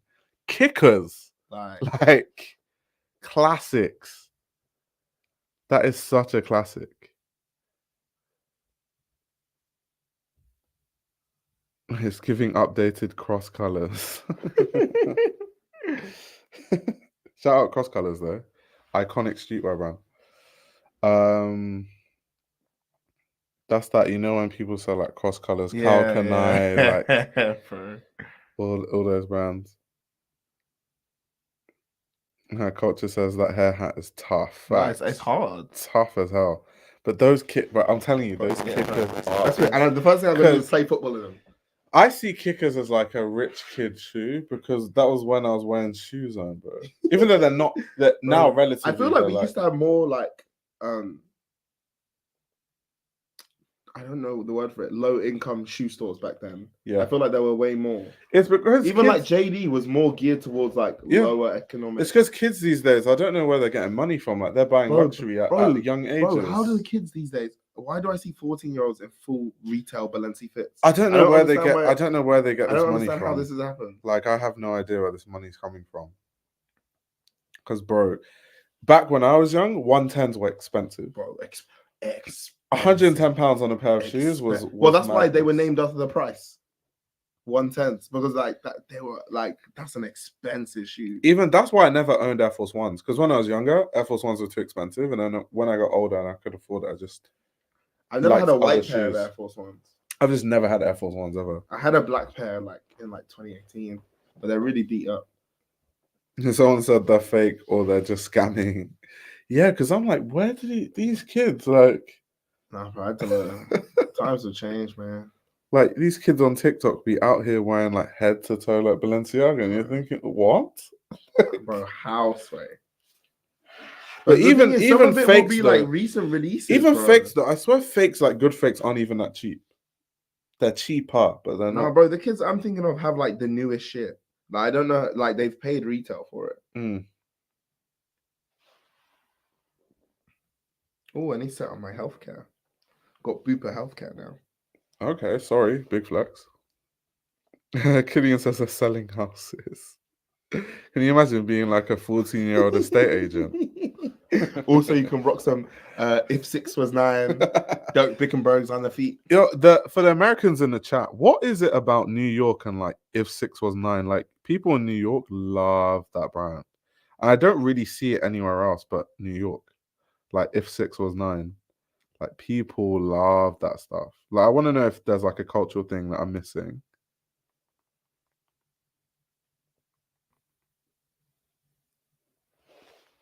Cost of living crisis. Wait, Luke likes If 6 Was 9. Interesting. I don't know. Same reason they all. Okay. Interesting. What do you think it is? Like the If 6 Was 9? Bro, I don't know what's going on in New York, bro. like, I just need to go there. Clearly, don't understand what's happening out there. Like, I think street interviews. Have you heard of If 6 Was 9? The brand's hard. I just don't understand why. I like all it. Obsessed in that kind of. I like it. It's just that and they all wear it with the same stuff. Number 9, Dirk Bickenberg, the soloist, undercover soloist. Yeah, like when you every time they interview these like New York, especially New York fashion people on the street, like, where you from, man? Like, I got on the If 6 Was 9 undercover, the soloist hoodie. And it's like, and so many of them, like so many. Yeah, those 14-year-olds wearing my 3 months rent. That's what I don't understand. When I was young, like, to tell you guys the levels of like how expensive this stuff was. When I was young, we used to buy our shoes, at least my shoes, in Sports Direct, and I had 2 shoes a year. That was it. And I had to manage those. So I had to choose wisely. I had to choose that's why I used to wear AstroTurf. You have to have the versatile thing, bro. AstroTurf to be popping. That's why I used to wear AstroTurf as fashion, because I can wear my AstroTurf with jeans. I can wear it during PE. Yeah. I can wear it to football with my friends in the park. It had to be versatile, that stuff. And then back in school, but the cool stuff, funny enough, was to wear Lonsdales.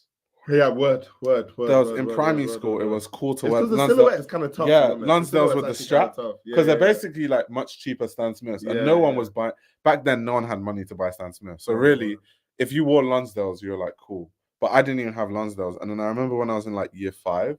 My parents finally got me Lonsdales. I thought I was fly. I feel like there's this one Puma shoe people used to rock as well. Do you know what I'm talking about?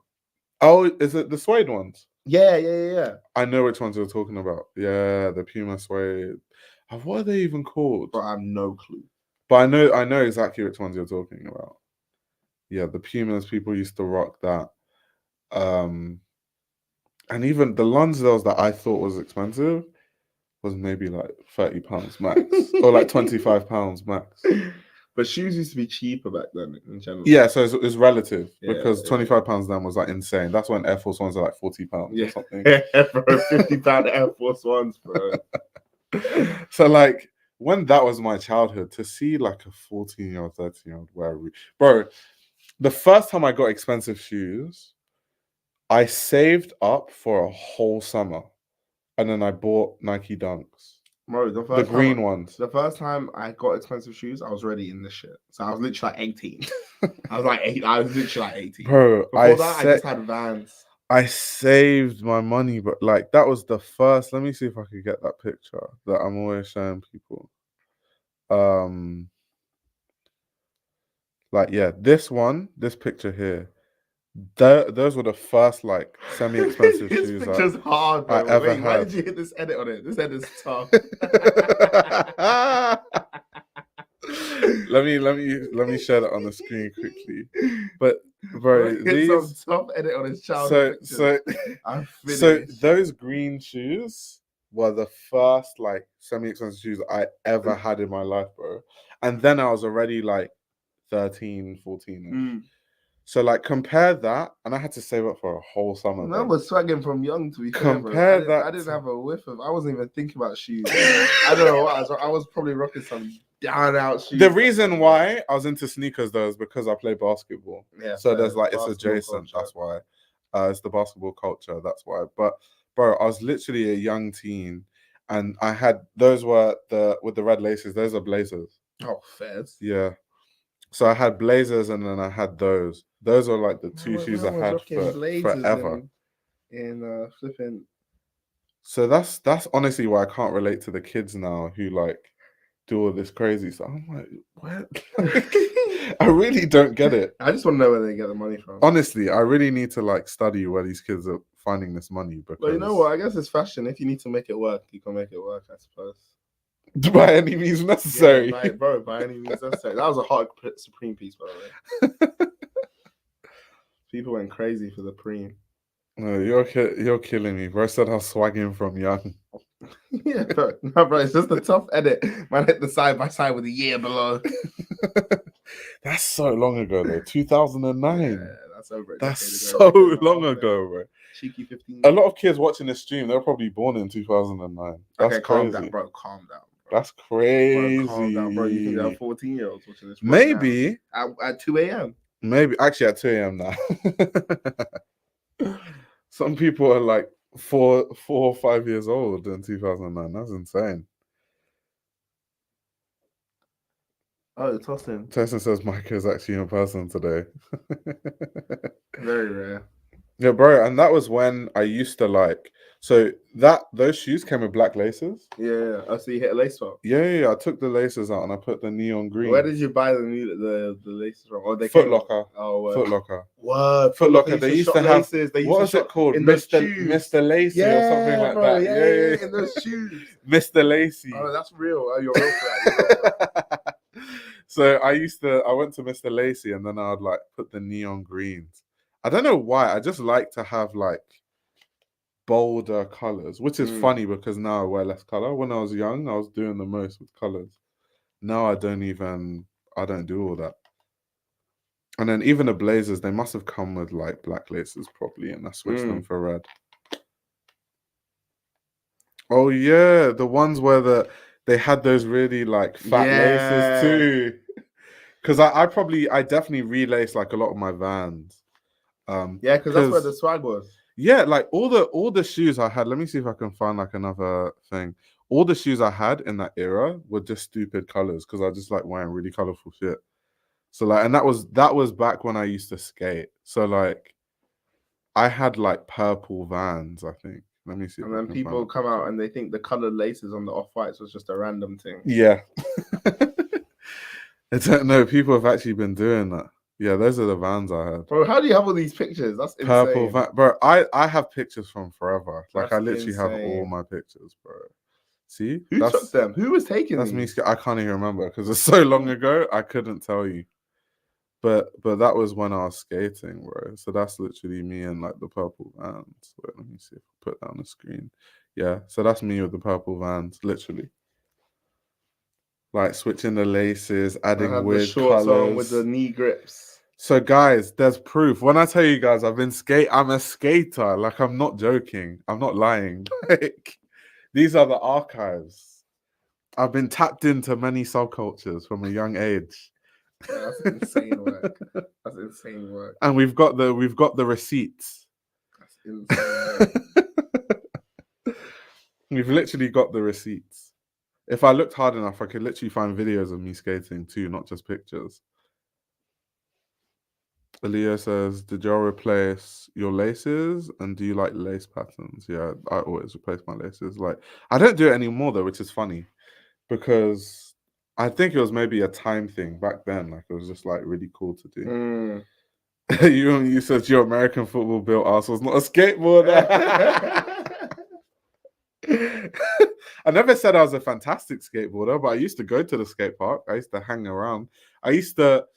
You were a lot lankier then as well. Yeah, I was very lanky. I lived in Lewisham, so there was a place close to Lewisham called Ladywell, and there was a skate park in Ladywell, and that's where I used to skate. People from London might know where I'm talking about, but yeah, I used to skate there with the kids. Like at my peak, I could ollie, obviously. I could kick flip, hill flip, 1 foot Japan. I could cannonball if I really tried. If I had like enough, like a good head of steam. What other tricks could I do? Wait, to be fair, I could like 180. Wait, you had a few tricks on your. But it's not that impressive, bro. Compared to what people are doing, 180 is not that impressive. No, but as in trick, like bro. you had. It's not that impressive. That means you had a balance. Bro, 180 is a half spin. You could balance on the board though. Yeah, of like, course. You could actually like get around. Of course. But like, yeah, like 180 is not that impressive. Trust me, real skaters will know that 180 wasn't impressive. But I wasn't like, because I used to play basketball, so it was like kind of like a side thing. It was like now we skate it's like I skate, but really I'm a hooper. That's kind of what it was. Bro, it's probably better than Ty Shaw. Definitely not. Imagine. But I think some tricks though, it depends on your body type. So some tricks that came easily to me weren't as easy for other people. It just depends on like your body type. Okay, that's valid too. Yeah, just depends. The YMCMB snapback. Do you remember that? Yeah. That was like when people were wearing Obey and stuff. That's Obey. insane. Oh my god. Obey. Wowzers. And tees that said #swag. Wowzers. But in this picture that I was probably wearing, that's an NBA logo, so I was probably wearing like a Chicago Bulls fitted or something like that. But yeah. See? Hooper that skated, even where the way I used to dress was half hooper, half skate kid. I've got the California beach vibe shorts on, but then I'm wearing the NBA like fitted cap. Members playing the game of how many subcultures can I tap into? How many subcultures can I tap into at once? That's insane.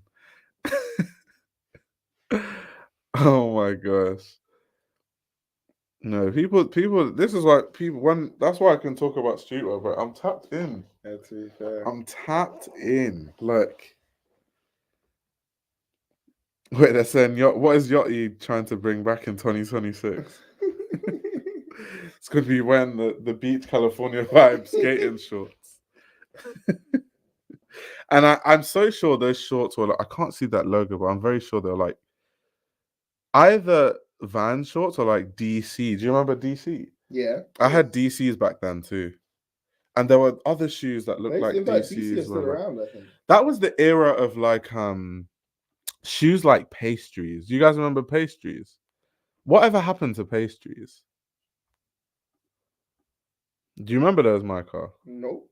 I'll show you. Sneakers. Yeah, bro. No memory of those. Bro, you don't remember these? Let's see the picture. Oh my days! Wait, let me put you on game, bro. 1 second. Let me put you on game with these shoes. Like these went triple platinum in the streets. These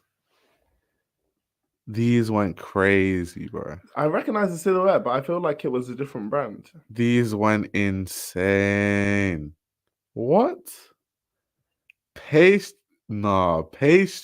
These went nuclear, bro. These actually went insane. Like people were like seriously wearing these, like,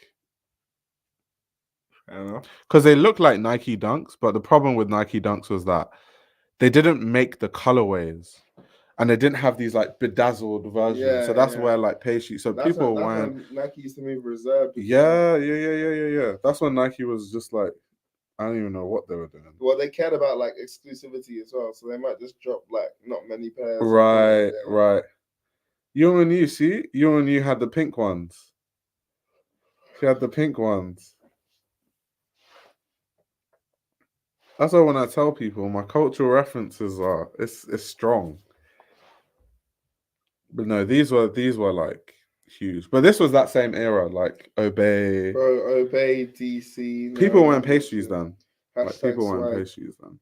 DC, all that sort of stuff. Leah says you're probably the reason Ivy Park failed.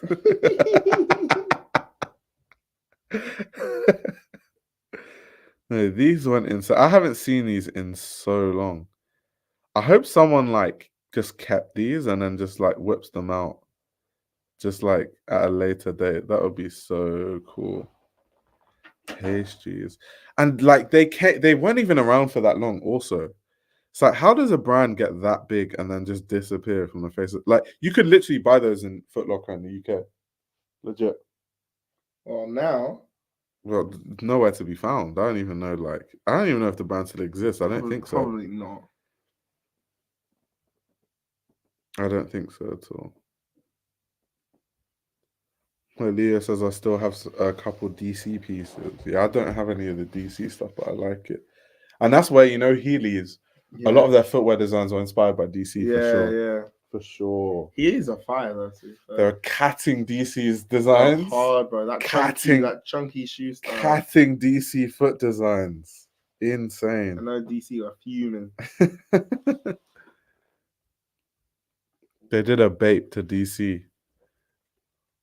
DC footwear. Wowzers. Wowzers. These went crazy. Back in my skate days, I definitely had these. Defo. And I definitely had to save up for these too.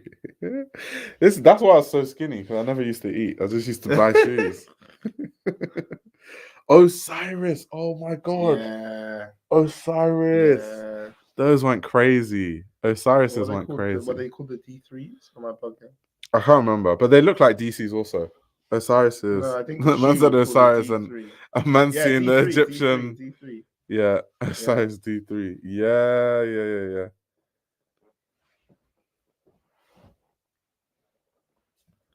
But let me go Osiris shoes. Because some of them, these ones look like they remind me of DC's. So there are these ones that people used to wear, and then obviously the D3s are these ones.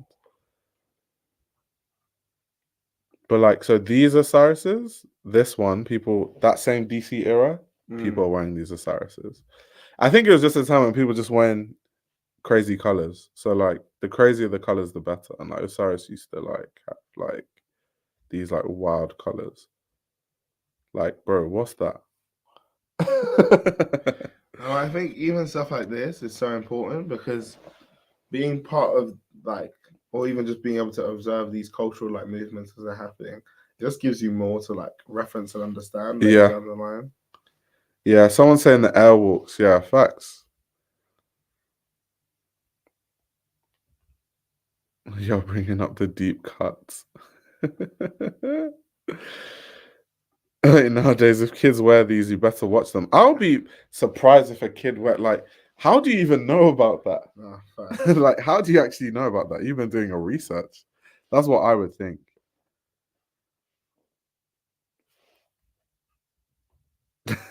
Osiris walks so Jeremy Scott X Adidas could fly. That's so true.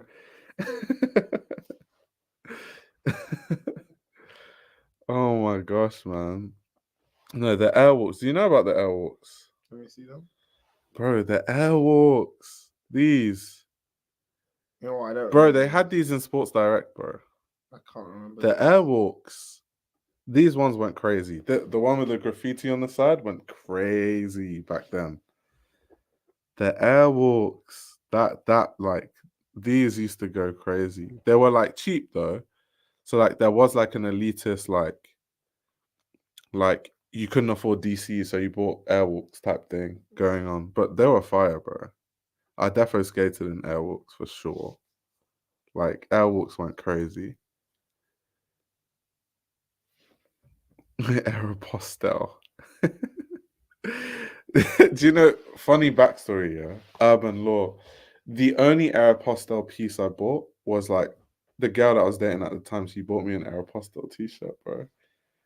And it was like this guy said I never, because I didn't know that like Aeropostale and like Hollister were kind of like hand in hand.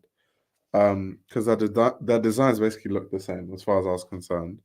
So I was only familiar with Hollister, not Aeropostale. But then she bought it, and I looked into it and saw that like there was a connection. I was like, oh, that's interesting. And yes, this look like they would compromise the integrity of your feet. Wearing Aeropostale during the American Eagle and Hollister era, social suicide. Certified brokey. You was a snob. actually an elitist, you know. Anytime you calls you an elitist, you can tell her that she's a snob. She was just as bad. But all this stuff is crazy how long ago all this stuff was. I actually feel old having this conversation. Sometimes I forget, bro, I'm pushing 30, you know. Oh, I hate that term. I'm actually pushing 30. I'm actually old. Like, I'm pushing 30. That's insane. You've got like a good 4 years. 3 years, but yeah. Like, I'm actually pushing 30, bro. Like, that's insane. I wore my skinny jeans with Hollister polo and my Ed Hardy sneakers. Wasn't Ed Hardy trying to make a comeback recently? I thought they kind of did. Am I bugging? Didn't Did they done they? a few collabs and Yeah.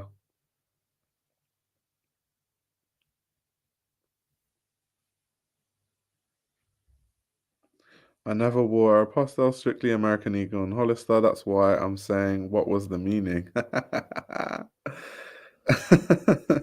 It's also random niche points like this where Understitch will be able to just drop mad lore for like some unknown reason. Because Understitch obviously I talked to Understitch about all this stuff as well. Yeah. So like Understitch was bang in the middle of all this stuff too. Like bringing up brands I've just because if you've been in fashion for like a long time from a young age, and so you are involved really in all the cultural things, and all the trends basketball. Facts. All right. Facts. Yeah, Von Dutch had a comeback for sure though. Von Dutch genuinely had a comeback. Ed Hardy was trying. I don't know if it wasn't on the level of Von Dutch, I don't think.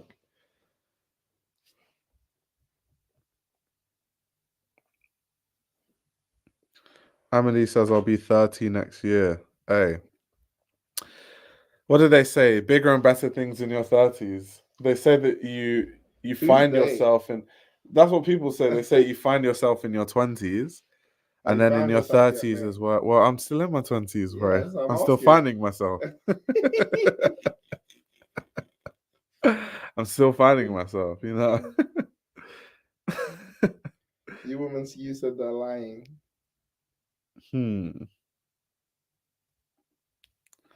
Bro, Hollister and all of that. That's crazy. You know, when I was living in Nigeria, like, Hollister was the ultimate flex. Like, girls wouldn't talk to you unless you wore Hollister. Yeah, bro. No joke. Even your sister, no joke. I remember she used to be mad serious about copying Hollister. Like, no joke. Girls wouldn't talk. If you didn't wear Hollister. Well, and you needed a logo on it, I assume. Yeah, like, if you didn't wear Hollister in Nigeria, I feel like girls would just think you're broke.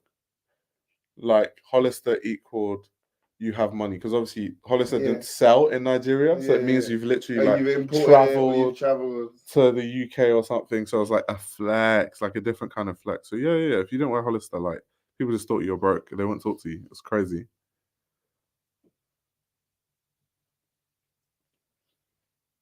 Why are you guys still live? This is an after hours edition. You might be new to the live streams, but once in a while, we have a really long live stream where we just talk about random stuff, because people like us to just ramble on about different fashion stuff from certain times. You says, where are they buying it from? They were rich kids. They were traveling. They'll travel to the US or the UK and buy it. Talk about dedication. Facts. Urban hours. Facts. Awake New York is my inner child spirit animal. But that's the thing, because, see, that's the appeal of a lot of these newer brands, because they're tapping into, like, the same things that, like, all of us grew up on when it comes to, like, these fashion references. Like, Awake, what's that other brand that's really popping at the moment? This is going to kill me. The logo is like a spiral with some squares. Let me quickly find it. Yeah. Was True Religion popular in the UK? Not as much as the US. There was a bit of, it was a bit popular, but not compared to the US. And I only know this because I was always tapped in with what was going on in the US. It was why, like, I was into jerking and all that stuff. It's like, because I was obsessed with the US, to be fair, because I played basketball when I was younger. And when I was younger, I wanted to be like a professional basketball player. So I was just obsessed with the US because in my head, I was always going to move to the US. So like all the cultural stuff, I used to follow it, the music, all of that. Traveling to another country for clothes is next level glazing. Jabode. Yeah, Jabodes were a thing in the UK. Evisu and all that stuff was big in the UK, like Jabode, Evisu, all of that. All of that.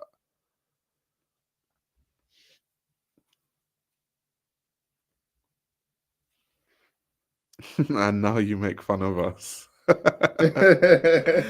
That's just banter. I feel like Americans make fun of Brits and Brits make fun of Americans. It's just, just banter. It's all in jest. No malice intended. I love hearing about what young kids in the UK were into. It's beyond me. You need to remember the UK is quite irrelevant culturally because it's so small. So like teeny tiny. So America culturally is always going to be bigger. So it's always going to be the case that people from the UK know what was going on in America, but then also in the UK versus the other way around, which makes sense.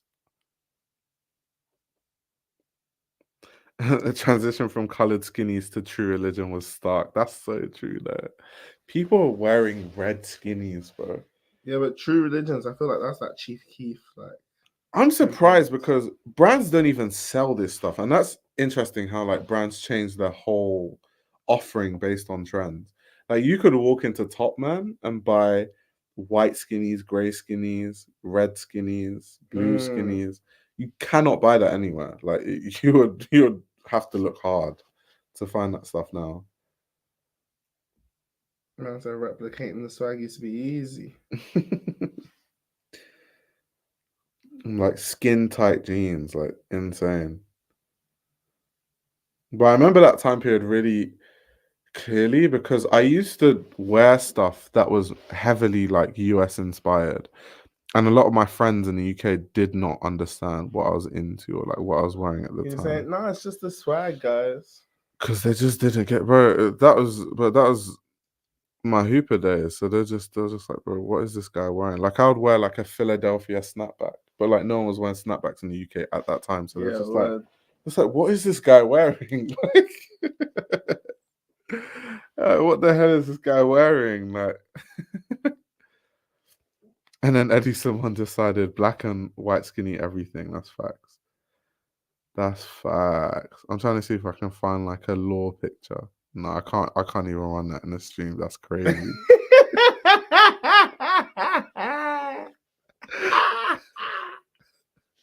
I cannot run that in a stream. That's insane. Bro, look at these fits. That's insane. Oh, bro, you're really on with the times. I've told bro. you.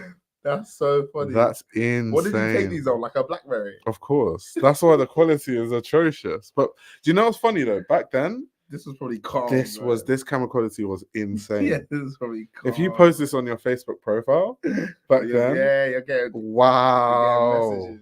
Wow. Wow. Bro, look at the swag. With the wired earphones. Yeah, bro. Look at the swag. What? That's insane. That is insane. No, I've got receipts. Right. Why do I have a picture of me and my football team when I was like 8 years old? Why do I have these pictures? Oh, wait, why is your kit so tough? Because I'm a goalkeeper. I was a goalkeeper. No, but your goalkeeper kit back then was tough. Yeah, because I was like obviously taller than everyone at the time. So I used to be a goalkeeper, bro. Like I can run this picture, but that other one, I can run my goalkeeper picture when I was 8 years old, but I'm not running that snapback one was crazy. The BBM pictures was killing me. That was crazy. But yeah, that's me and my. That was probably toasting days. What's your pin? What's your BBM pin? What's your BB pin? That was me in the football days before I became a basketball player. That was me in the man was a solid goalkeeper, mate. Saving all the balls, mate. Catching everything, mate. Absolute solid goalkeeper, mate. Like what? And that was crazy because some of these players actually played pro. because the team I play for, Cray Wanderers, we got promoted to like the top league. We did get destroyed though, but we were in like the top under 10 league. So I remember we played against Sunderland, lost like 6-1. That's we were in the top under 10. No, but it's because we did well in the B League. Yeah. So we got promoted, and so many of the good players on my team got scouted. But so these were the days. Some more urban lore for you guys. The reason why I never made it far in football was because in the UK we play football on a Sunday. And you know where this is going. Yeah, you have to thank church. Bro, the coaches were begging for me to play, like begging my parents. They're like, "No, you have to go to church." Sunday So like football. Sunday league football, bro, missing matches all the time. And then it just got to a point where they were just like, "You're a really good keeper, like you're clearly like the best keeper we have, but like we can't rely on you because we don't know when you're gonna be here or when you're not." Yeah. And bro, I got cut. I literally got cut from the team. Like legit. So no, that's like some more urban lore for you guys. Like it's insane. Actually insane. This is why I was Catholic, so you can play soccer. Oh, you know what? That one, Urbans. I don't know. This guy might say streaming, but I'm out. No, I think we've done a good after hours. We're like 4.5 hours in. That's decent. We fed the people today, but thank you for tuning in. I shall be back probably tomorrow with the Hyder Ackerman stuff. Who knows? I might postpone it. Bro, there's a lot of news you still got to cover, mate. Yeah, Sarah Burton, Hyder Ackerman, Stefano Pilati at Zara. There's one more as well, I feel like. Is that? That's like the main ones, like Sarah Burton and like Hyder Ackerman, Stefano Pilati. Maybe in my head, the one more was Martine Preem, and you don't know. Yeah, but I had to do that because obviously the Preem thing is literally releasing today. I thought that was one more. Yeah. Yeah, but anyway. It's been nice talking to you. Thank you guys for tuning in. I'll see you guys in the next stream. Join the Discord because I'll be editing all night anyway, so I'll be in there talking to you guys if you're in the Discord. But yeah, see you guys. See you guys later. Yeah, Lamfari is about to lock in. That's facts. And he's like hit me with a Micah fit check. Let me put my socks back on and then I'll do one before I go. We'll do a quick fit check and then we'll end the stream. Let me put my socks back on. Because otherwise these guys will talk to me crazy for having my feet out on stream, even though I don't really care personally.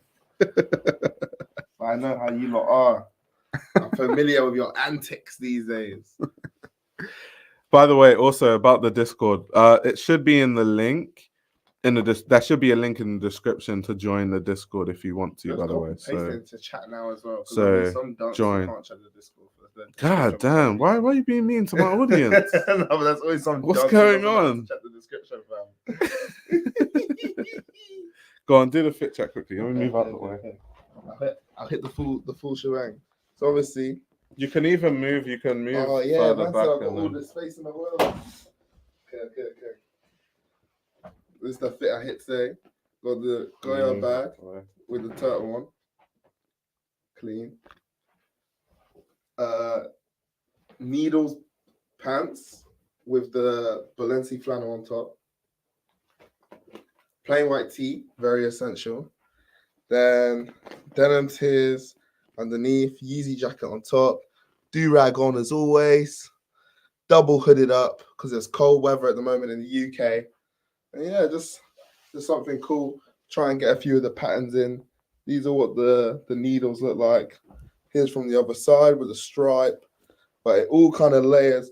We don't got the angles right now, but it layers real nice. Oh yeah. This guy's out here doing live stream lookbooks. That's crazy. Chrome on the neck. Elite's on as well. No, just a few things. Decent though, decent. A few things. And on that note, guys, we'll see you guys later. Like I said, I'll be in the Discord. So speak to you guys later.